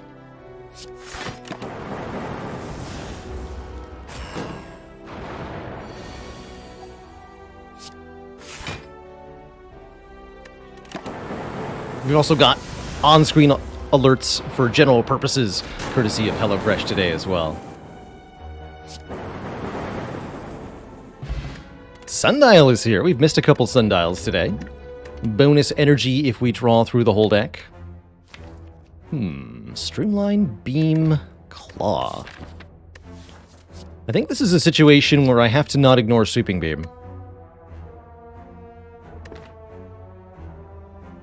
Currently, this deck does not have a lot of area damage. Our best source of damage is Lightning Orbs, which target randomly. That can be a real problem in Act 2, from what I've seen. So having something, anything, that can do damage to all enemies, even if it's not a lot of damage to all enemies, can really help.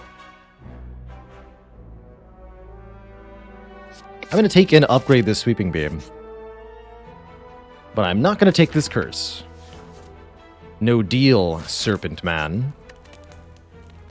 But in order for Sweeping Beam to feel any good at all, it really does need that upgrade on it. So that it's 9 instead of 6. Ooh. That's a good start. Here, just double up on that, shall we? Slime Crush. 5 Static Discharge. Yeah.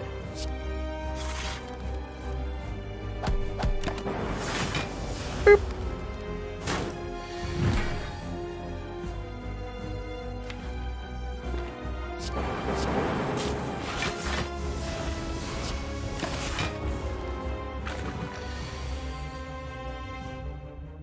This 18 is almost a kill. Or almost a split, rather, letting me get rid of 2 more slimed here. And then on this turn, we split by doubling Zap. It's not a very good split, mind you, but remember I get 5 orbs every time I take damage. And most of the slimes in the deck are actually gone. There's only 4 now. I've also got Sweeping Beams that I can double.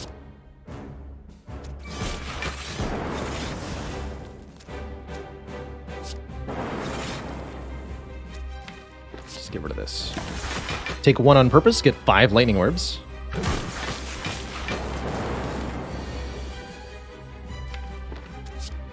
Double overclock is a little scary, but I get energy from the sundial here.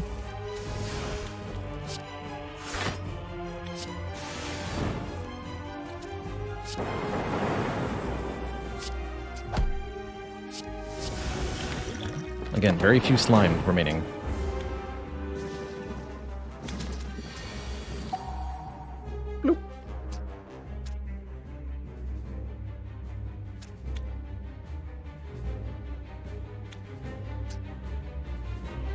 If you double a slime, well, that slime gets played 2 times.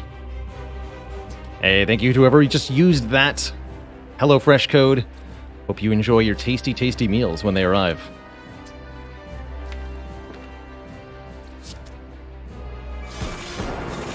Got him.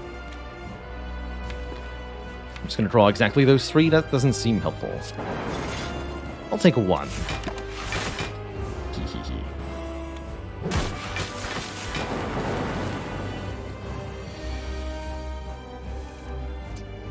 Uh-oh.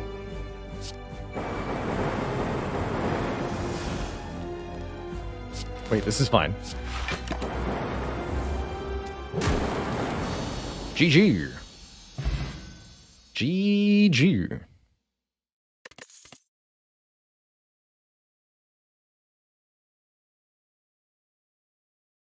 Some incredible choices here. Buffer letting us block additional sources of damage each combat. All for One returns our 0-cost cards, notably getting back Overclock, although that can be bad. Meanwhile, Electrodynamics is yet another power and enables our lightning orbs to hit everything, which I think is incredible here with the static discharge.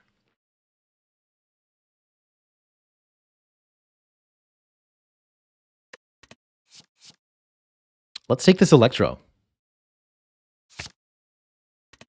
We also now get a boss relic, and what a heck of choices we have here.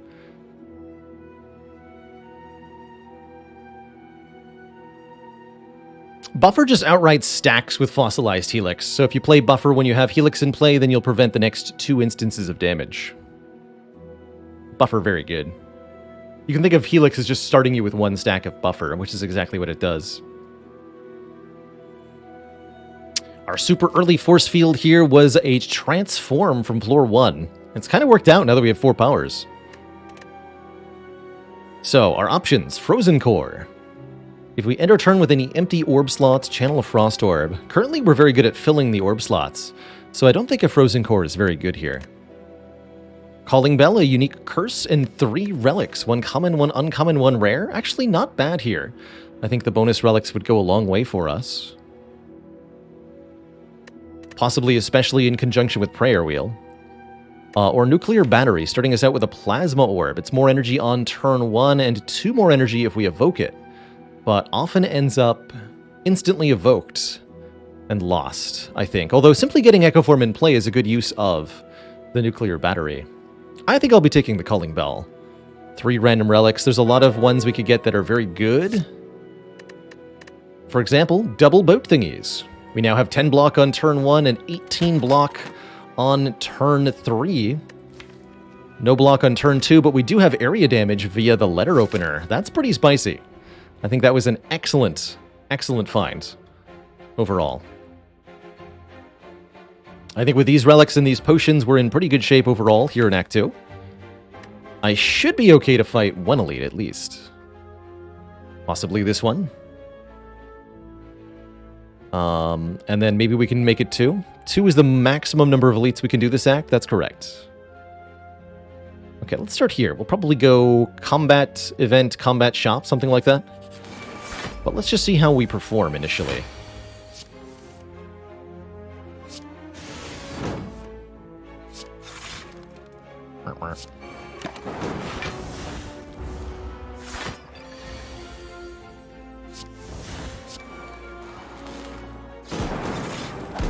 Pretty sad so far.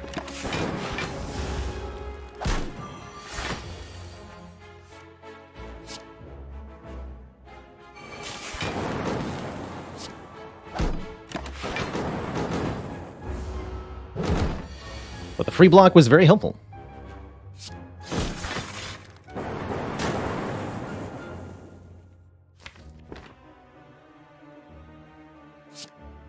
If I take 1, I'll get 2 lightning orbs. I actually think I want to take 1 here, rather than playing the force field, playing the defend on purpose to let static discharge help me out.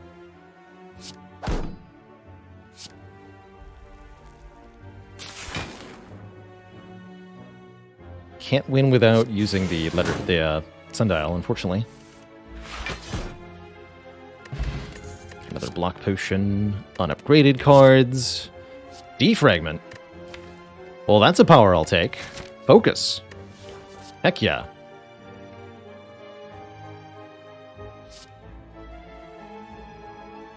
I do realize I'm covering up the seed. I'm okay with that for this run. The seed is Pog SE55. That's right. That's right. Type that into your Slay the Spire to receive a floor 1 fossilized helix and hamburgers in the mail.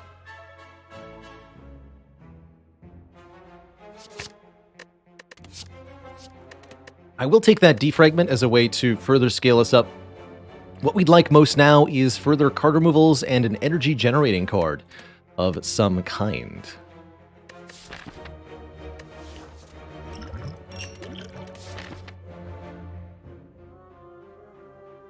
Are the burgers fossilized as well? I would hope not. That sounds really chewy.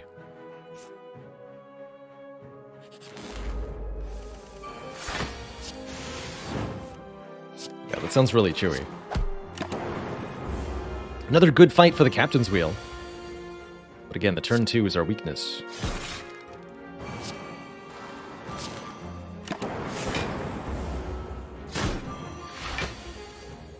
rude.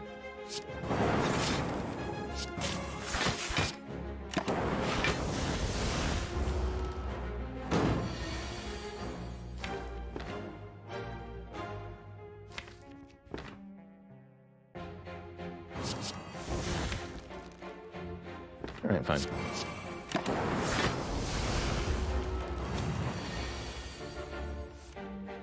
Yeah, I thought so.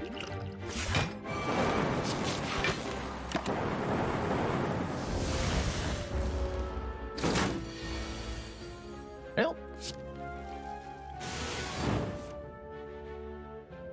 Zap dual cast should win. Without further incidents. We do get our potion back. Loop Plus triggers the passive triggers the front orb 2 times. With a free upgrade, that's worth thinking about. We could take another white noise. That's also worth thinking about. I'll take them both. That might be too many powers. We need a heatsinks now.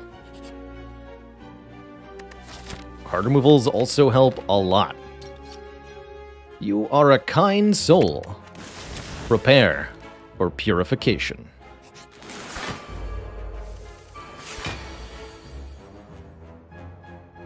Prepare. Prepare.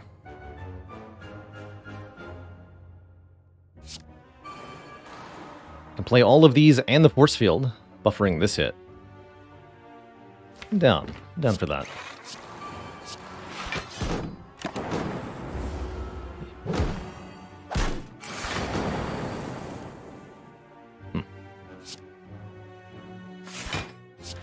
Ouch.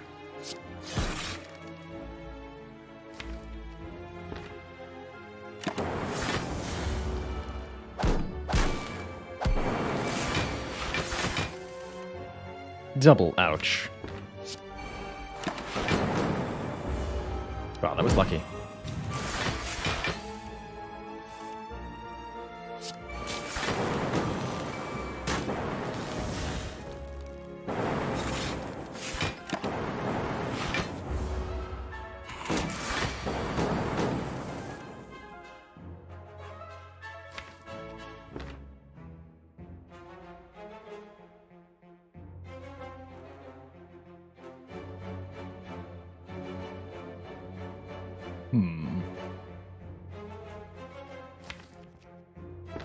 Go double beam.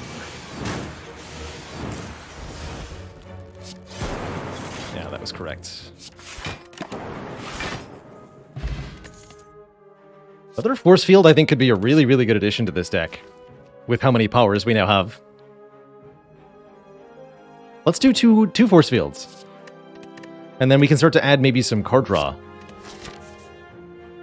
I will dip into the shop. We can afford a removal here. And there's the energy generation we wanted. Aggregate. Energy for every 4 cards in the draw pile. Perfect. Self-repair also worth considering here. Although I can't afford self-repair removal like I can aggregate removal. So, there's that. How are we going to deal with the Awakened one? I'm not sure, to be honest. That is going to involve some prepping. But our hope is to simply win with all the powers in play. By virtue of mass relics or some such. First step, get to the Awakened one. Easier said than done. Alright, if I'm going to upgrade any one card, Electro, Defrag, Aggregate, White Noise are all really good considerations here. Let's start with Defrag. These are all problems for future Baylor. Exactly. Alright, first elite is the 3 Slavermans. We drew Electro on turn 1, as we were supposed to. Good job, Electro. You did it.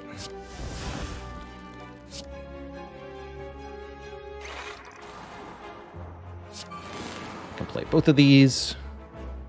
So that is 27 block. I'll buffer this. Any point to using either potion at the moment? I don't think so. No, I don't think so.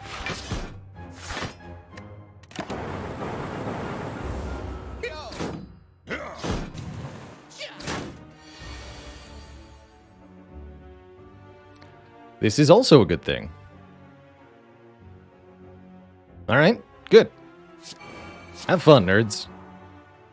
I have 1 focus, so I'll block for exactly 8? I don't want to block for 8. Shoot.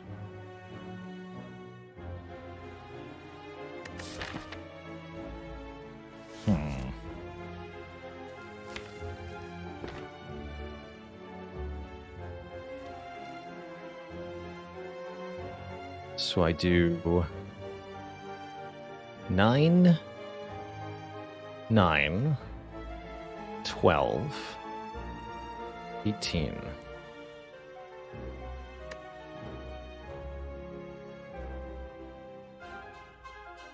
Equals 48. That means the best line is as follows. Wait. Oh, we're 1 off. Never mind.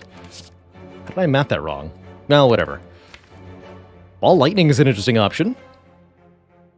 More lightning orbs on demand. In particular, just having a non-exhausting way to get lightning orbs into the deck is a good idea.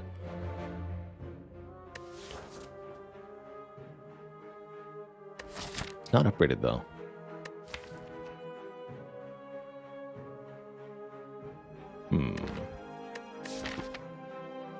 Hold off.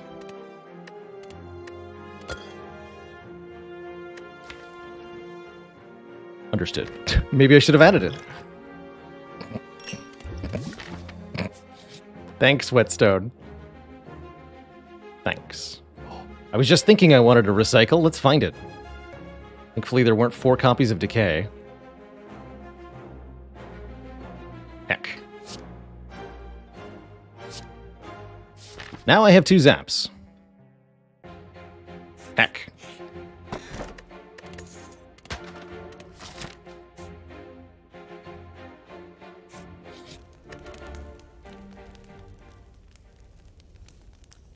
That's too many zaps.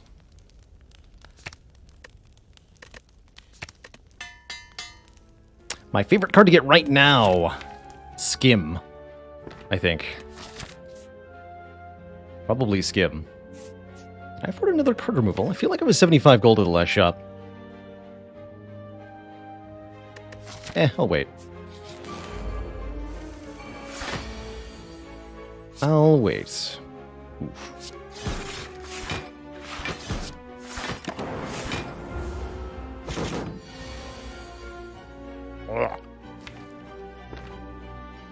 Gross. Can't skip Static Discharge. That's not acceptable. I guess I'll use the Power Potion. Aha! It's like I never didn't play it. Or something.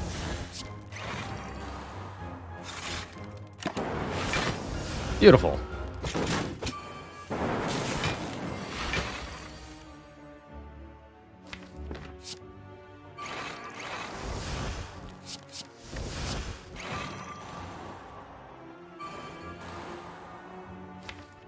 All right, not bad.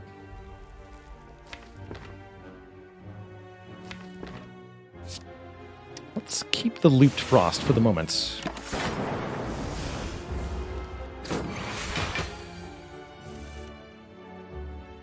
Okay.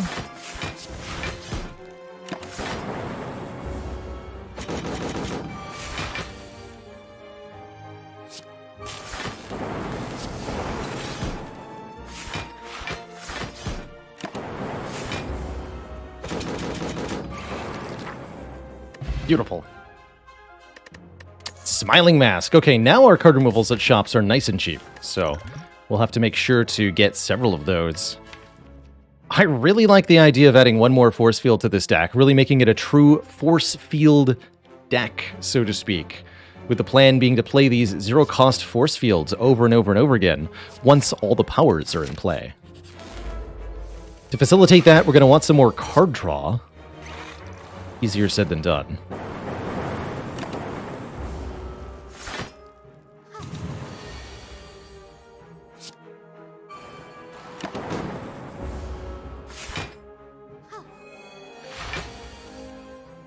Nice try, nerds.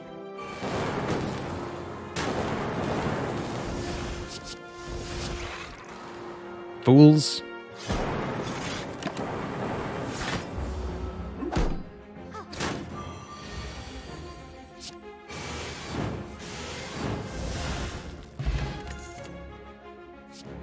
Compile River Plus could be alright.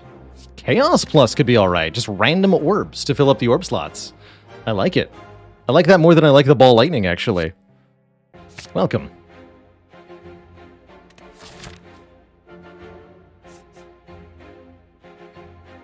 Whenever you do the Awakened One, wrecks you. Any tips on getting around the Awakened One, says Arthur AoE.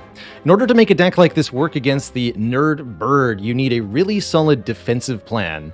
Weakness is one of the best ways to get there, whether it be a blind or a go for the eyes, to reduce the bird's damage output. But the other thing to do is to make sure that at least a solid percentage of the powers that you add to your deck can help you defensively, such as by scaling Frost plus Focus repeatedly. That can be another way to get there. If you can scale your orbs through non-power methods, speaking of go for the eyes, there's one right here that I should strongly consider for exactly that reason. Welcome. Don't want a Writhe Curse. I do want to fight these nerds. Bloop. Is that a bloop I heard? My god, it is. Thanks to whoever used their HelloFresh code. Much, much thanks. Buffer. Come on, Aggregate. You got this. I guess I'm allowed to play this too, right? No reason not to. So we got 13 block. Let's just Fire Potion this guy. Make my life easy.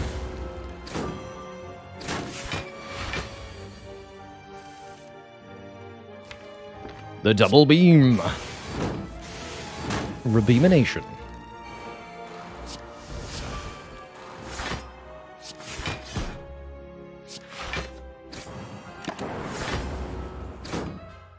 Slow, Red Mask Gang fight, but we definitely got there.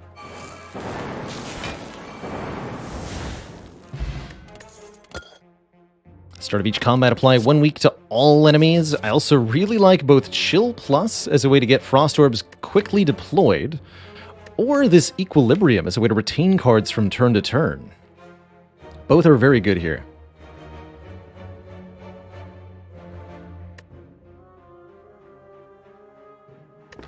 Chill is very nice against the Awakened One, actually, because it lets us get 3 Frost Orbs immediately. Let's take this. And let's get an upgrade, I suppose, on this Go for the Eyes. For 2 turns of weakness. Champ here shouldn't be a problem, as long as we get our Echo form down in anything resembling a reasonable time frame. And start doubling our orb powers. There we go.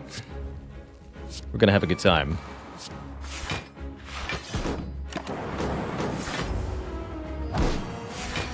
So now I can double loop, double defrag.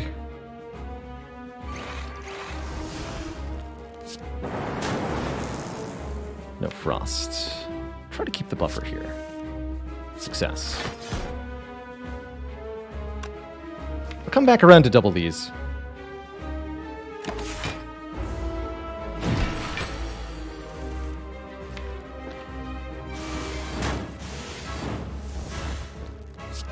Actually, don't want this Dark Orb right now. Believe it or not.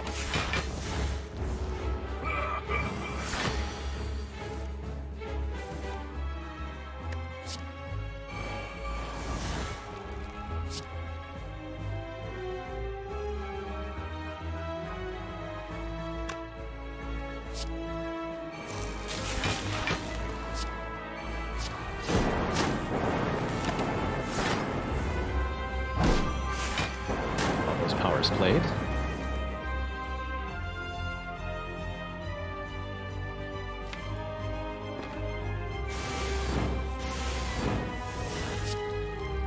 Lose the buffer now or play overclock one time?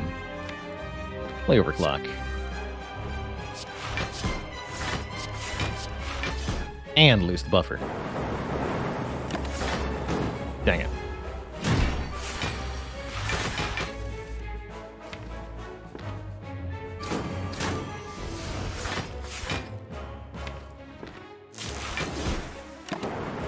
Okay, this should bring him below half shortly. Execute incoming sooner than I'd like it to. Never mind. We're prepared.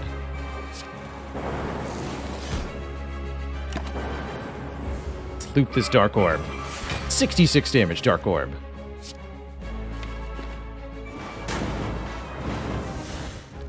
I lose one of my buffers to the burn.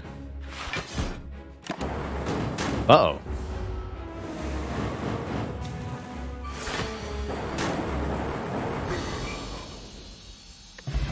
GG.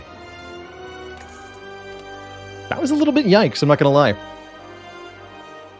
I think we have some cool options here. All for one, get stuff back from the discard pile. Gets the Go for the Eyes back, gets the Steam Barrier back. Nothing hugely important, though. Reboot activates the Sundial, which I particularly like. I think Creative AI would be too many powers here, particularly if we end up facing the Awakened one. Let's grab the Reboot. Reboot has the potential problem of putting us further away from Echo Form, but I think that's okay. Deck definitely wants more energy here, so I'm going to take the Cursed Key, giving us 1 energy per turn. Yes, we do get a curse, because I do have to open the last chest of the act. That does put us 1 card removal behind, but I think we're okay for that. Otherwise, doubling potions, 4 orb slots each could be interesting. Blackstar could be nice. Hotashi, thank you so much for that 20 months of support. You cash in a Slay the Spire question? You certainly may.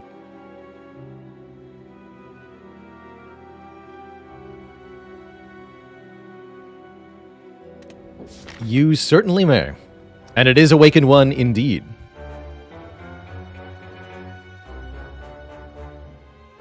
In a vacuum, I think Echo Form is one of the strongest cards available to the defect.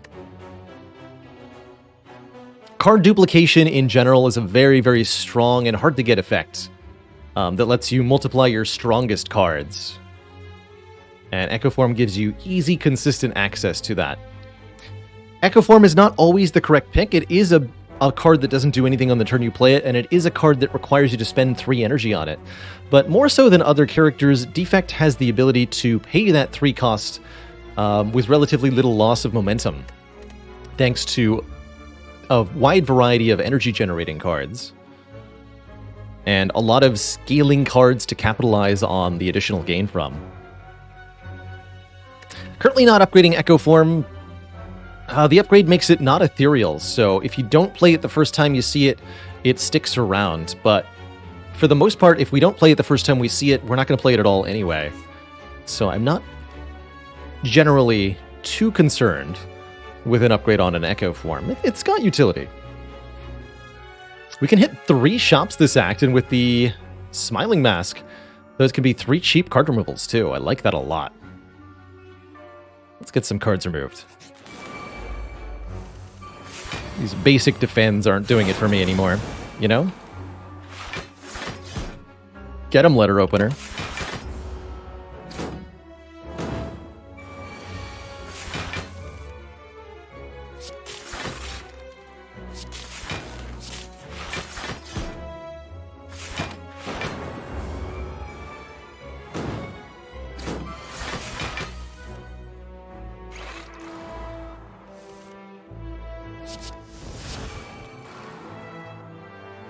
Just block the explosion, apparently. 2 fresh oranges. Mmm. Delicious. Got him.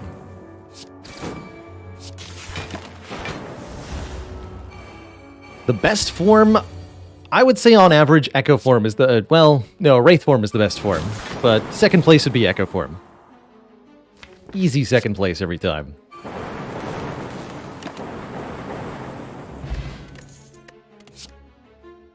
Real orb slots, maybe. Charge battery plus or a hologram. Hologram might even be better here. Letting me get back go for the eyes, letting me get back force fields. Even unupgraded, I'm taking a holo here. And I guess I'll lose one of the capacities. Not both, but one. Corruption form. That was pretty good. That one's pretty good.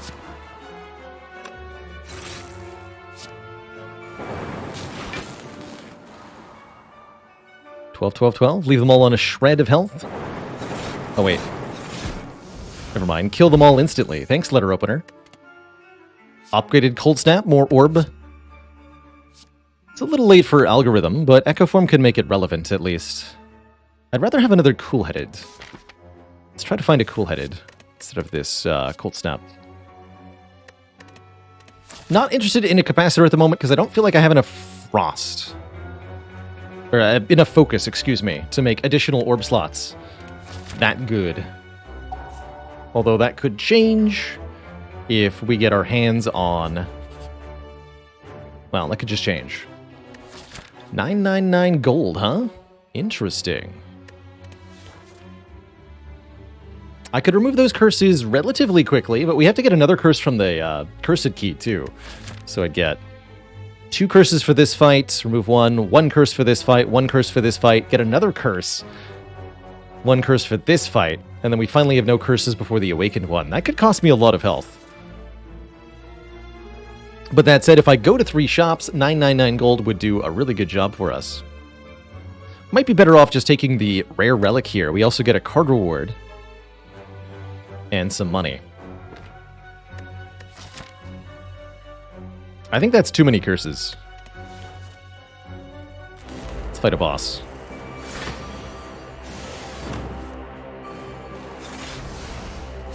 Turn 2 could really hurt.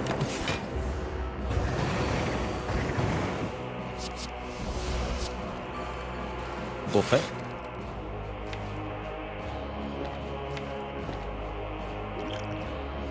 So I can go Electro Force Fields? Just go Force Field Hologram. Take a minute amount of damage.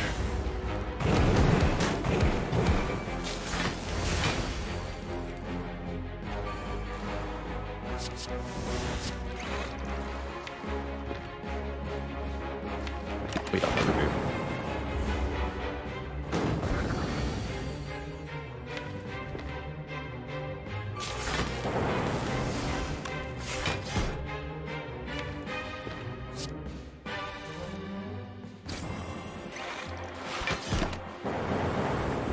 Get him.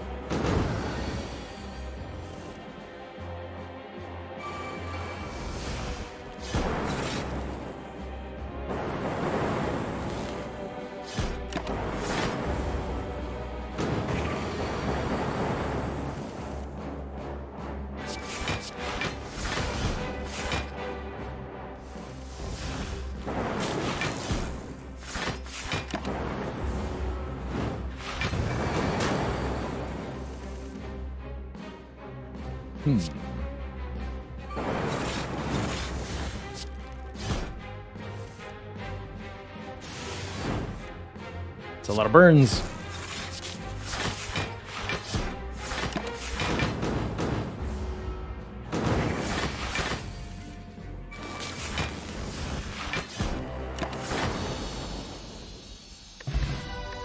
Unceasing Top. We have no cards in hand. Draw a card. It's kind of whatever. Tempest is kind of interesting.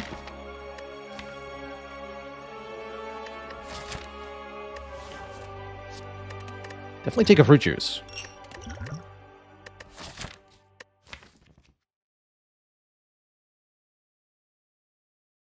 Tempest could be a ton of orb generation, especially with aggregate.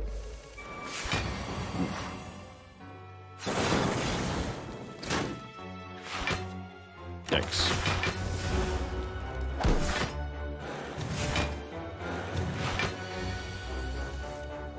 Okay.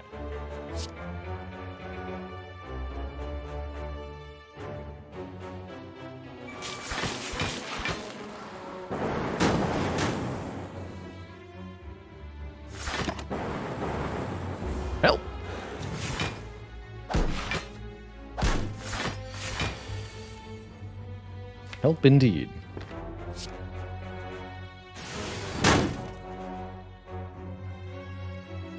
Hologram dual cast. Defend deals 16, 19, 24 damage to all enemies. Good. If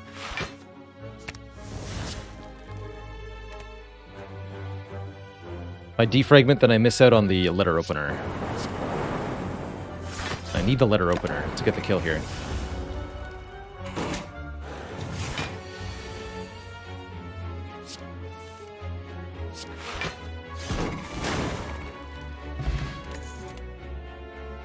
No, thank you. No, thank you. Okay, we made it to the first store. Medical kit. Interesting. Medical kit allows me to exhaust status cards. Notably, very notably, are burn from overclock, meaning overclock becomes a reusable, renewable resource. I like comboing that with a card removal, and I like comboing that with cool-headed. Get rid of this extra zap that we ended up with.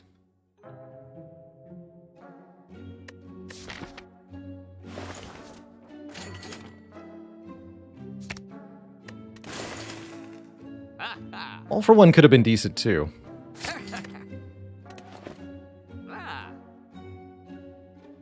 Creative AI for infinite scaling of the boss.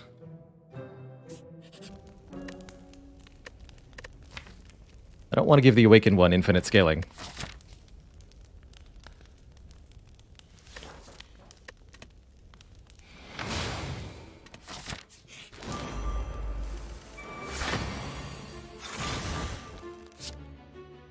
I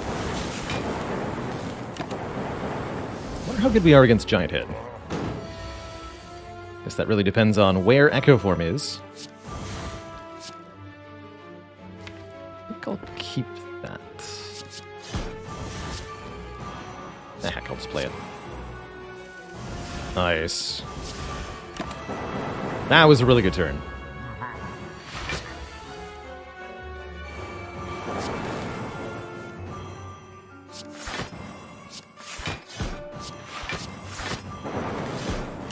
Supposed to be dual cast out.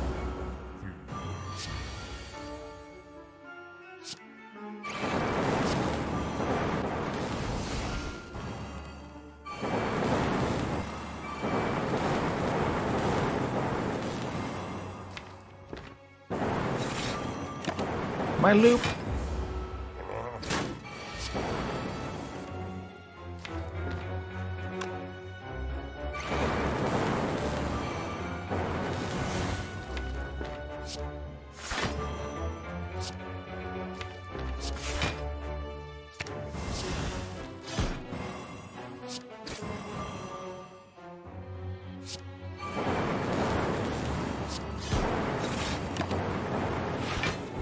Beautiful.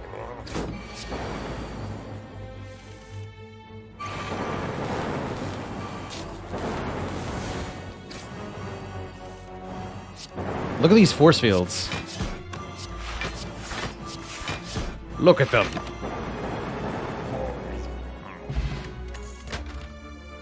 There's Recycle. Okay, Recycle should be our win con against the Awakened one, probably. Allowing us to exhaust all the powers that we don't want to play, and therefore not have to draw them over and over and over and over again.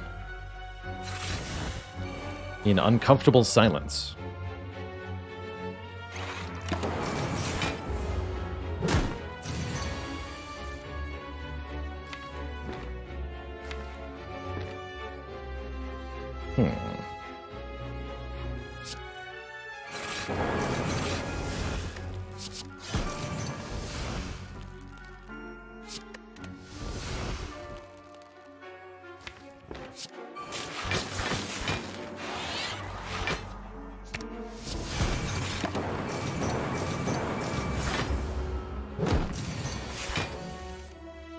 Double play this. Static Discharge really doesn't help against this opponent. I can at least play it to get rid of it.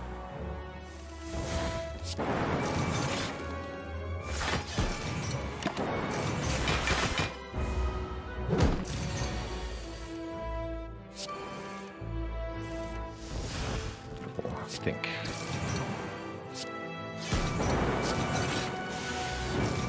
We'll need to upgrade this recycle pretty quickly. But once we do that, everything should be good.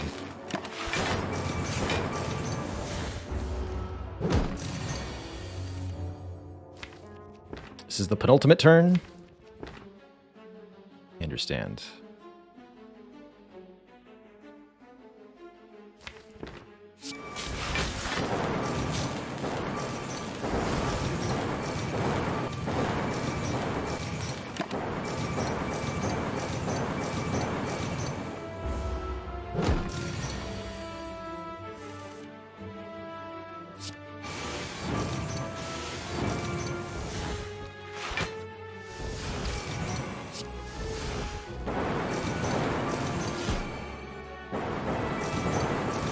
GG.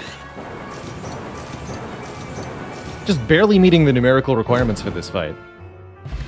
But we definitely got there. Wow, second Echo form or an upgraded hologram, both very potent here. I might actually prefer the hologram, quite frankly.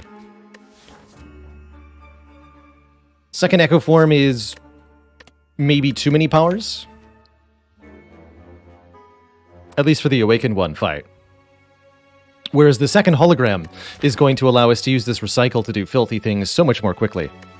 Let's take this hologram, especially with a free upgrade. I know you can echo your echo, and I'd love to do it, but I don't think it's appropriate. Have to open this chest, get the blue key. There is a pane inside. We can remove it here, though, thankfully. Double orb walkers with a pane in the deck. That's quite the battle. I would get quite a bit of money and a rare relic if I could win, but now that's a big if. If I could win. This is definitely one of the fights that taxes me quite a lot. I don't think it's a good idea to take these two. I think this fight could ultimately cost me all of the health that I'm going to need to beat Awakened One. I really need to be able to upgrade Recycle if I'm going to win that fight. So I don't think I should fight these. I'll skip. Though I do appreciate everybody's encouragements. Another recycle. Intriguing.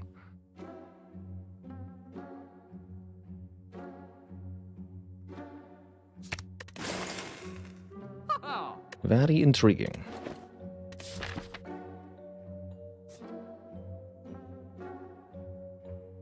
I saw Mind Bloom and Double Orb Walkers already. Let's just take more combats then. First up, Reptomancer.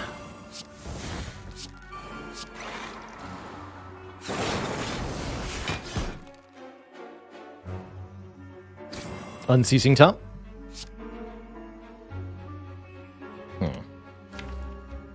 Trade 3 Frost for 3 Lightning. I'll do it.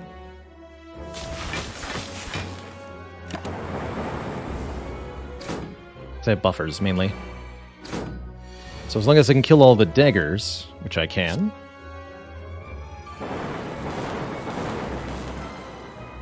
Just block Repto conveniently.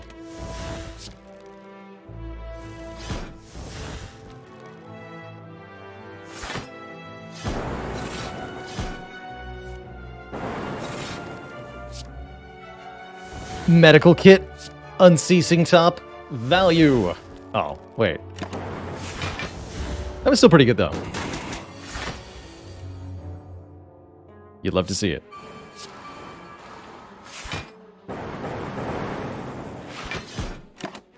Wait, no! You no longer love to see it.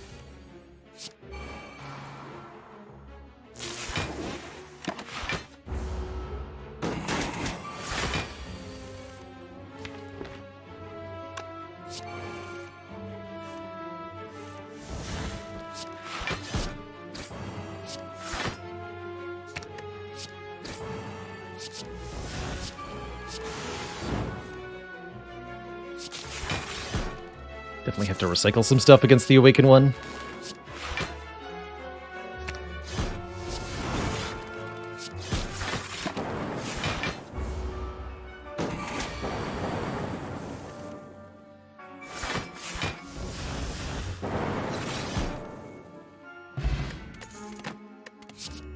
Another upgraded cool-headed Perfect. I think with the upgraded recycle, we're going to be there. We're going to have what we need. And we also get 4 more card rewards from these last 2 combats, thanks to this prayer wheel. It's pretty spicy.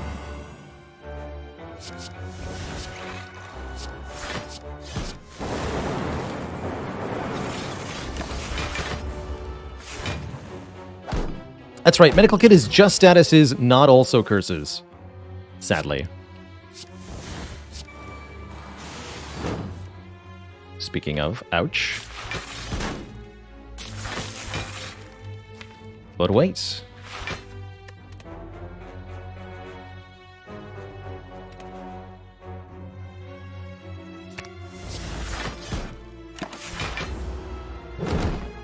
Block 1. Buffer now.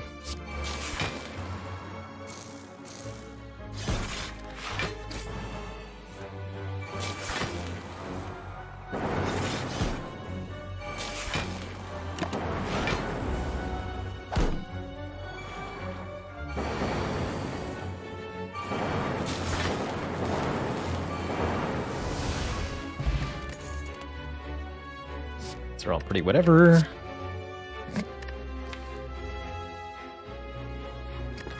Is this how we beat Awakened 1? Now that would be a way to do it. Just don't play any powers and reprogram instead. No, there's no way that'll work, right? Well, maybe. We recycled enough stuff. I think we can do it with what we have, though. And we shouldn't try this ridiculous tangential thing for one fight.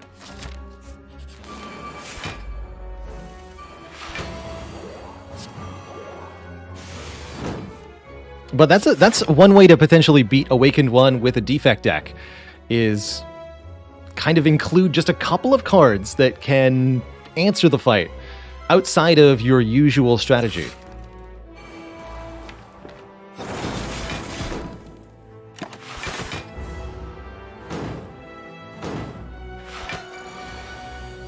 $400 damage letter opener, let's go.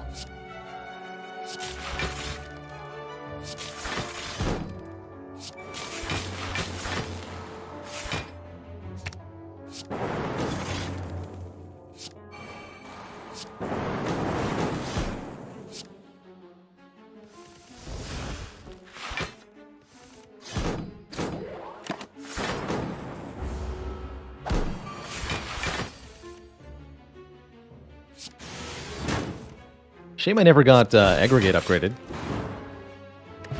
But I think upgraded Recycle's gonna have to cut it. Not gonna take any of these cards. Would have loved to see Skim in particular. Keep Potion of Capacity. I might use Potion of Capacity against the Awakened 1 too. We'll see what our turn 1 looks like. But I would like a little bit of extra help, and I have enough money to buy a potion at least in Act 4.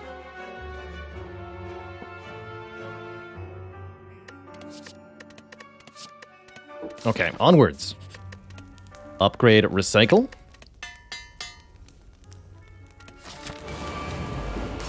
So we'll be playing some of our powers. Not all of our powers, but some of our powers during this fight.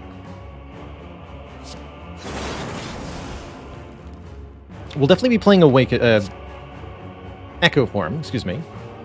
Almost called it Awakened 1 for some reason. Awakened form. Ugh.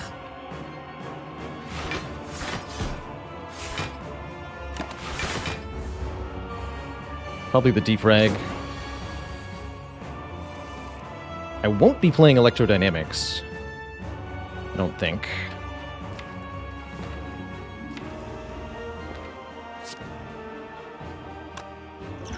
Let's use this now.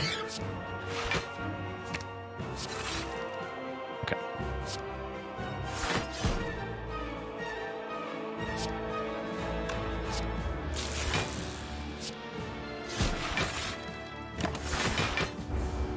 This gets me draw at least.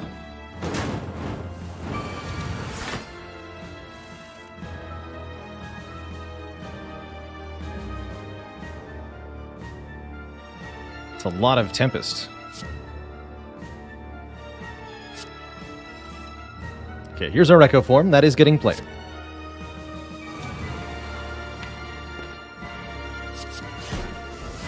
double Echo Form? Sure. Play that too.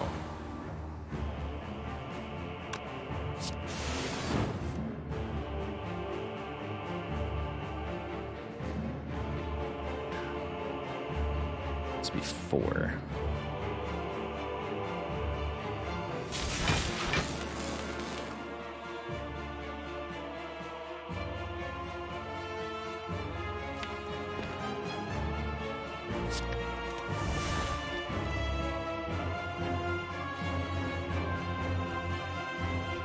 Defrag. I don't think so, not yet.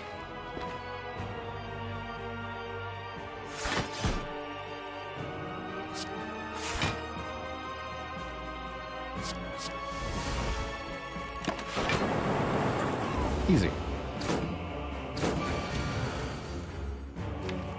Okay, first 2 cards are doubled, so I can go double hologram, double go for the eyes.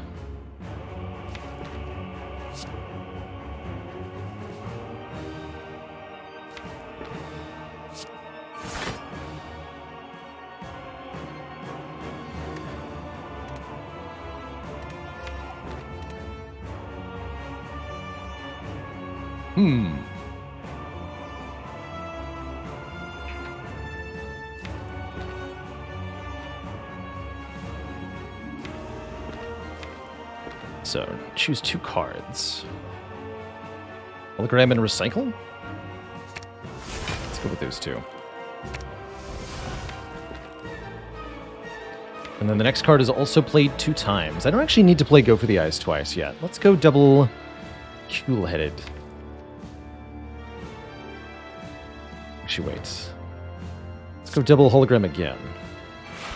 Get back this electrodynamics and this hologram again. Recycle this electrodynamics. We'll cast this.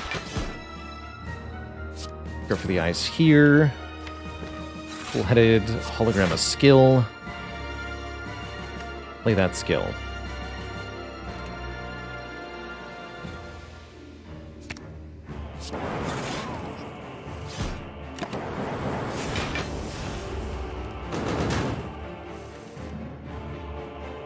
Working.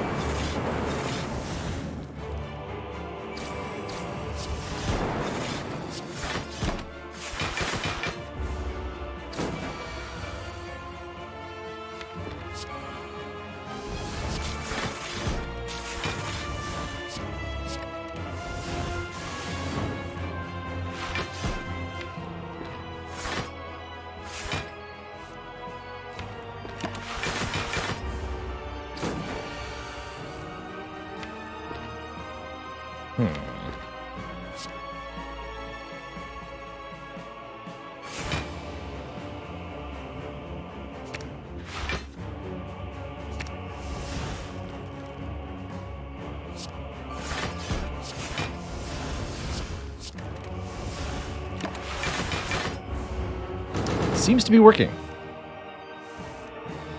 Please, sir. Play some powers.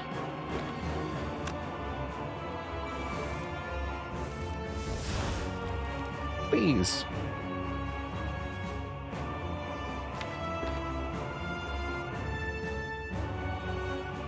Loop is going to be worthwhile here. But not next. Well, yeah. Okay, let's go with a double loop here. There's some powers for you.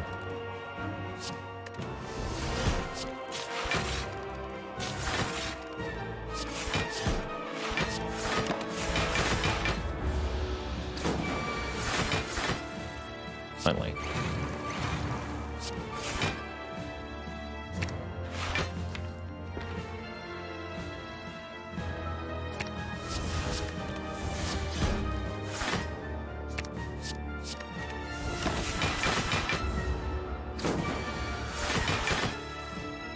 No.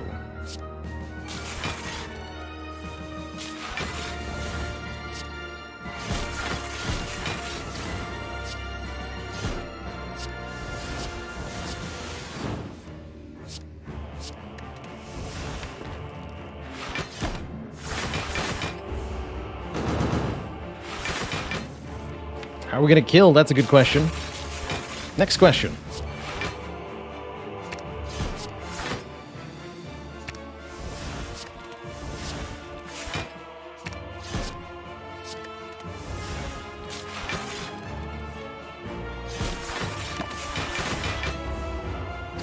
We've definitely got the block game down, though.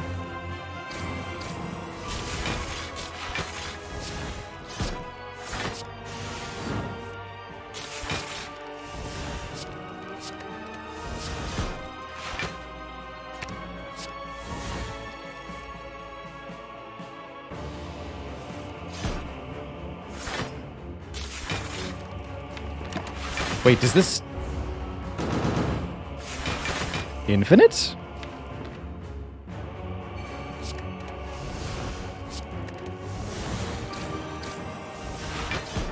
Question mark?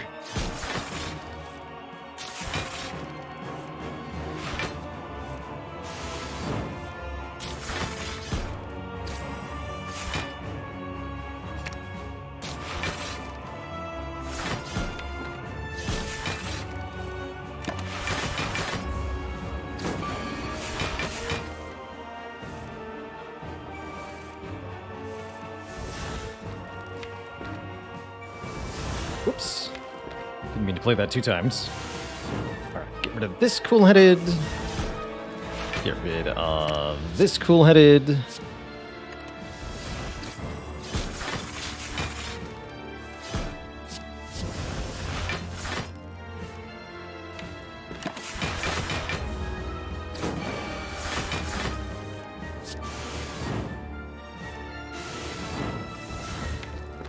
Maybe infinite now.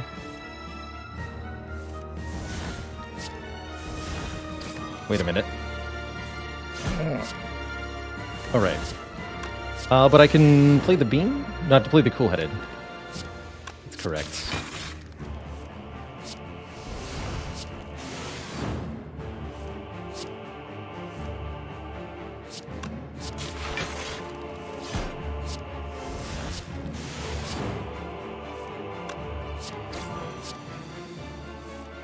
I believe this is now an infinite combo of some kind. Although it's a very slow, very bad one.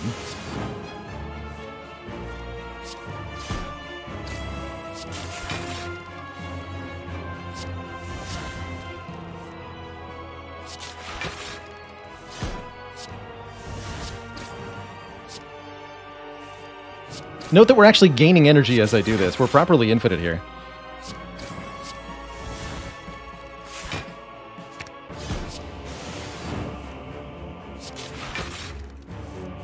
Because of Sundial.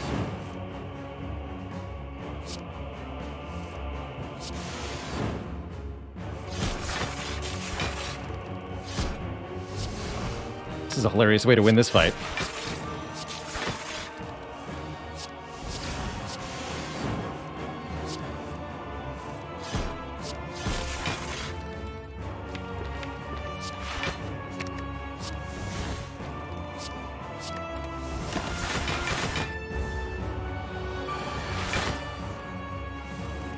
The old sweeping beam overclock infinite.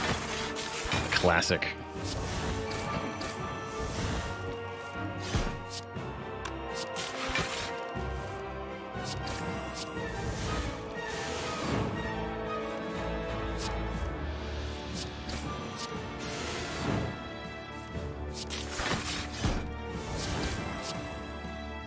Does so little damage.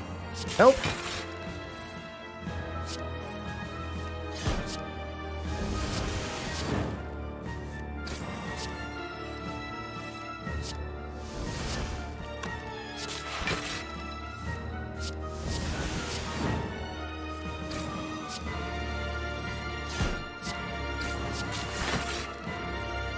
Draw more cards.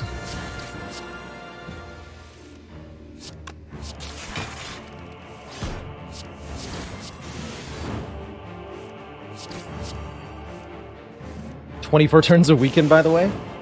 That's cute.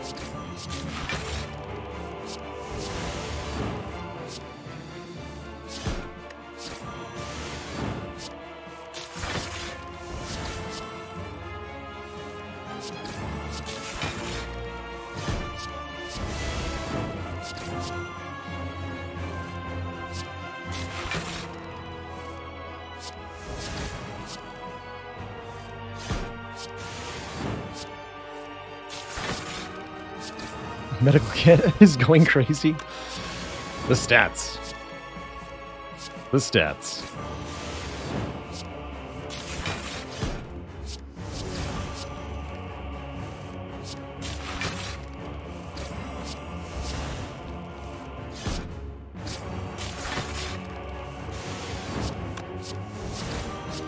If you've ever wondered how to beat Awaken 1 with a power-based deck, this is apparently the answer. Just infinite combo. Forehead.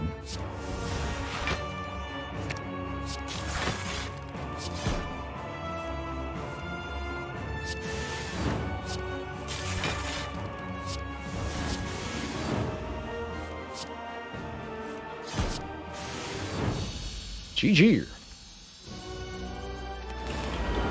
Okay, we can't do that against Time Eater, which is fine. I'm not planning on doing it against Time Eater. I am planning on just scaling up with our powers here. Remember, we're allowed to play those now. So that's fine.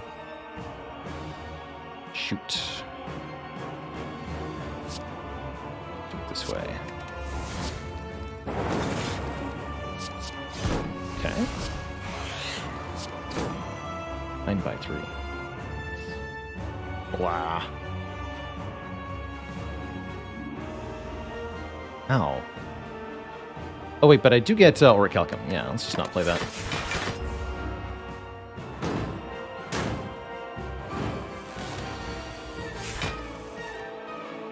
Yes.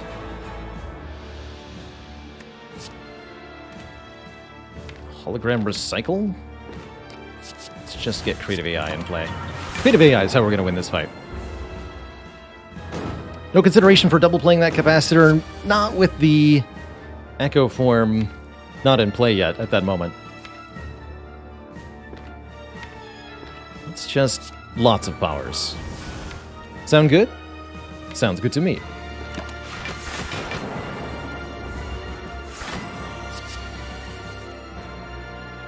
Easy.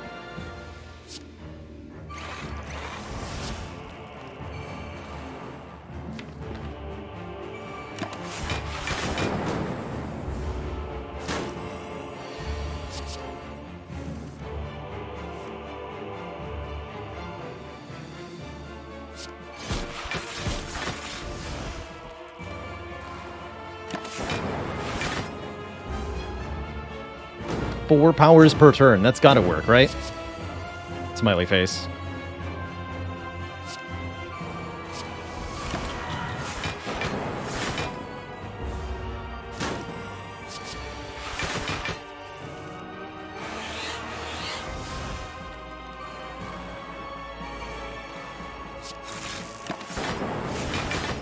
There we go.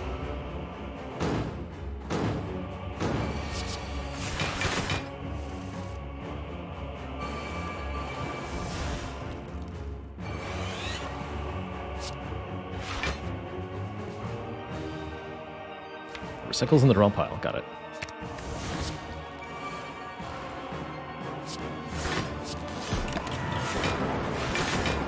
Put a storm in play. I think that ought to help.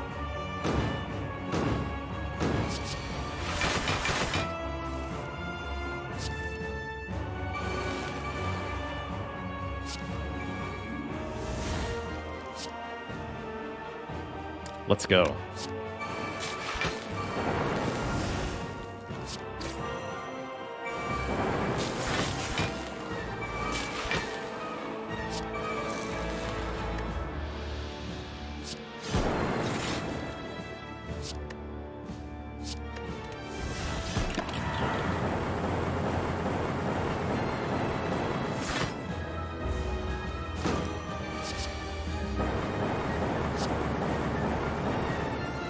The Zappening.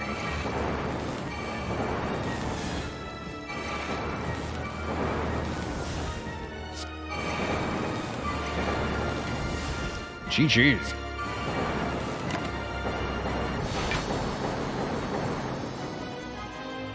GG.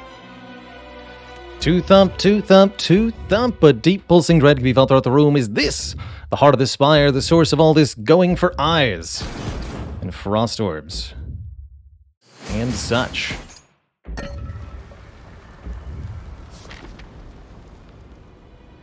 Turns out 4 powers a turn was really good. Who knew? Who knew? We're missing 10 health outright. I might want to rest, or I could upgrade the other hologram, which is very potent, actually, with these echo forms. Might want to do that. I'm going to do that. Upgrading Cool-Headed could be reasonable, too.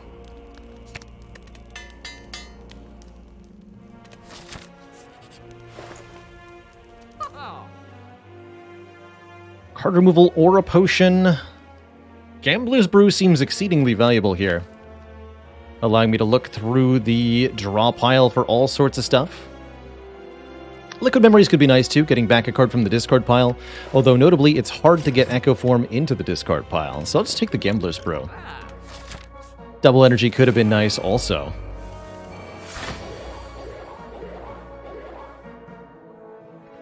Alrighty, let's see here.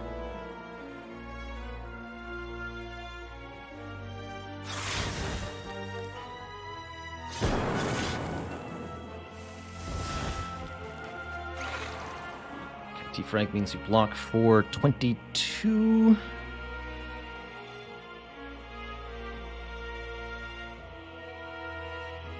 Discharge is excellent here for next turn. If I dual cast, we block for 14, 24, 32, which would be a perfect block if we were facing the other way. It's not, though. Just lose the buffer. And that's okay. Unceasing Top's about to put in some work. Maybe. There are 2 curses in the draw pile, so I shouldn't get too excited. To that end, I'm not going to hologram the aggregate for even more energy because I think our combo is going to get stopped at some point.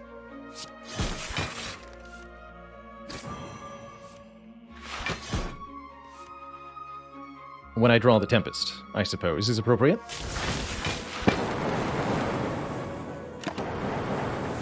Followed by a Cinder's Bane. Fair enough indeed.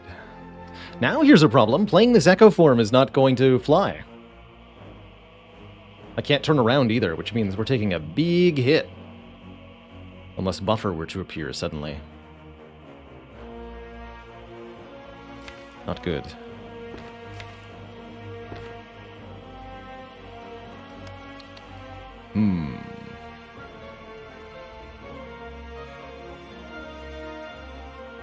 Tough choice.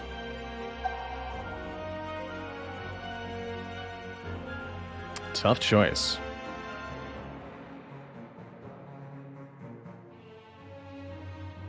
So I could Gambler's Brew now. I could Power Potion now, too. I think the Power Potion would likely be a waste, though.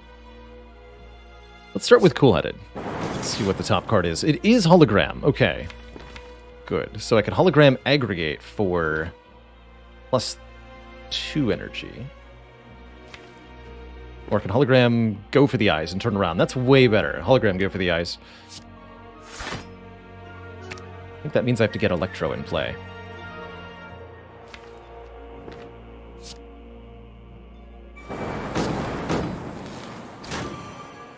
That feels pretty reasonable. Take 2 small hits, and we'll get lots of orbs for it, too.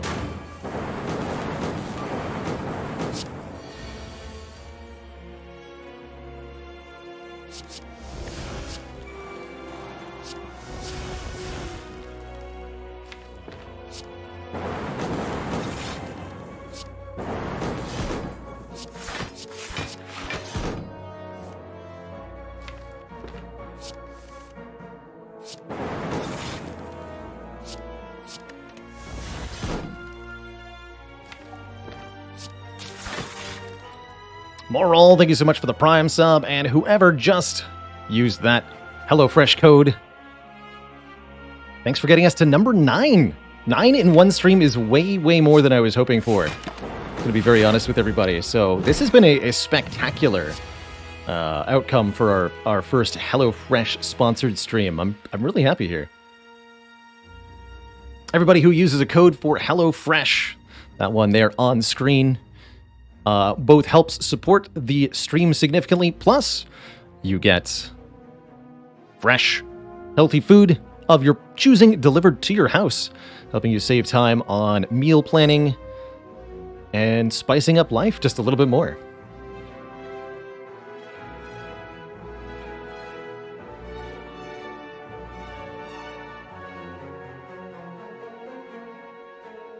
What happened to my focus? Can I do 21 damage here? Letter opener says maybe. Double, can't double anything, right?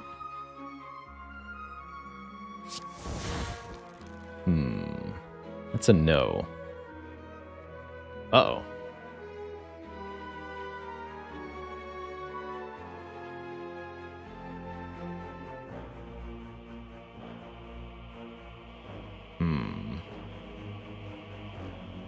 Crap.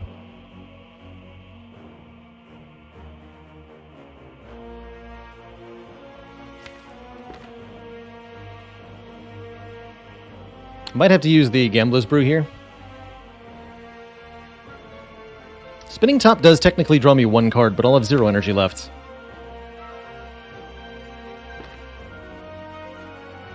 I need to deal more damage.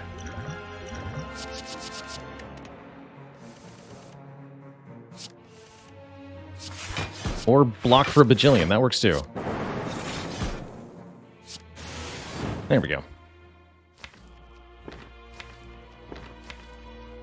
Hologram buffer.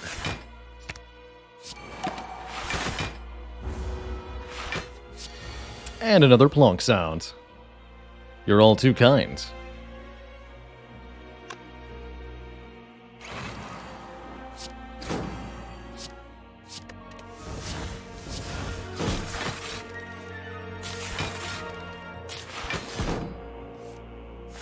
Get him, defect.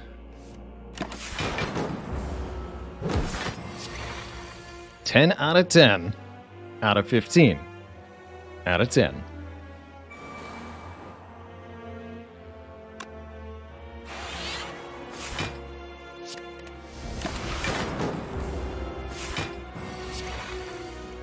That goal will keep going up. I think the max is 25, is my understanding. And at that point, I get the biggest possible bonus for myself in the stream, which is absolutely mental.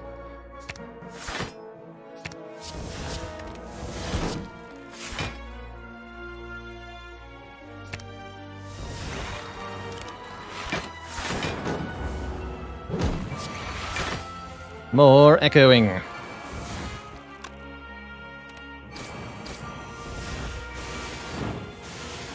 Just go for the kill here.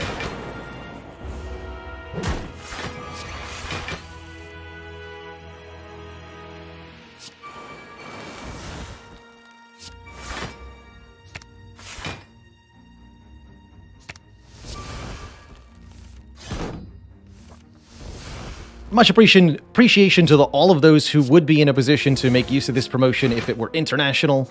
Alas, it is not. So I have to say US only for the HelloFresh deal. But noted that there's a lot of you out there scattered across various countries who wouldn't mind helping out. Oh my lord, we do get a potion back. Essence of Darkness plus the all-important Mummy Hand, making something in hand free whenever I play a power card. Lastly, but actually not leastly at all, oh, I have Anchor. Maybe I don't need Boot Sequence. Infinite AR.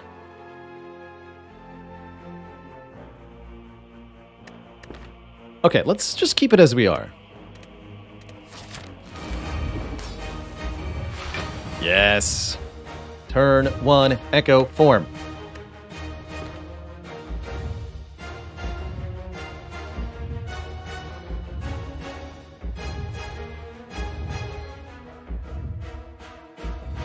And we haven't the full 2 weeks, Fele. So I truthfully wasn't expecting a whole lot of people to sign on until I actually got the box here and opened it up. But yeah, we have 2 full weeks to get there.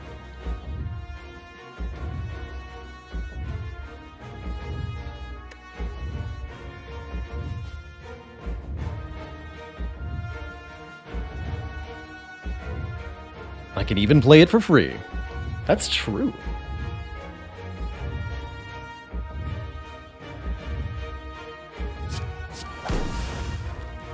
Oh my god!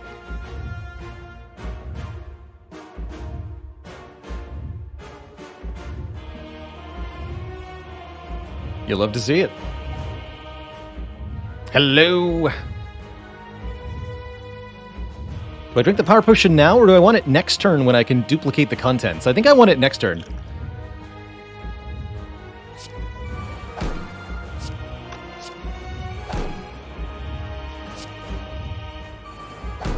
Fair enough.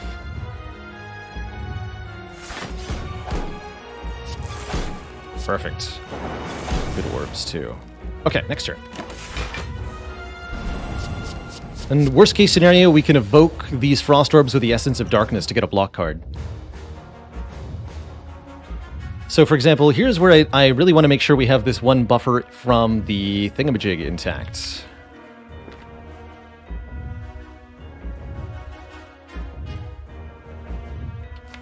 Double hologram fetching, force field, and hologram, I'm thinking.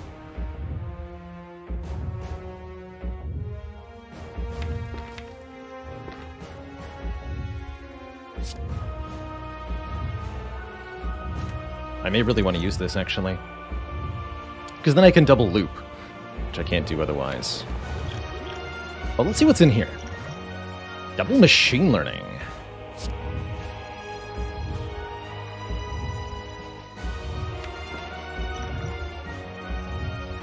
Wait.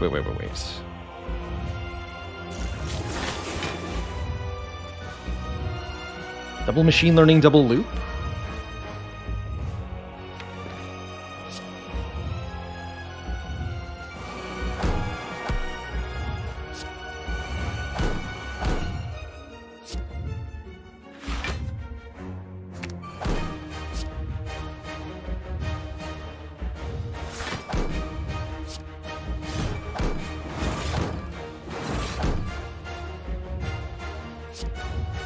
Zappy time!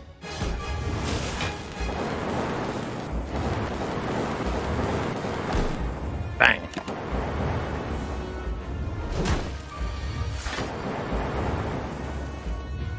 Beautiful. Double defrag? Yes. Double go for the eyes? Yes.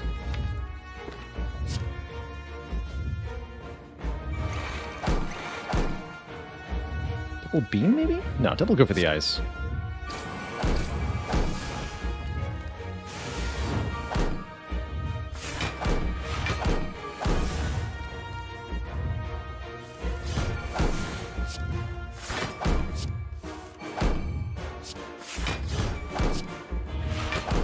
Nope.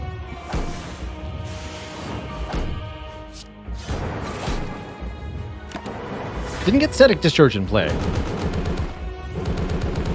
That stings a little bit. Wow, what a turn.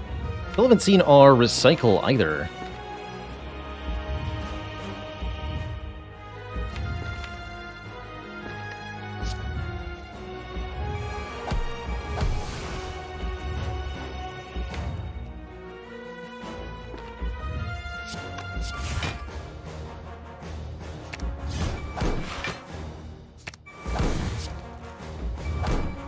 Okay. This... Fortunately, our blocks aren't very good.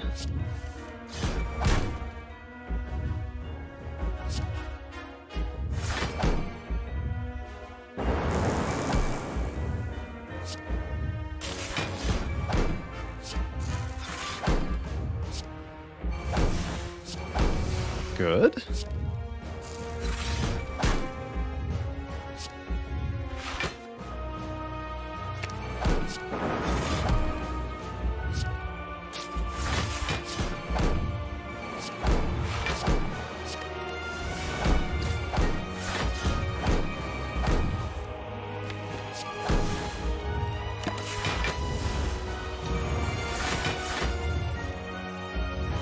Double heat sinks looks really good with how many powers we're creating. I think we've gotten through the difficult part of this fight, chat.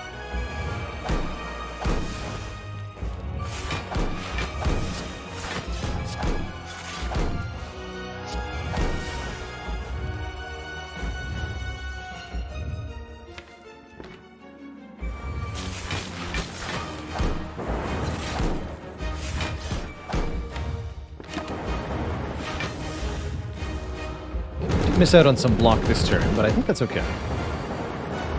Drawing so many cards. Yeah.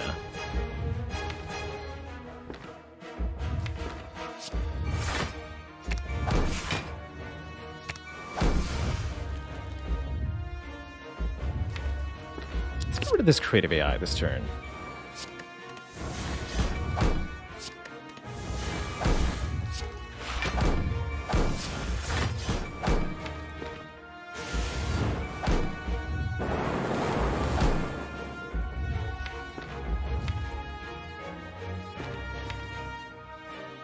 Should have gotten rid of Curse the Bell. That's the only thing that can break my Unceasing Top now.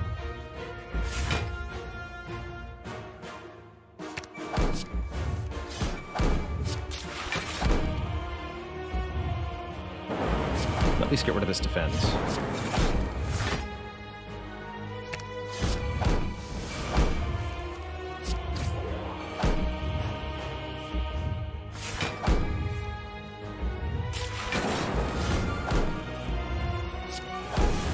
Beautiful.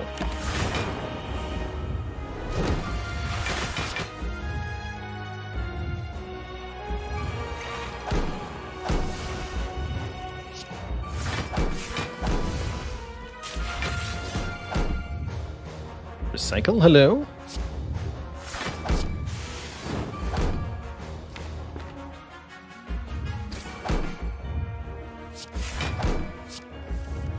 There you are. Okay, let's get rid of this card.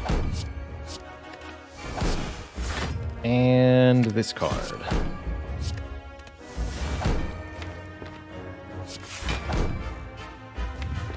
More energy next turn.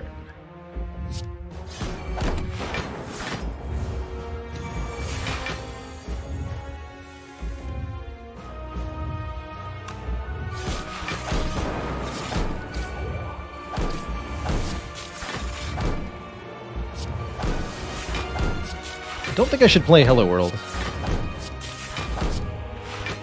Additional cards could be a problem for us.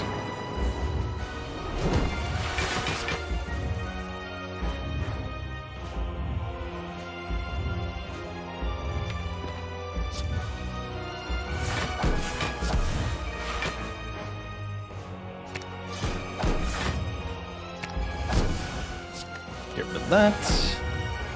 Play that. This.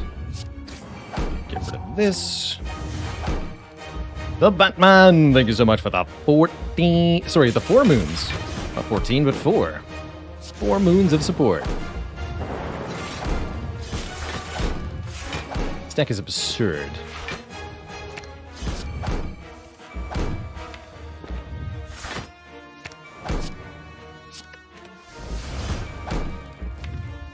Just filthy.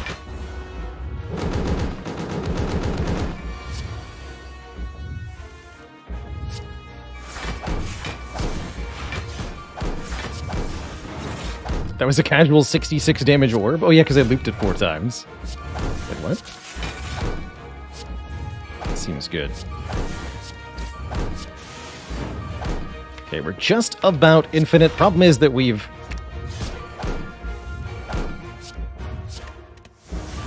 gotten rid of, well, most of the heart's health already, so there's not a whole lot of...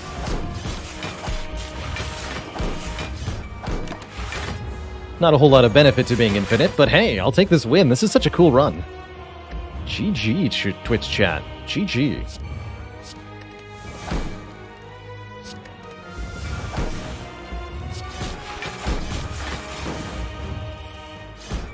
Get him, letter opener. You got this.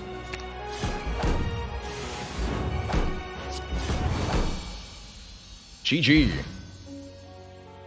Thresh. victory served up to y'all. GG, everybody. GG.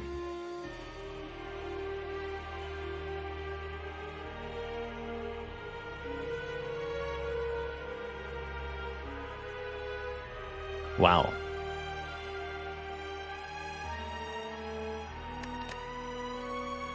Ghibli Ascended. Welcome to the Cozy Sub Club. Thank you so much for that Prime sub. Holy moly. Let's take a look at some final stats on a few things.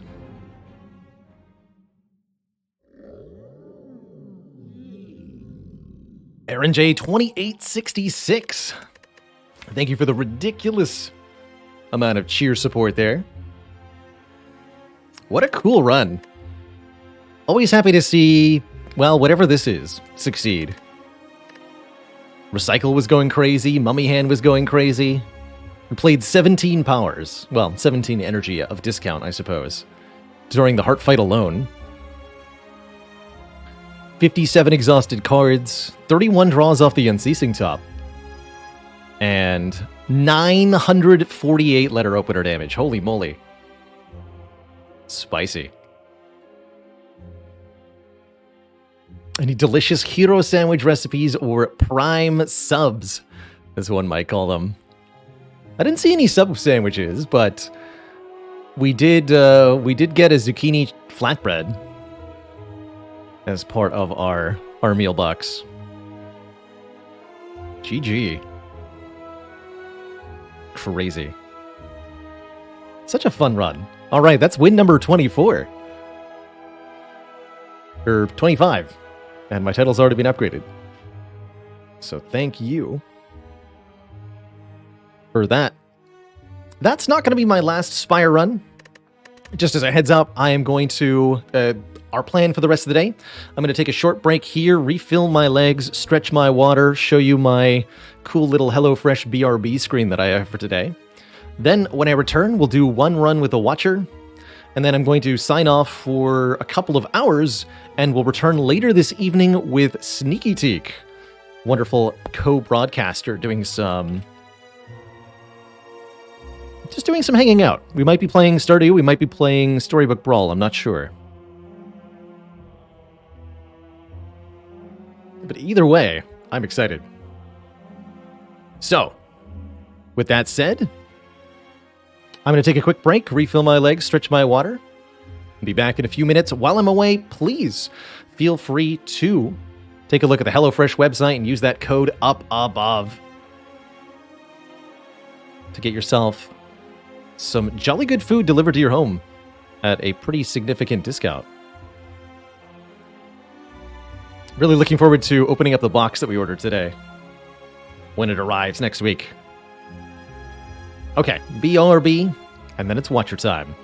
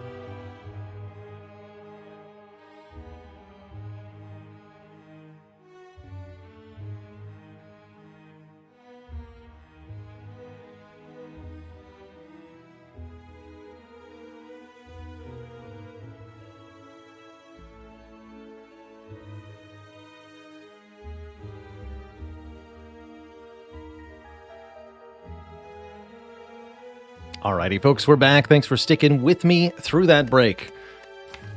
Let's play some Watcher.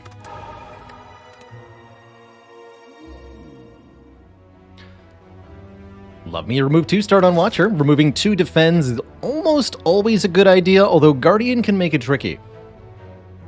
Guardian can definitely make it tricky. Probably going to try to fight the Burning Elites.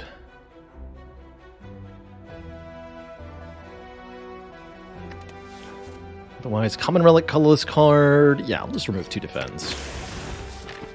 I think Watcher does so well with defend removals. It's unholy, really.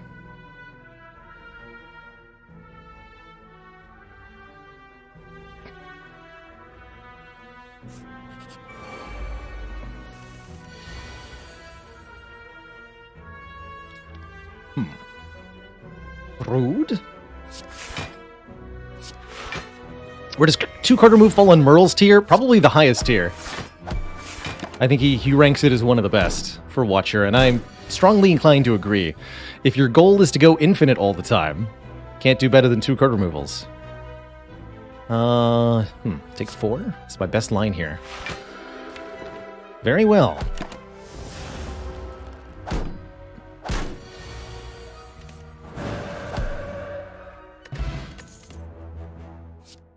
Doubly so if you immediately get a Meditate. Or an Empty Fist. Both of these are insane. It's gotta be Meditate, though. Meditate lets us put a card from the discard pile back into our hand and enter Calm Stance, allowing us to set up some mighty powerful turns with our Eruption.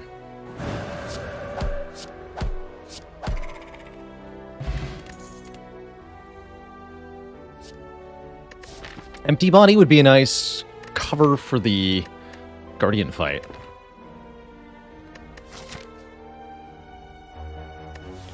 Normally I don't like adding blocks to a Watcher Act 1, but this is an appropriate one. Prostrate could also be very good, especially since we already have Meditate. Able to get it back into our hand and play it essentially twice per deck rotation. An early Meditate can be very, very powerful. Let's go with the Empty Body, though. Planning around our Act Boss a little bit.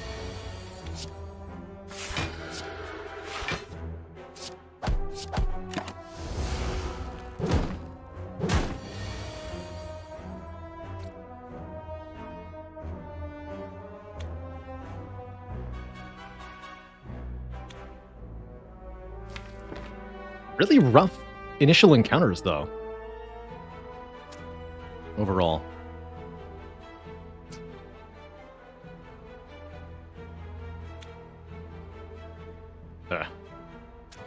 Fine.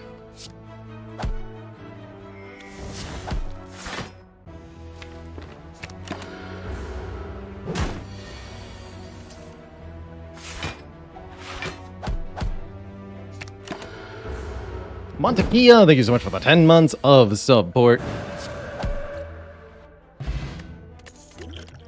Strength Potion is very good, and so is an early Lesson Learned, allowing us to permanently upgrade cards by killing enemies with this card. Like Water could also be pretty decent with 2 commentaries here, a passive 5 block per turn, but there's no way I'm turning down this Lesson Learned. You crazy.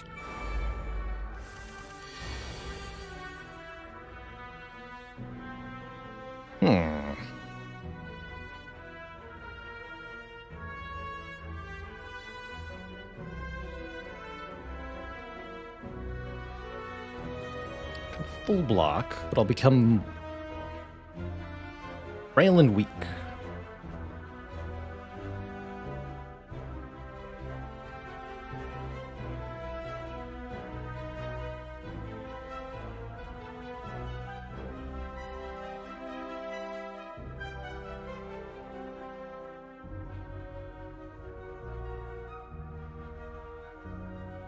I'd have to use a strength potion to kill 2 gremlins. All right. Very well. Yeah, shattered to 12 plus 1 health, sneaky gremlin. Ugh. The pain.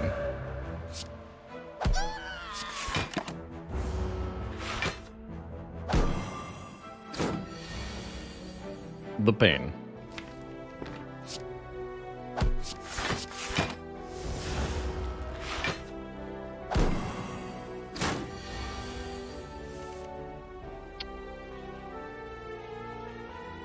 Oh, I should have just used the potion.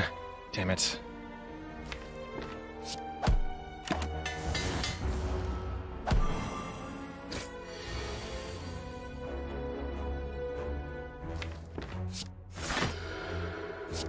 Frustrating.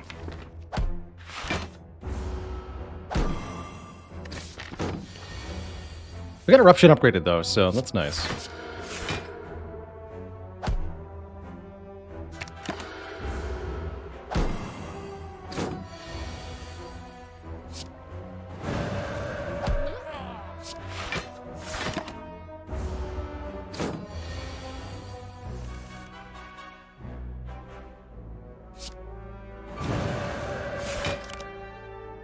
Right.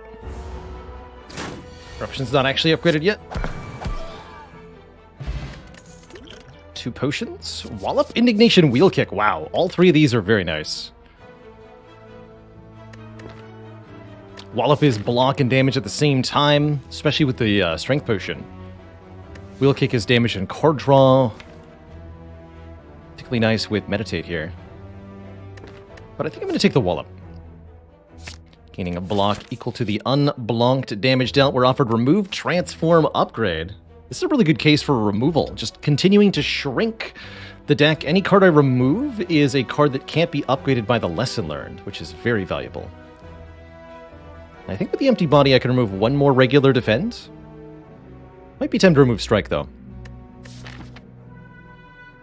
Let's remove 1 Strike. And I will rest, relying instead on the Lesson Learned to provide upgrades here. No. Yes. Well, that'll do it. Beautiful.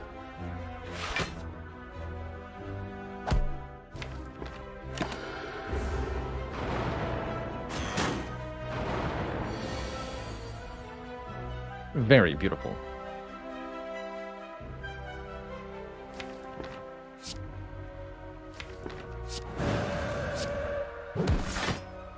Bonk. It's not going to be enough damage. I should probably leave Wrath.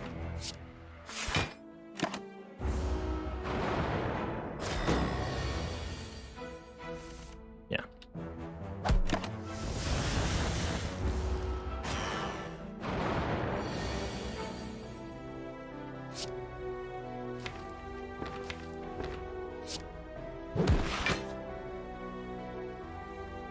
Could maybe Miracle there to play the Eruption.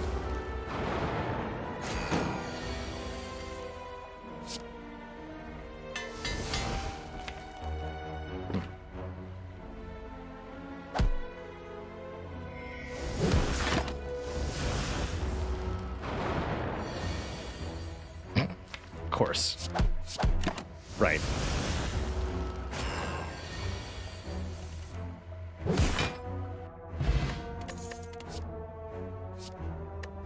Grab a Cut Through Fate to help us do damage and scry, and Whetstone here will upgrade 2 random attacks, making the average upgrade density in the deck very significant already. A little worried about this Burning Elite, though. Oh, dear. Fine.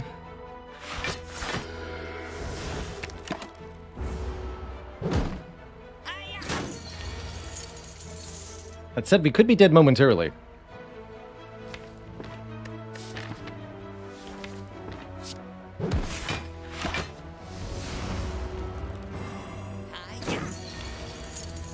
So far, so good.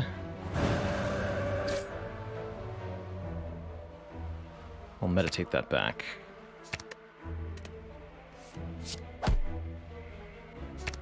Oh, wait. Oh, it's not upgraded.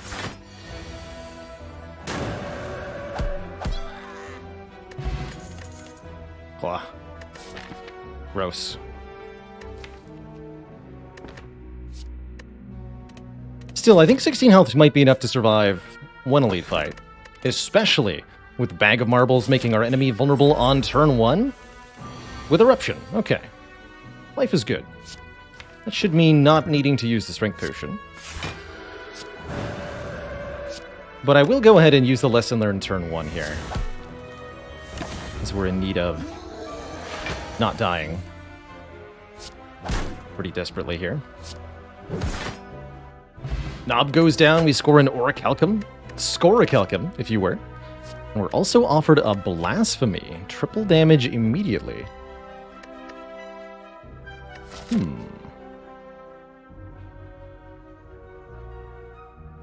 Blasphemy is kind of interesting.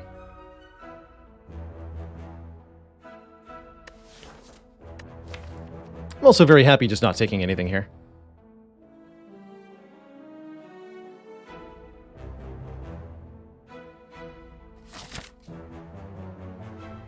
This is either Lagavulin or Gremlin or Sentries. Sentries are a lot less dangerous now. Lagavulin is manageable. Why not Blasphemy? Because it doesn't work with Meditate. We don't have that much damage in the deck, so it's hard to multiply to get where we need to be. Although it could lead to some explosive lesson learns. I'm mostly worried about turn 1s, where I draw Blasphemy and I'm not allowed to play it. Just one more card in the deck, too, you know. Nice try.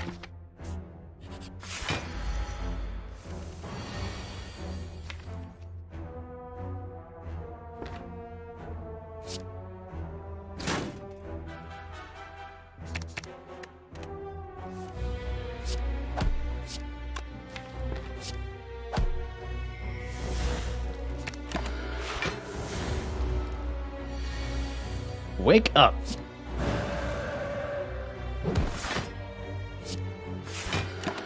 We don't need our strength potion for this fight.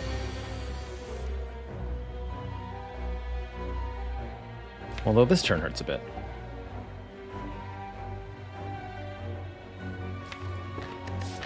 Just a bit. Just 10.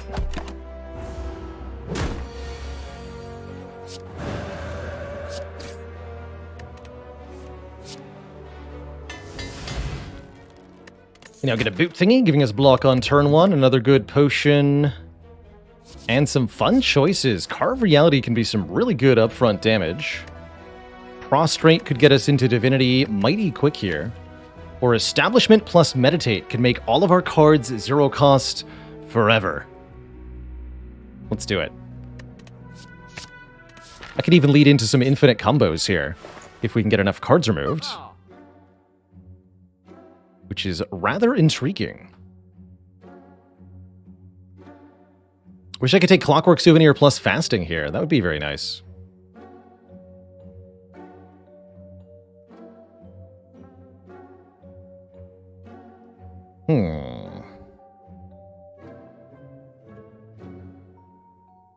I'm quite content with card remove plus Wheel Kick. Dunk the remaining unupgraded Strike. Wheel Kick becomes a really good card with the Establishment Meditate combo. And I think if we upgrade our Establishment, or sorry, upgrade our Meditate before the Guardian, then we will not have any need of resting.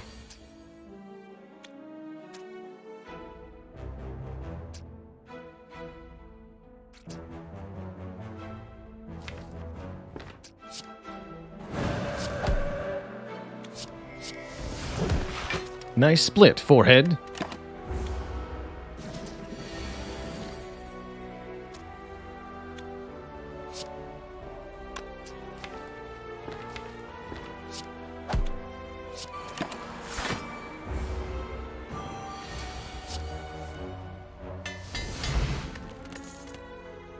Second Cut Through Fate, also incredible.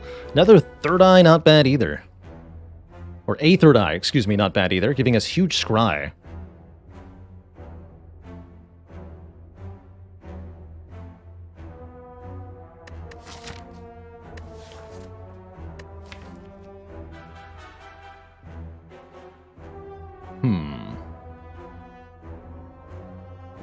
I want this Third Eye. It'll make the Guardian fight a lot safer. In general. We might also end up using our Strength Potion here, depending on the draws.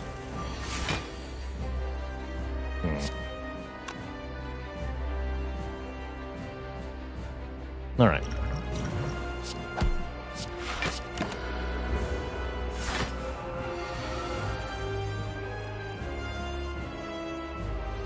Eruption? 22. Strikes to 11, so I can just strike and KO here. In that case, give me the Ascender's Bane. Exactly enough damage, thanks to Strength Potion.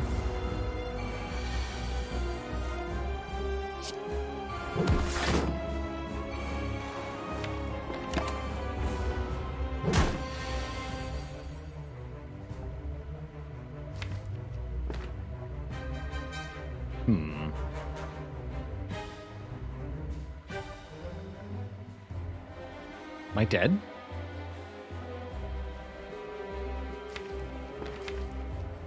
I never got to meditate anything. Shoot.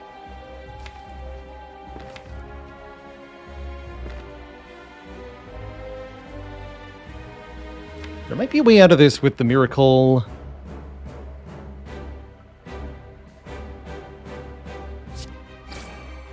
Defend, then Third Eye, then Empty Body.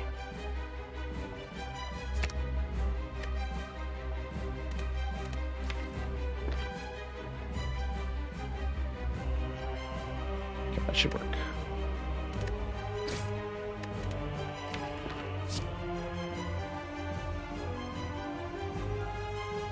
Wait, no, that won't work.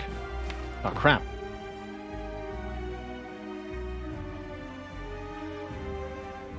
I did that wrong. I'm dead.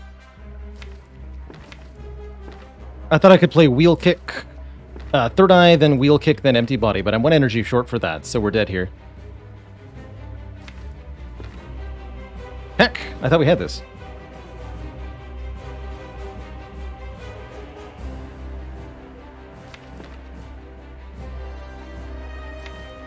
Dang it. If I could just play the Empty Body, I could block for fully here. Let's try that again.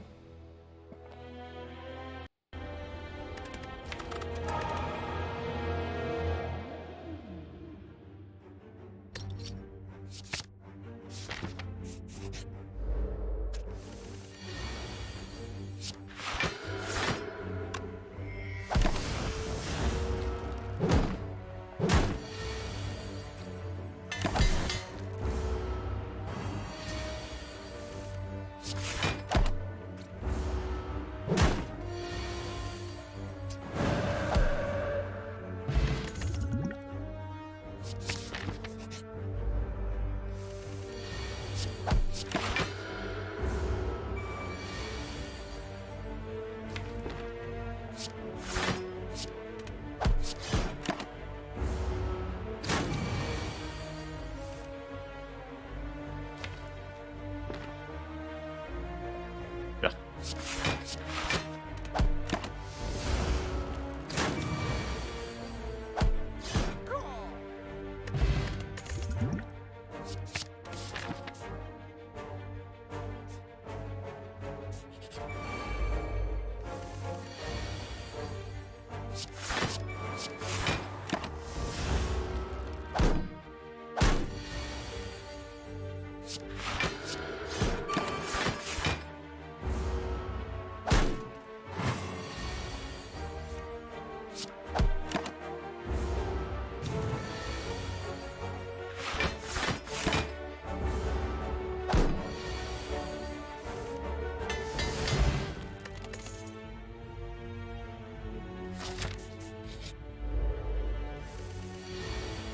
Luminescent, thank you so much for 300 bits of support.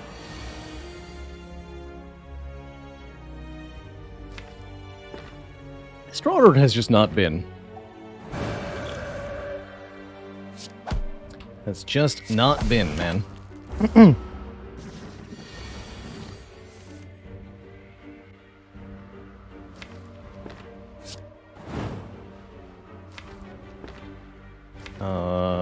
That's not gonna work out the way I want it to, huh?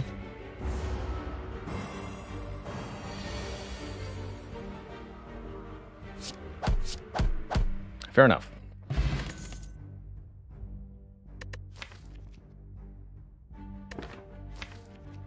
Let's go empty mines.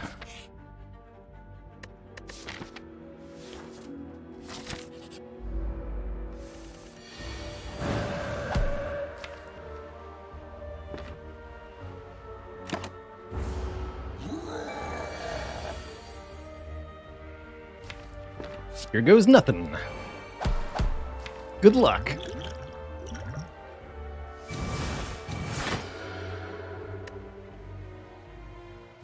Not bad. That was wrong, though. It was Miracle Strike conclude. We get ourselves a Dead Branch. Whenever we exhaust a card, add a random card to our hand. Very good. Very, very, very good.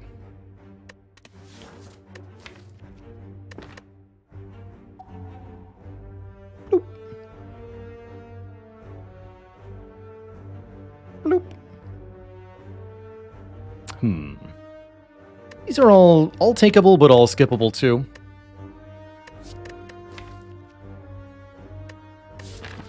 Maybe a prostrate is acceptable? I'm thinking no.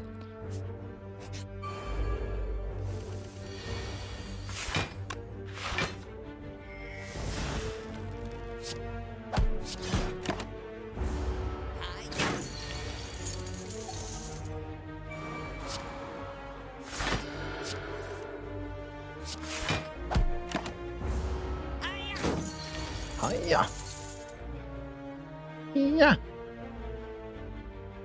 Eruption Strike KOs, but I can do better.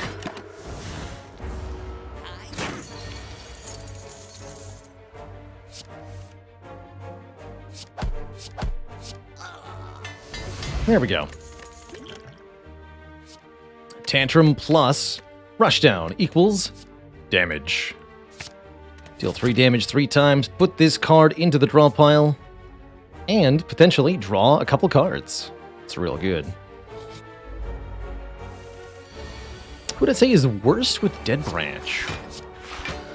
Not Ironclad, not Watcher. It's got to be either the Silent or the Defect that is quote-unquote worst with Dead Branch.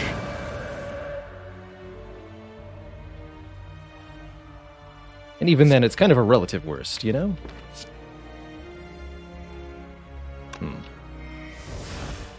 Really didn't work out the way I wanted it to. Looks like we'll miss another lesson learned. I can't be entangled and in Rat Stance. That's just not going to happen.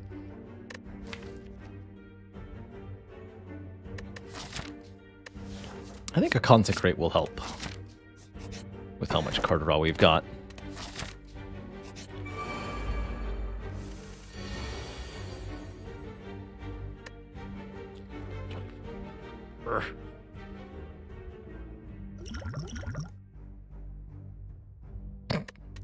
Doesn't work either.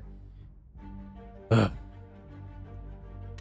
Can't play Judgment after conclude. Dang it.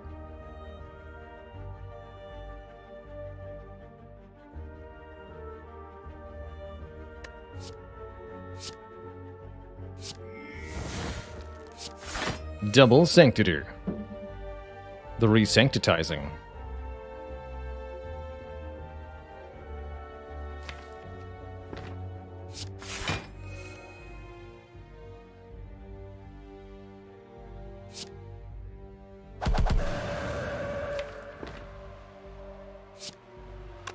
Let's go defend conclude?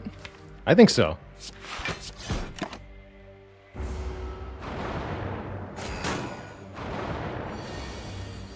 Correct.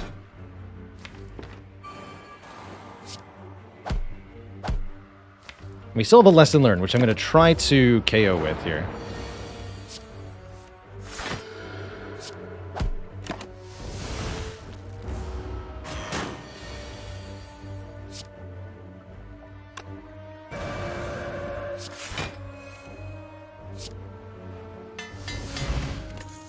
Mummy Hand. We play a power, notably powers from Dead Branch. Our powers. Is Deviform Dead Branch a thing? Yes. Let's try it. Normally, Deviform pretty difficult to get into play, but the Mummy Hand makes it a lot easier. giving us additional energy each turn. And that could be a mighty strong thing.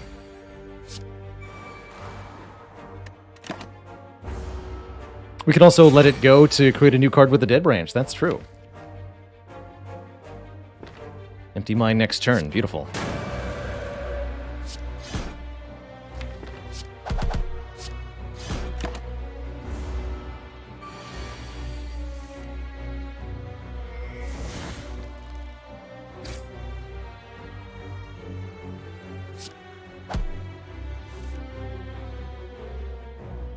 That's not worth landing the lesson. Ink bottle. It's card draw.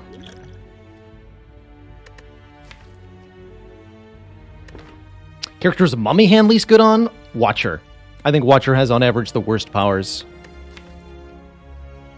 But doesn't mean it's bad by any means on the Watcher. Let's grab this Foresight. Speaking of powers.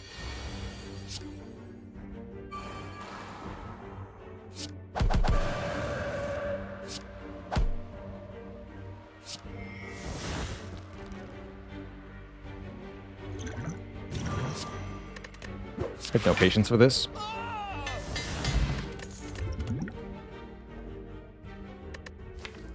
Crush Joint's looking better and better. I think we start waiting for upgraded cards in Act 2, though. Rose and I have no patience for this. Fear No Evil Mental Fortress. Yes, that's for sure.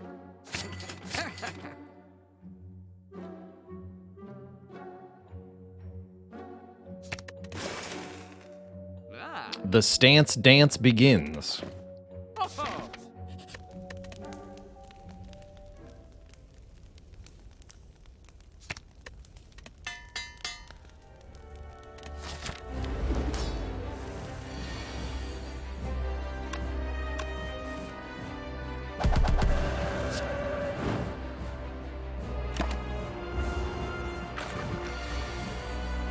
Greetings, Slimbo.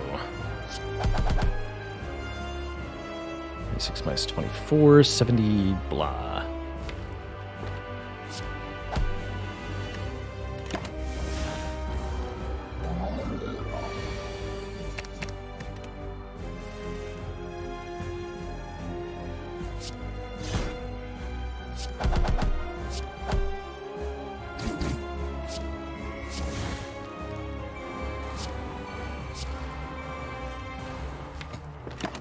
Beautiful.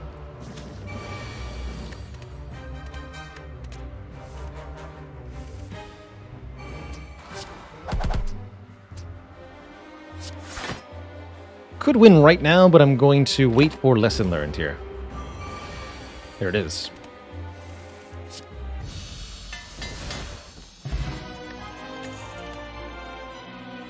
Double Lesson Learned.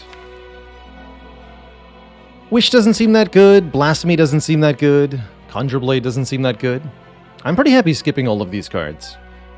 We would have preferred a Deus Ex Machina for miracles, or maybe another power. We could maybe theoretically wish for money. Wish does exhaust, giving us a new card, but it's so expensive. Wish is best at becoming free with Mummy Hand, though. It's also a way to gain strength. I don't think so, though. We get energy. Okay. Coffee Dripper or Sozu? I'm not taking the Echo. Probably Coffee Dripper. Just to take energy without ever being able to rest. We'll put the ink bottle and other stuff to good use. Trying to avoid it.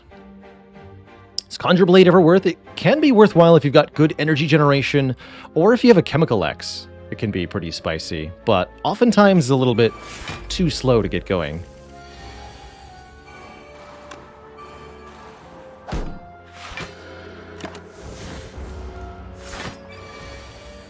It's a good leg oneer.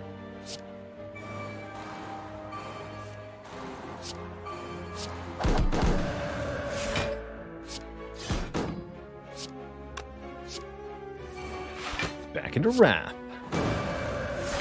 You heard me. So close.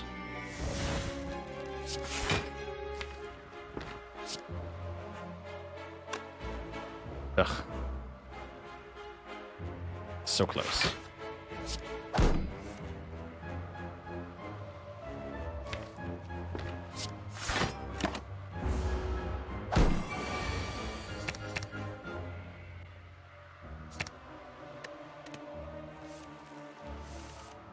Nice.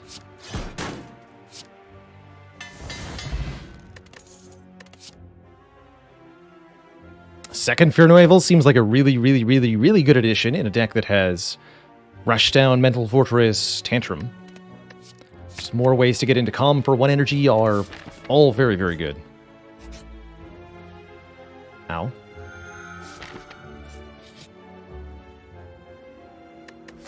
Regret Curse for 275 gold, you say? Alright, since we're right in front of the store, I'll take that deal. Surely the birds won't make me regret it horribly, right? Surely not.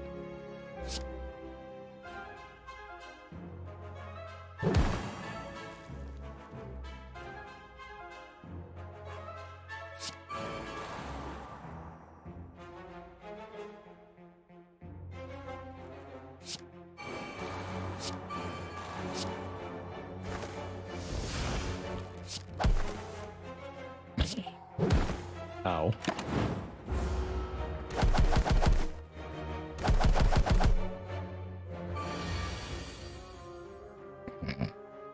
What?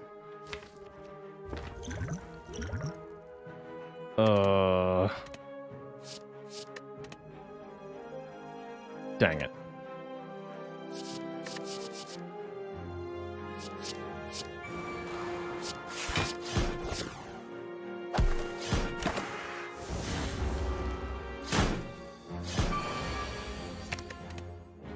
With Coffee Dripper, too.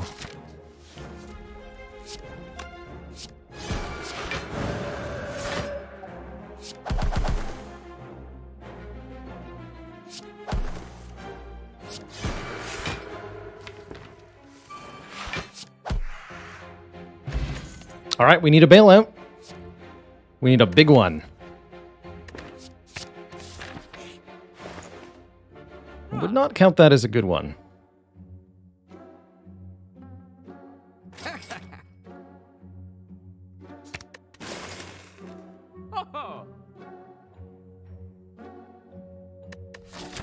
Sticks were made. How unfortunate.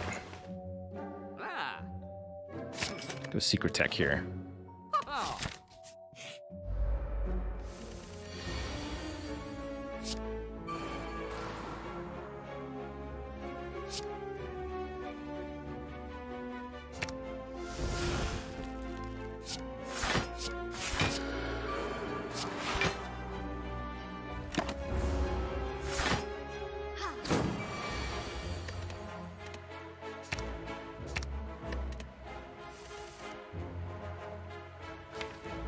Good luck to me. Attack. Good.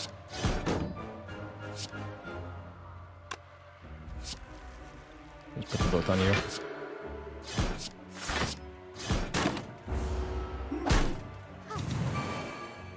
Still holding strong for the moment. Pretty sketchy, though.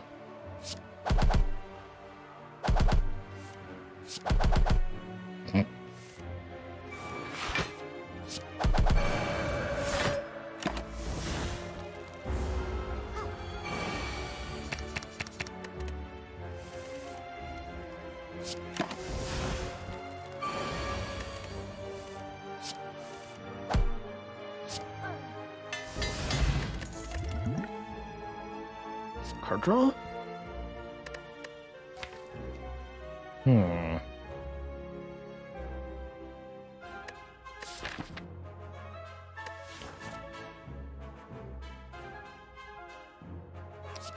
Card draw. Fighting an elite seems like suicide. Fighting Bronze Automaton also seems like suicide. Choices. Taking Evaluate to go with our Dead Branch might have been the strat there. I could definitely see that being the case.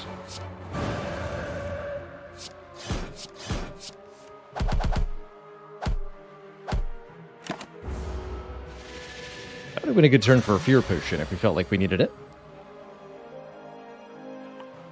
Son of a dang it.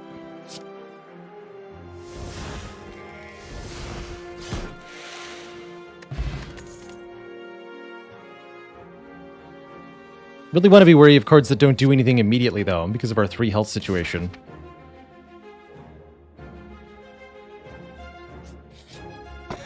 Healing! I'll take it. It's not much, but it's something.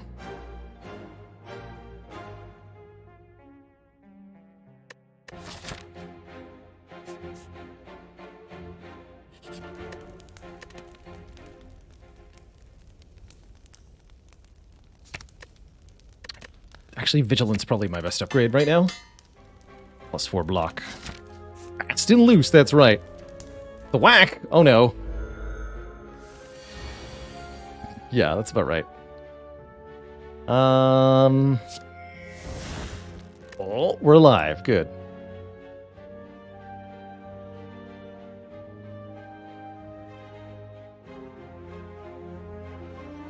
So 5 energy. I have to play this. We do 9, 12, 12, 16.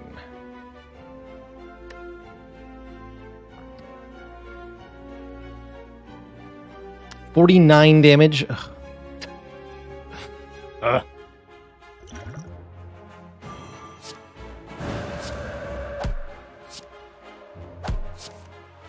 49 damage.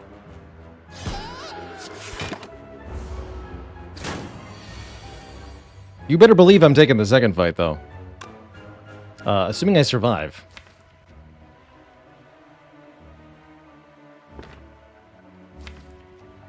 Vigilance Plus keeps me alive, guaranteed. That's got to be the play, then.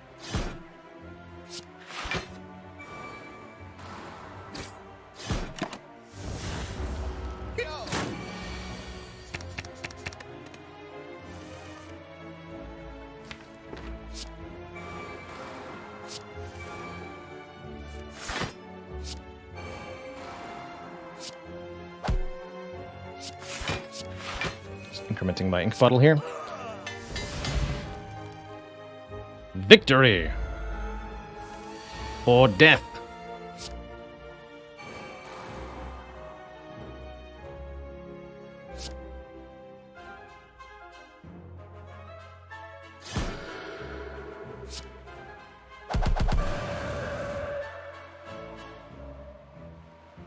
Or death.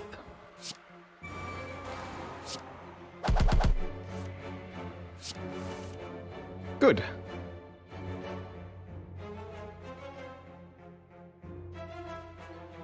Although I'm strongly motivated to keep drawing cards here.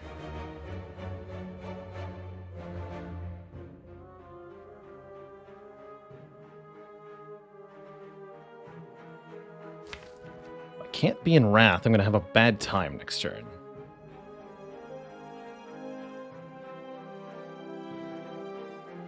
What do you have? Interesting. Do I use that? X equals 3 Conjure Blade. Let's try it.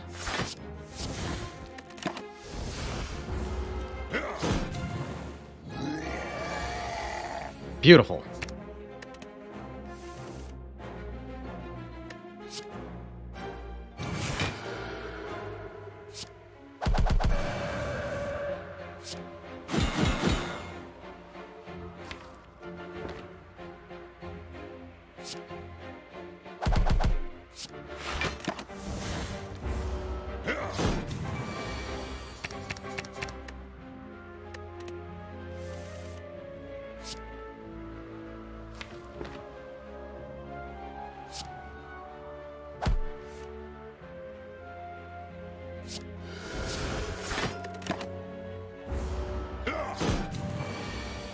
Okay, we got away with it. Not only we actually healed here, but in addition to that, we also gain 100 gold, 2 relics, and what a heck of a pair of relics they are. The wing boots let me ignore paths when choosing the next room to travel to.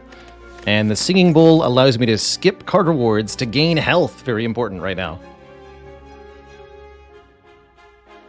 We're alive. So I can now regenerate up to 4 health per fight. That's not bad.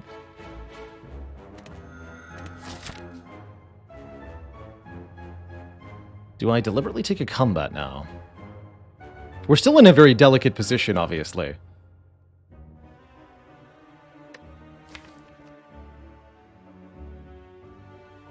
I just need card removals. Big time.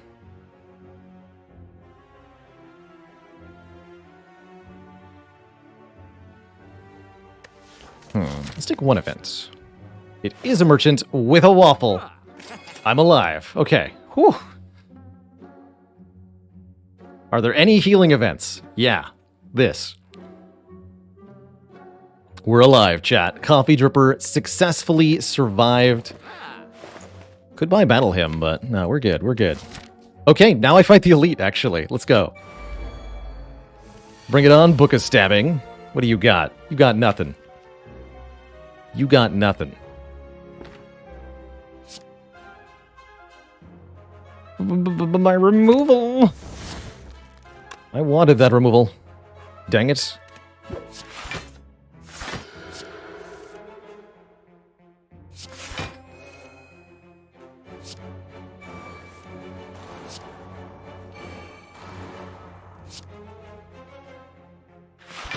But my removal.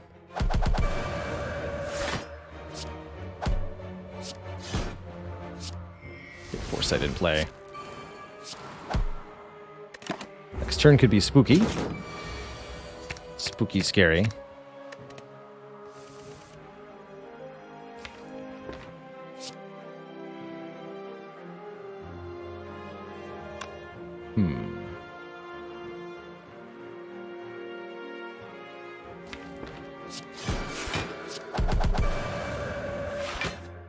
I could do that again, but I think I'll just end with this for no evil.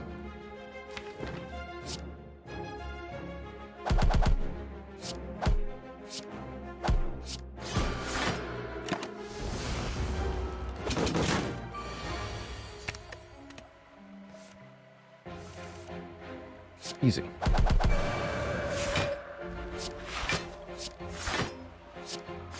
For ink bottle. Blue Candle lets us play curse cards to exhaust them. Very good with the Dead Branch.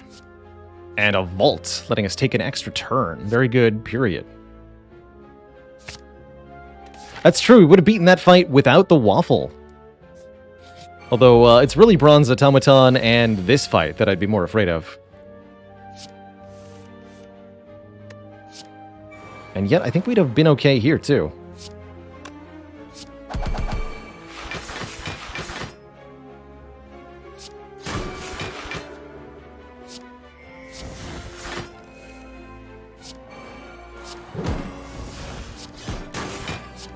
Yeah, we would have been fine here, too. Oh. Secret technique for Vault is ridiculous. By the way. Just absurd.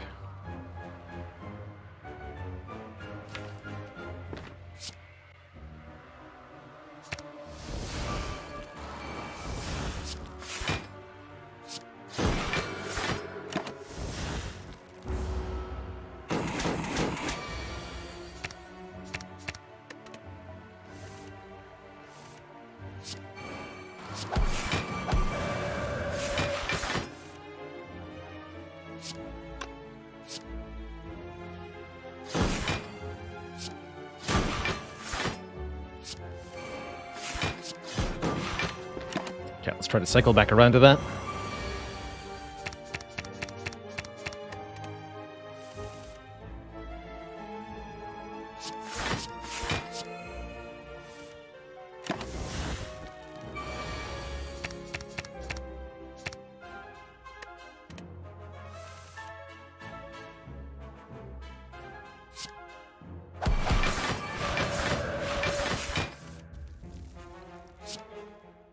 Wait a minute.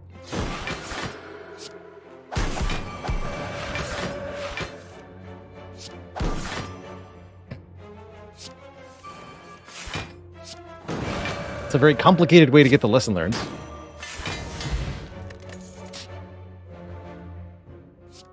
Do I ever real meditate in this deck?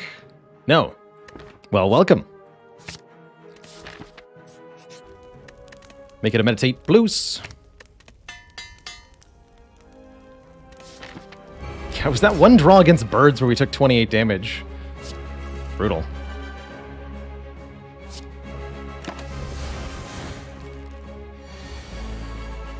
Easy. Base Rune, thank you so much for 33 months. 33 months, floor 33, almost to Act 3. What does it mean?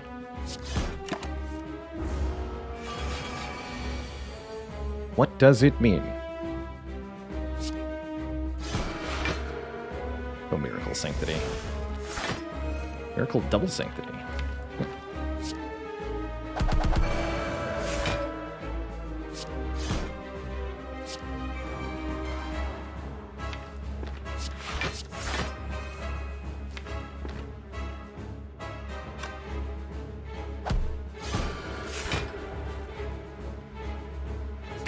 Tantrum and Ragnarok? Sure.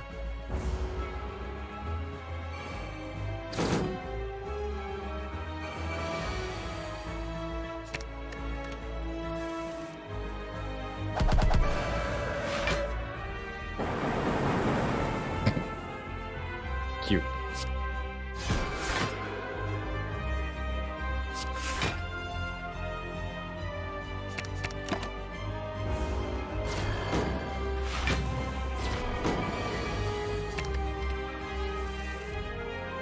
Get him.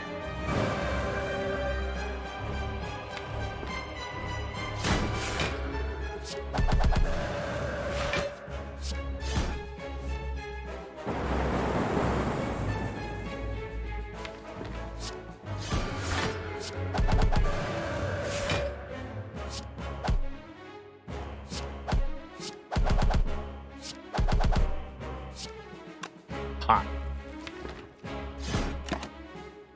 I guess we didn't need the waffle after all. It was completely useless. Evidently. Go figure.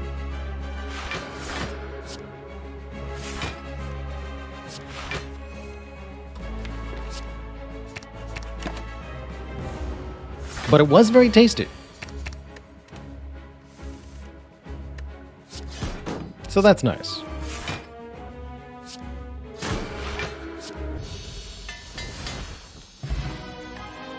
GG.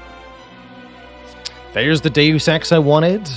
I think Deus Ex is very, very, very good with Dead Branch, since when you draw it, you get Miracles, which are energy and card draw, and you also get a free card immediately. What a way to exit this act this would have been. But it's a really good sign that the fundamentals of the deck have come into place here. Now that we... Yeah. Scrawl's also very good, but I think with Dead Branch, the Deus Ex is even better. Not as sold about Runic Pyramid, but I do like Busted Crown. 5 energy per turn, says Busted Crown. We're offered less cards from card rewards, 2 instead of 4, but we can still skip cards to gain max HP. That's pretty viable. Or we can remove enemy intents. I think the Pyramid is the worst of the options, although not by a huge margin. Still pretty good, especially with our Deviform.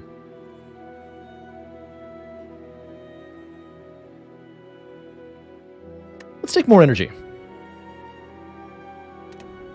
Normally I would have taken a Pyramid there, I think. Gotta go for the Burning Elite.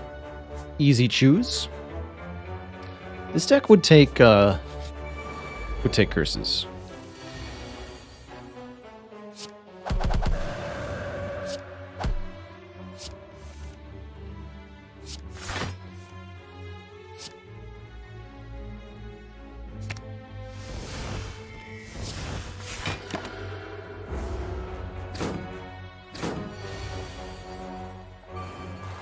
Lesson learned might be a challenge to land, though.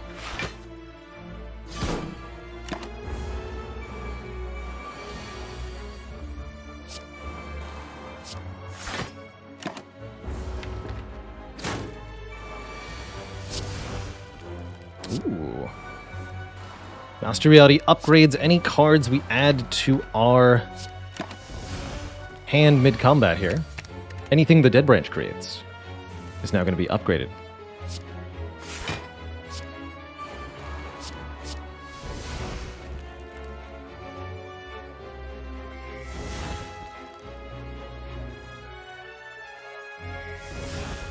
Almost.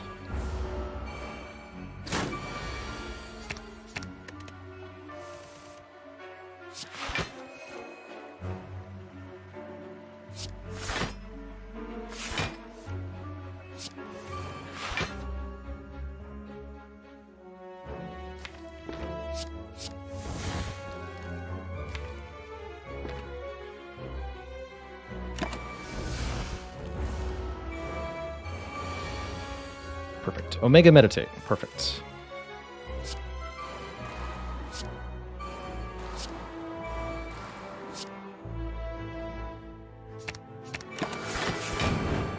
Oh, it's an Omega Plus. Never mind. Can't lesson learn then. Actually, not the world's worst Perseverance. Gets stronger every time it's in our hand. Good with Vault. Good with Meditate. Don't think we need it, though. Let's just take max health. Oh, I've got Wing Boots. That's right. Probably fight additional elites, then. With our Wing Boots. Writhe is not that bad with Blue Candle Dead Branch. I'll just lose the max health, though. Ranger Elm, thank you so much for 22 moons. 22 months in 2022. To you, too.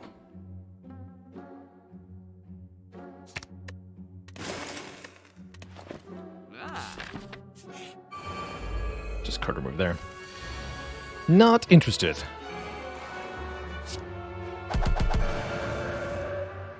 Perfect.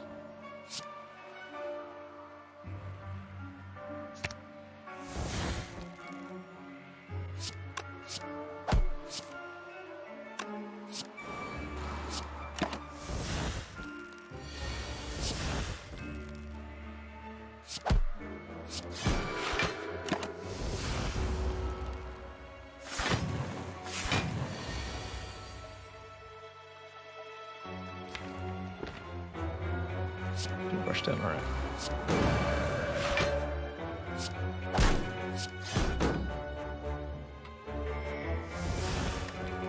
Good.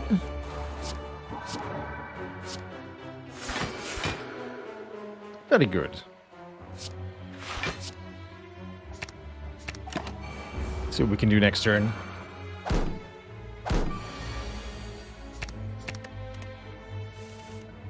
Begin Angrenation.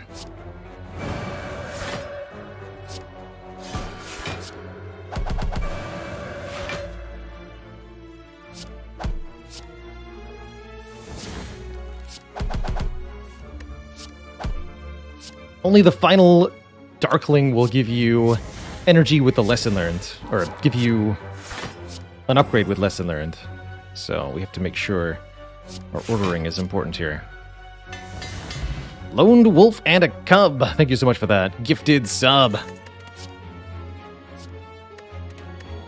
What a way to make an entrance in the channel.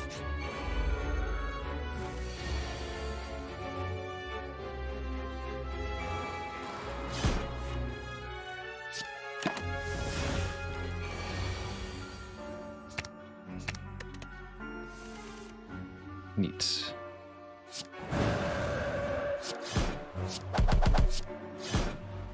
Take back Sanctity and Third Eye, allowing me to find various cards in the draw pile and draw into them if necessary. Looking pretty good overall here.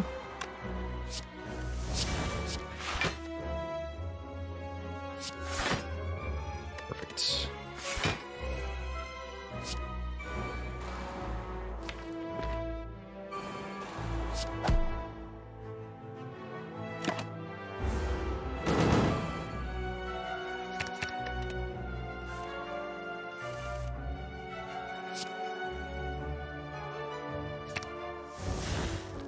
Very good. Master Reality is excellent here. Upgrade the cards from these miracles.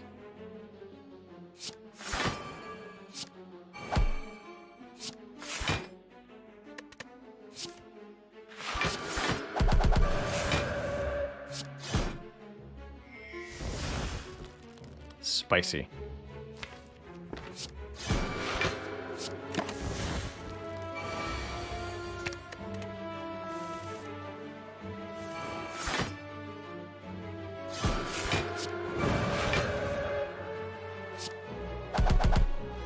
Wow. That is a hand and a half, let's just say that.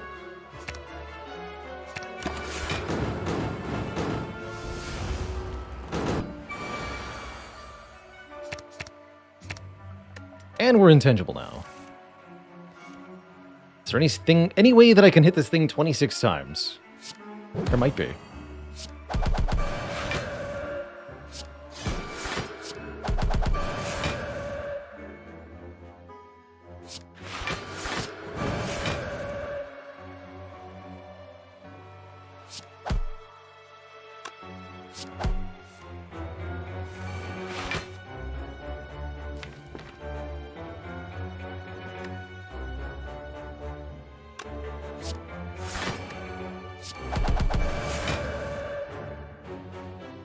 Getting pretty close, actually.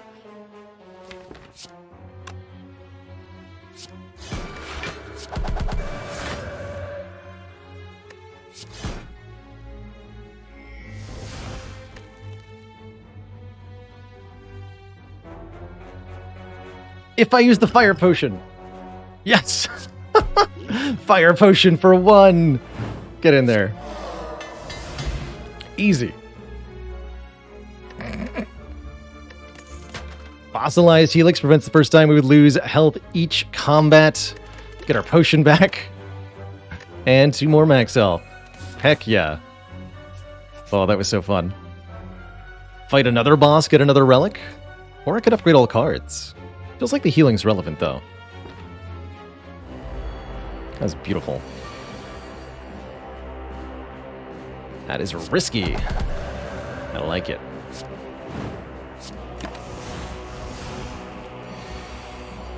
Oh, crap.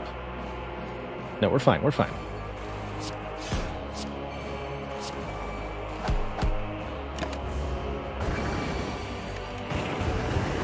Panic!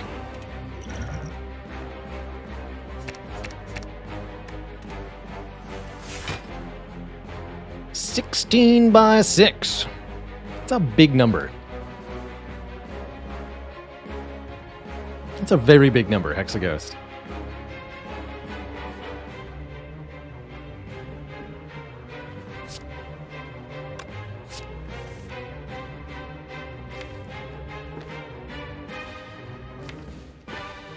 Okay, I don't want a secret technique yet.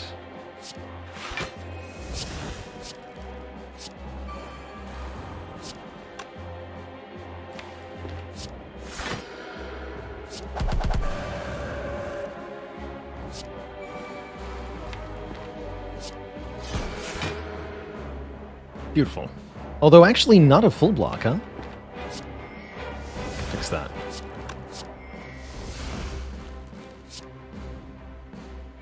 That'll work.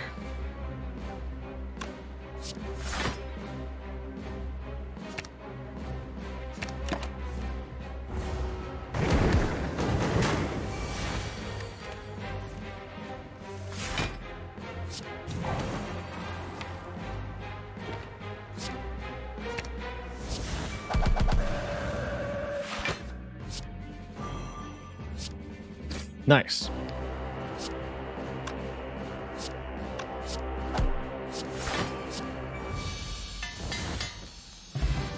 We get a Duvu doll giving us 1 point of strength per curse we have. Currently 1, maybe more than 1 eventually. And I will definitely take a third eye plus, letting me scry 5 cards. Also very, very good. Welcome. All right, another elite. Another relic. This time it's the Reptomancer, who is very dangerous.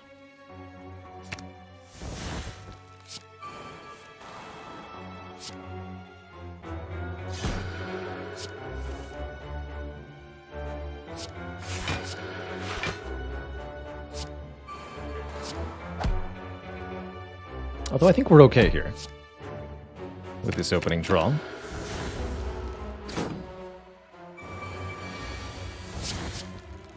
Perfect.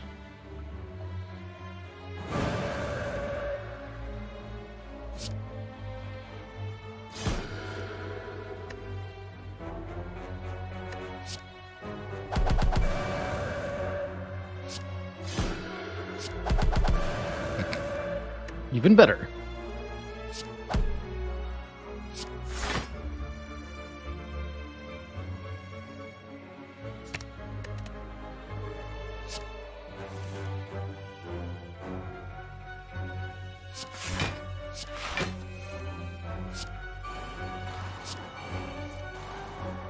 Free vaulting, huh? That's tempting. But we'll save for that vault for later.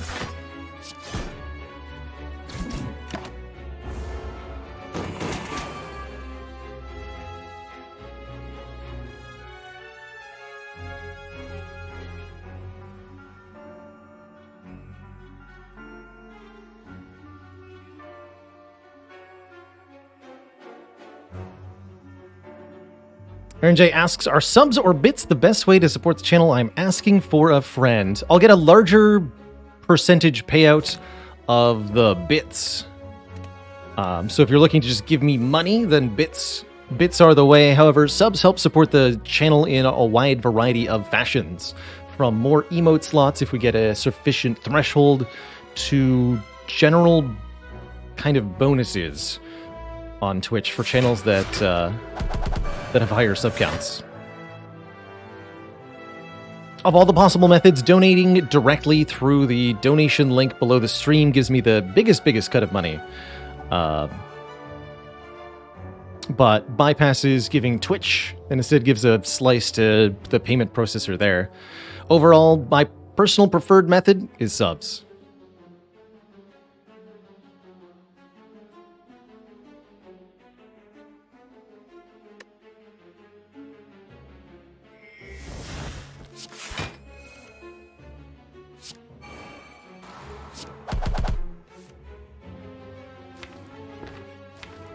Again with a somewhat awkward lesson learned.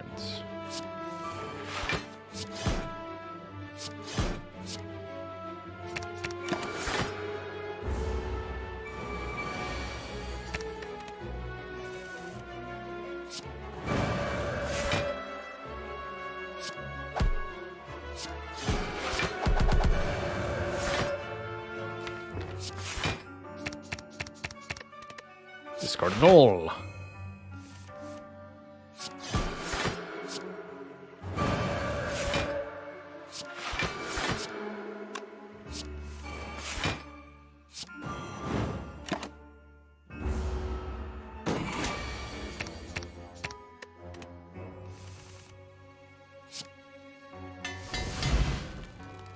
Upgrading secret technique is not necessarily a good thing, but I'm okay with it.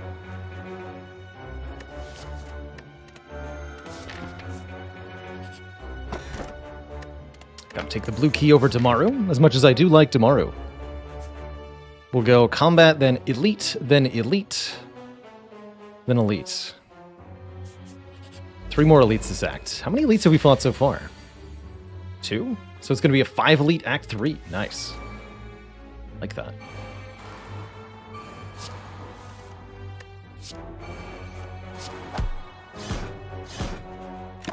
I like that a lot.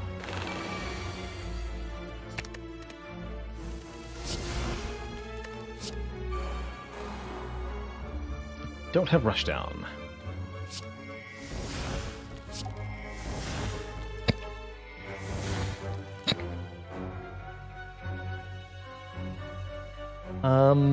That's not enough block to actually blasphemy now, is it? Need 37.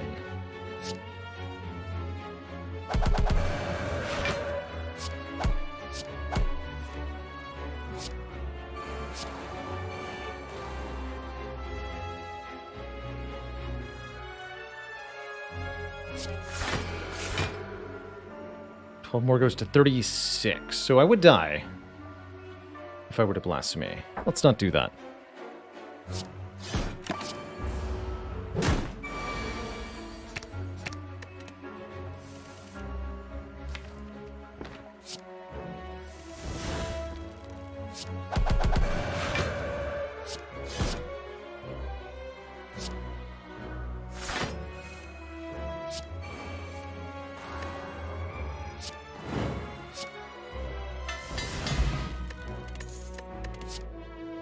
A real establishment.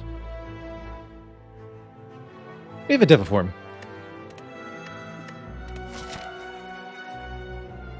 I have orange pellets. I don't necessarily need this ancient potion then. Let's go for the weak potion instead. Next up, Giant Head. Soon to become Giant Dead.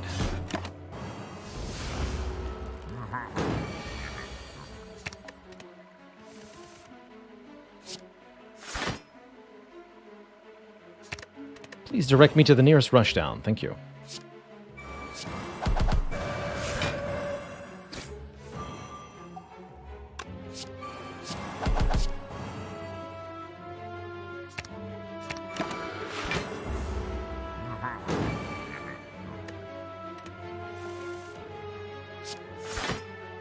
There you are.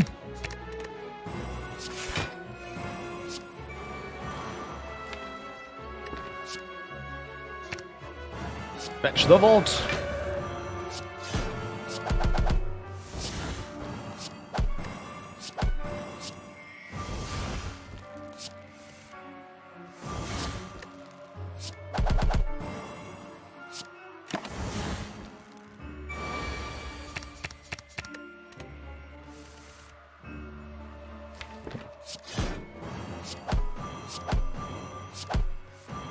Not a lot of reason left to try to get the lesson learned, but still better than not.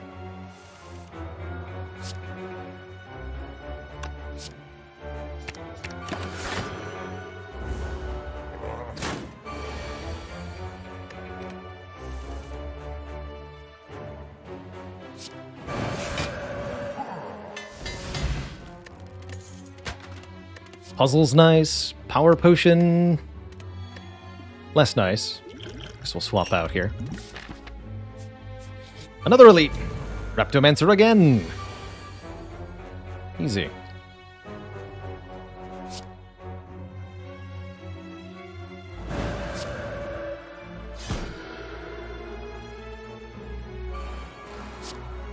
That's not the correct amount of block. Uh-oh. My buffer. Oh dear.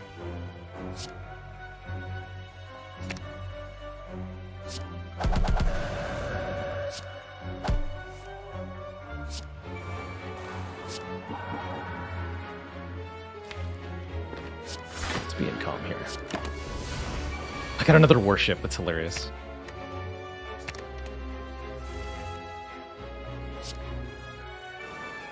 Rushdown is not in play, but Ink Bottle will draw me a card. We'd better make sure it's an exit. Good.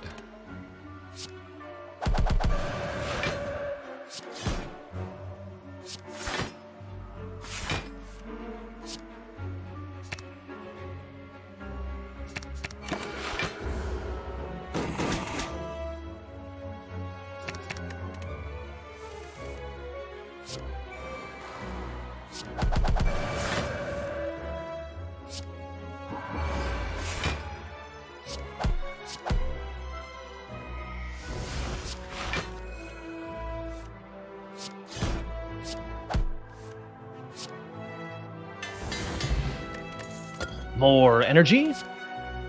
More hit points. 16 health off that bowl.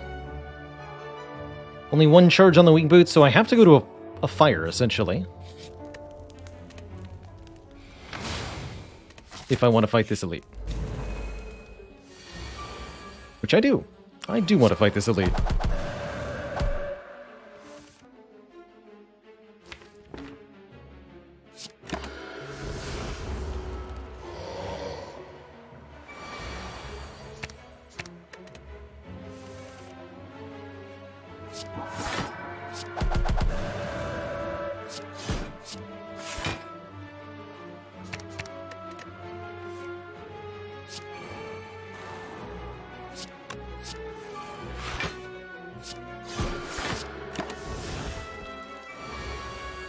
A new turn.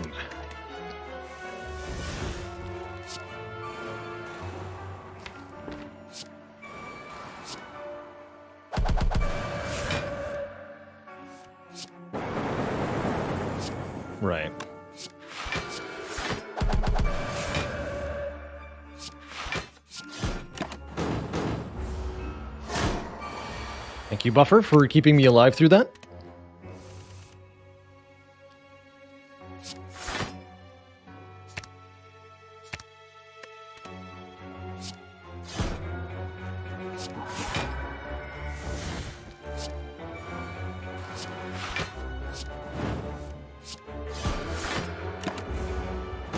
Knowing I was going to draw that from Ink Bottle helped make a difference there.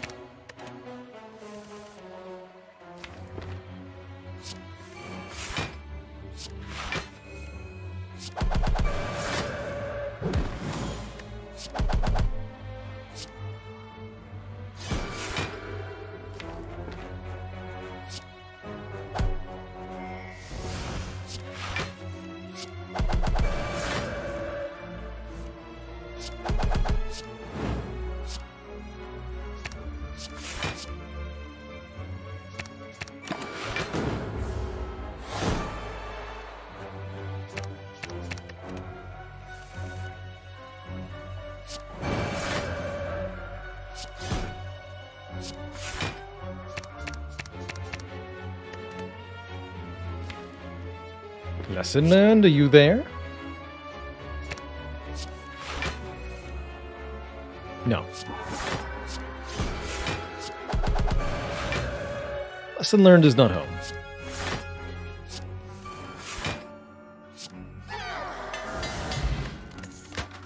Speed potion with orange pellets. Very, very, very powerful. Might want to take an evaluate to go with that, actually. Renewable source of insights. Sure, we'll take one. Hey, Critter, congrats on that sub 40 minutes watch your heart kill. Pretty impressive. And yes, the entire deck is now upgraded. Every single card. Thanks to the lesson learned.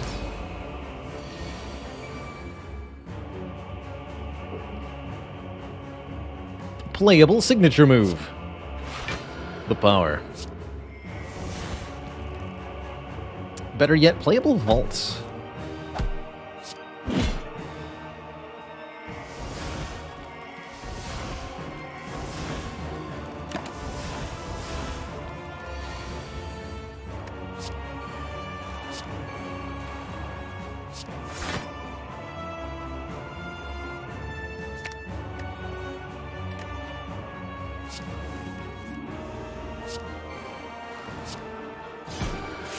Onwards and upwards.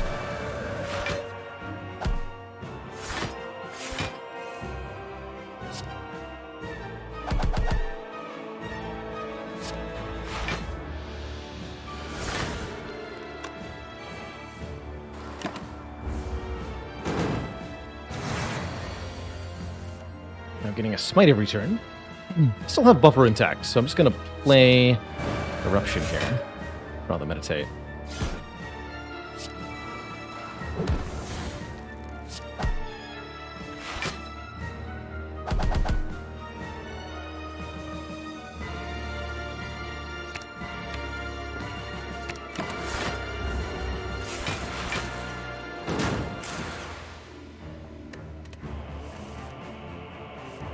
Get him.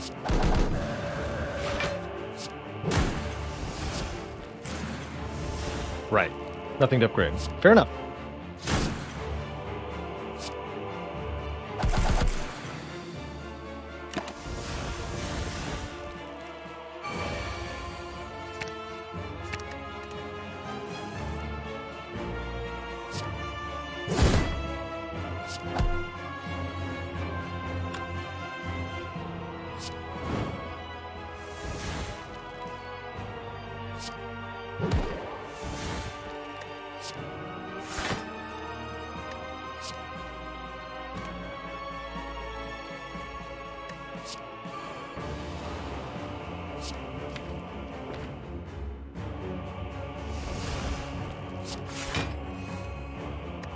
Perfect.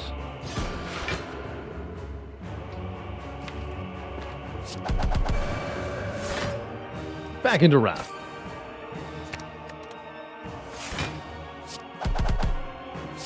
Judged. GG. Next up is the Time Eater. We won't be able to play so many cards against this nerd, but we can make some things happen. But I think will be pretty effective overall.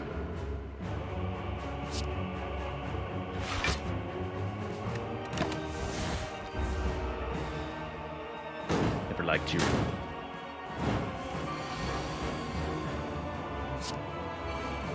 Can also interrupt the Time Eater by playing Vaults.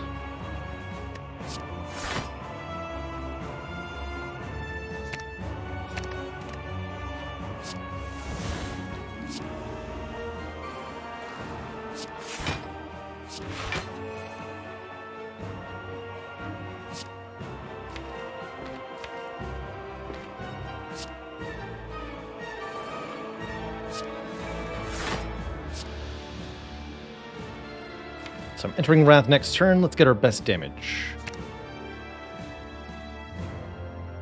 Mostly in my hand, apparently.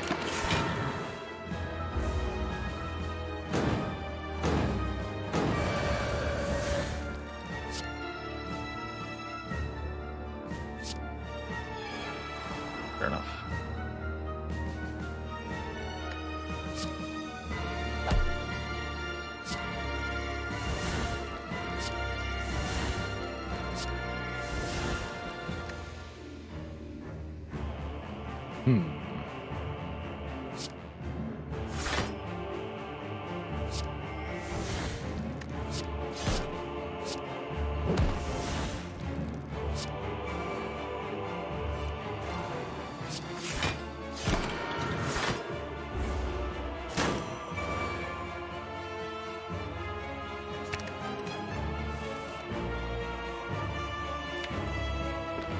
I'm in Wrath now.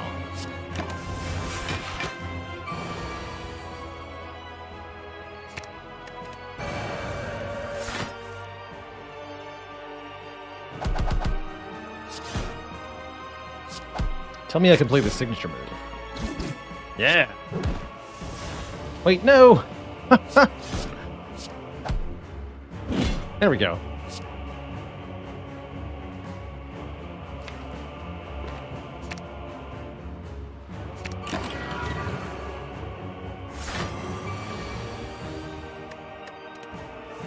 Guess I'll just hold on to these through valences.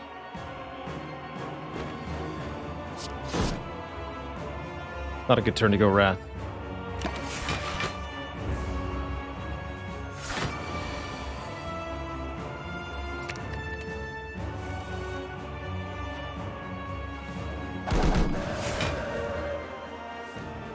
Perfect. Don't have any actual vulnerable, do I? I don't think so. Weaken's pretty good, though.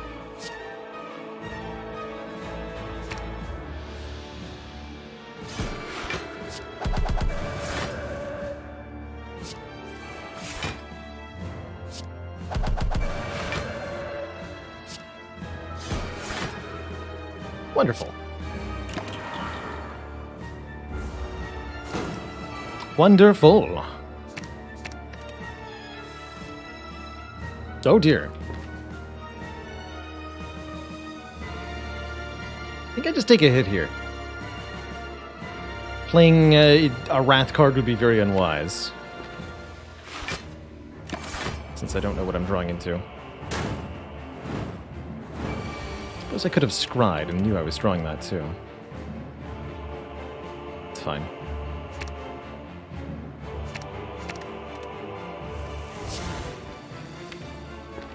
Brilliant.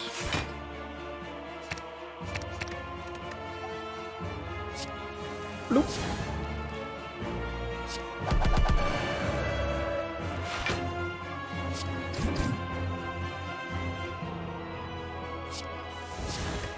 GG. No lesson to learned. I should probably play as if I don't need that anymore, since I don't need that anymore. We'll remove it at the store. I don't have to worry about it.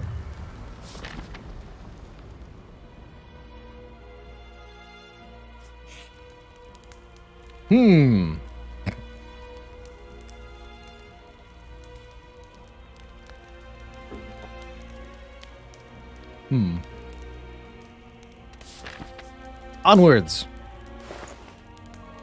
Yes? Question mark? Omniscience, very good.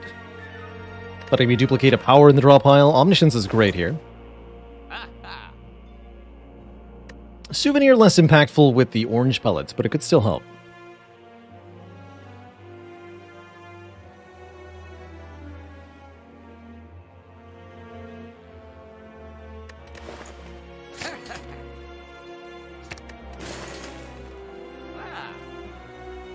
I could take Panache. Panache is mighty entertaining here. Shackles is probably the easiest way to block. Although I don't have a lot of artifact removal. I don't think this Shackles is very good. Screw it. Let's take a Panache. If I play 5 cards in one turn, deal 10 damage to all enemies. It's a 0-cost card with the Mummified Hand, which is quite appreciated here. 20 block. Not acceptable. Not acceptable at all. Is this Omniscience for Vault? I don't think many of my other choices are very good. Wait, Omni... No. Omni for Secret Technique. Double Secret Technique. Getting Vault. And another card. I love it.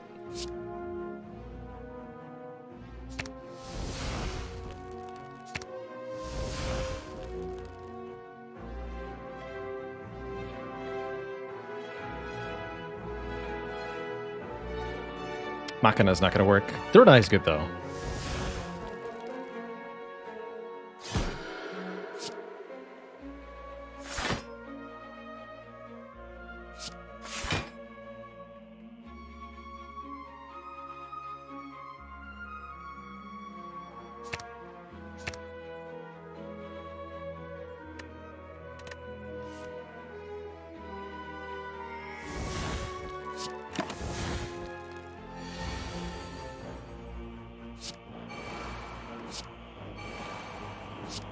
Go! Oh, yes. Oh, yes. Hard cast the Meteor Strike. Let's go. 50 damage. Does give me an orb slot, and I do gain the energy back, thanks to Mod the Spire.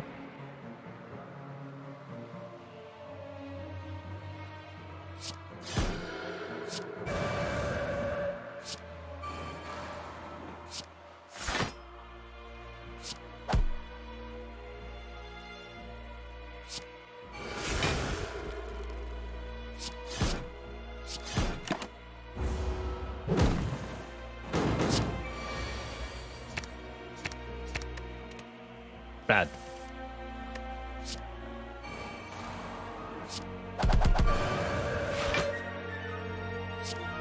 Like the Devil Form. 10 damage is easy.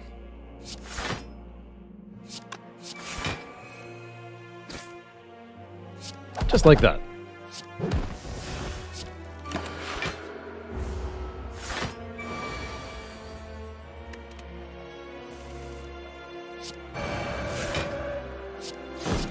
Then you can't hurt me. Beautiful. Who said that last Omniscience wouldn't be upgraded? Easy. Thanks, Warpaint.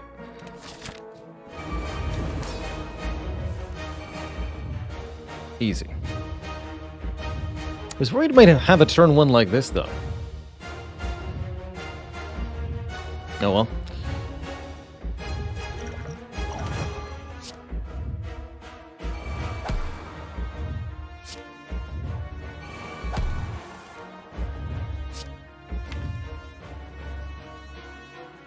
Get to play all the powers at least.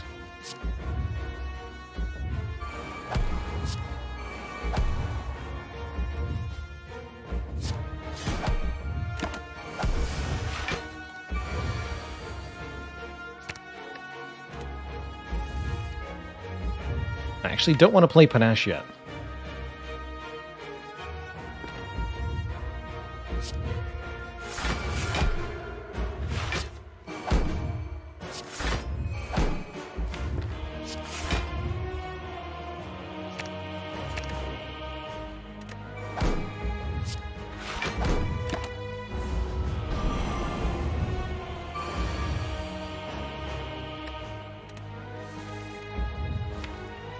Good.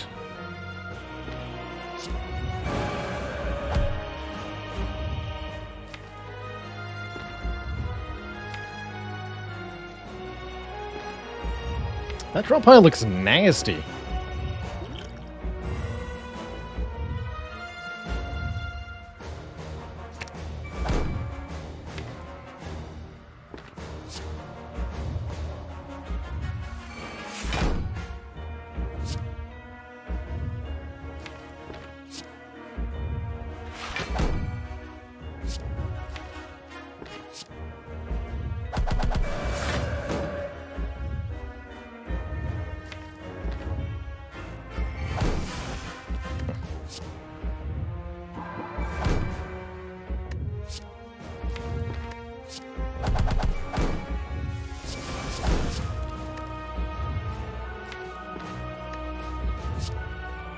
It's just costing me more health.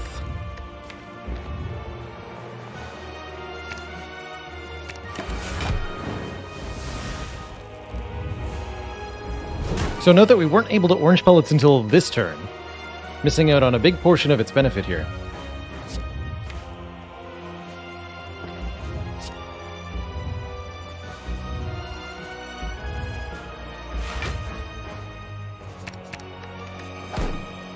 Skill, power, attack.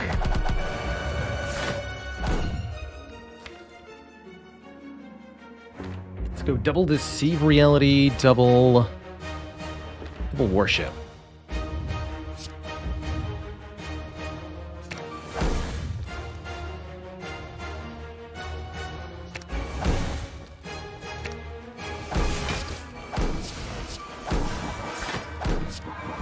Wait, there's too many cards. Help!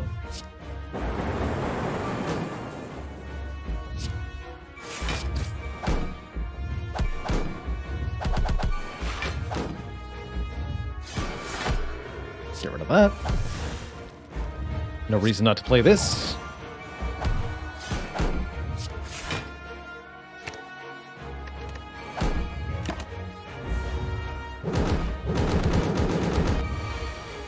Beautiful.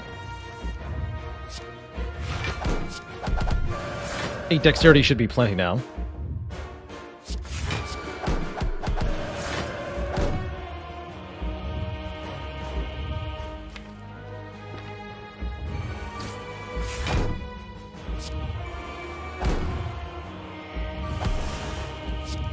Beautiful.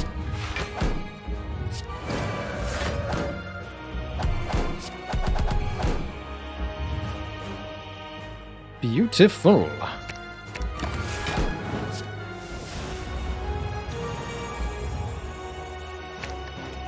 Somehow I have 5 more mantra to work with. Good.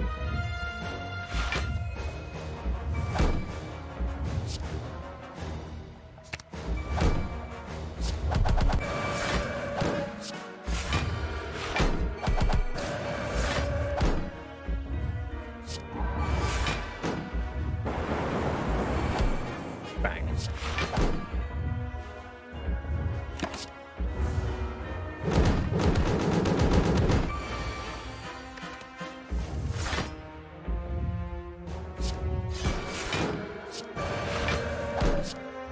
Bang. GG. This has been a ridiculous run. Came so close to death in Act 2, but we managed to sort it out for the win. GG, everybody.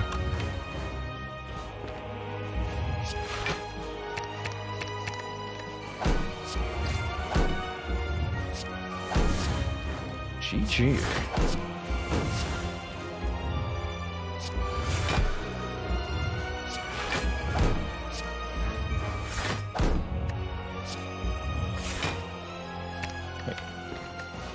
Looking for judgment that whole time and it wasn't here? Where are you? There you are.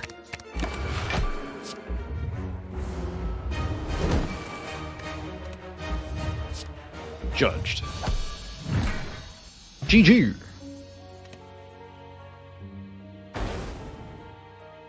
Unnecessary waffle for 70 plus health, by the way. Go figure. Only Watcher. Only on Watcher. GG.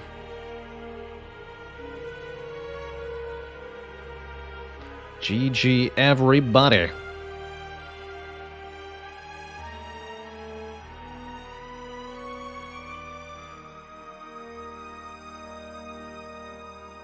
What a heck of a run. Glad we were able to get there in the end after that false start on our previous Watcher attempt. That brings us to our 26th heart kill.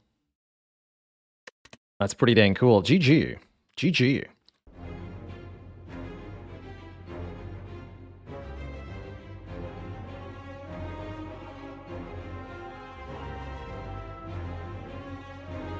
This command's updated. Sure, 1, rotating 1.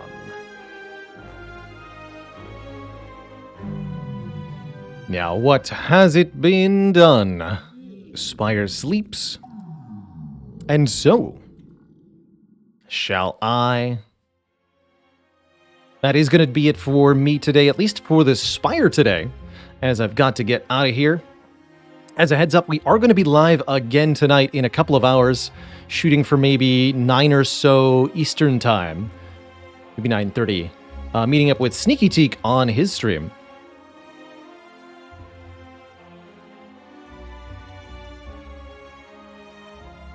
For a duo stream and a co-op stream. Appreciate all those follows, by the way.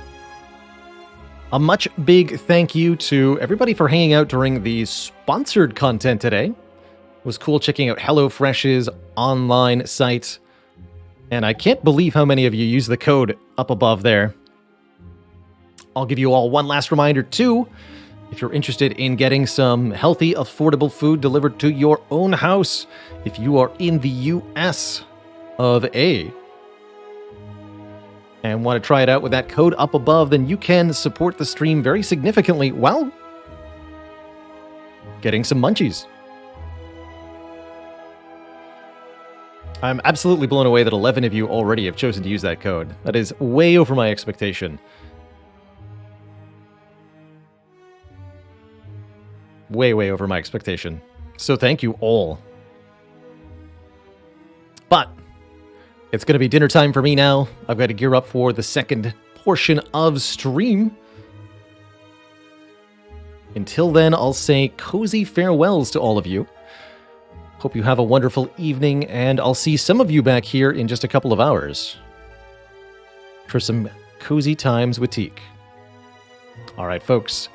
Thanks so much for watching. Ta-ta for now, and I'll see y'all next time. Enjoy this ending screen, courtesy of HelloFresh.